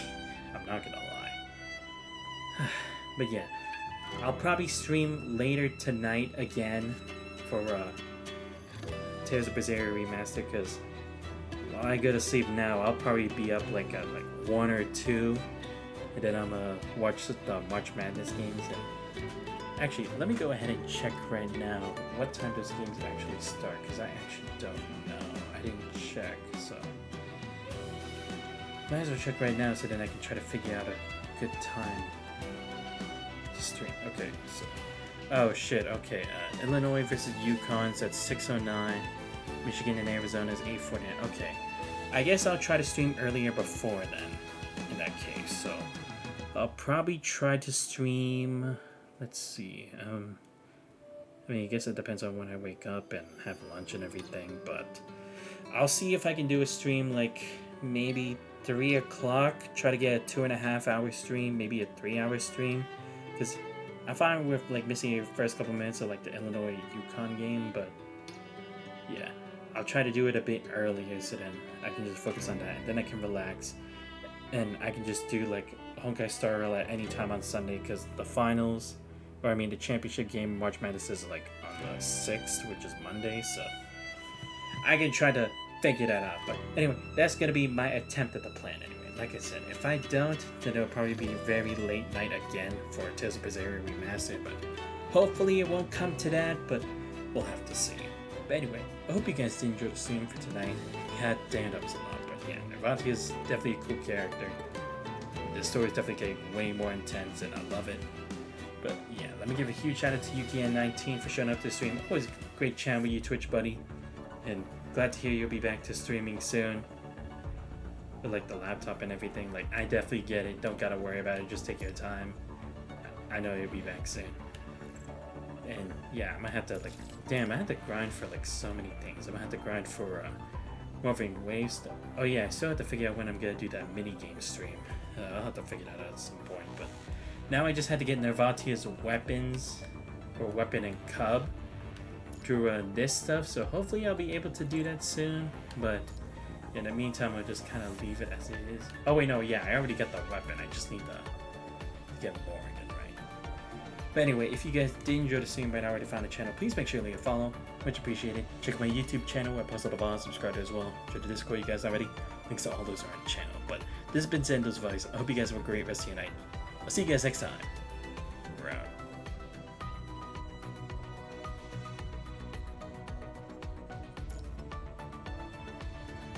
最近ラッキーアイテムが流行ってるみたい。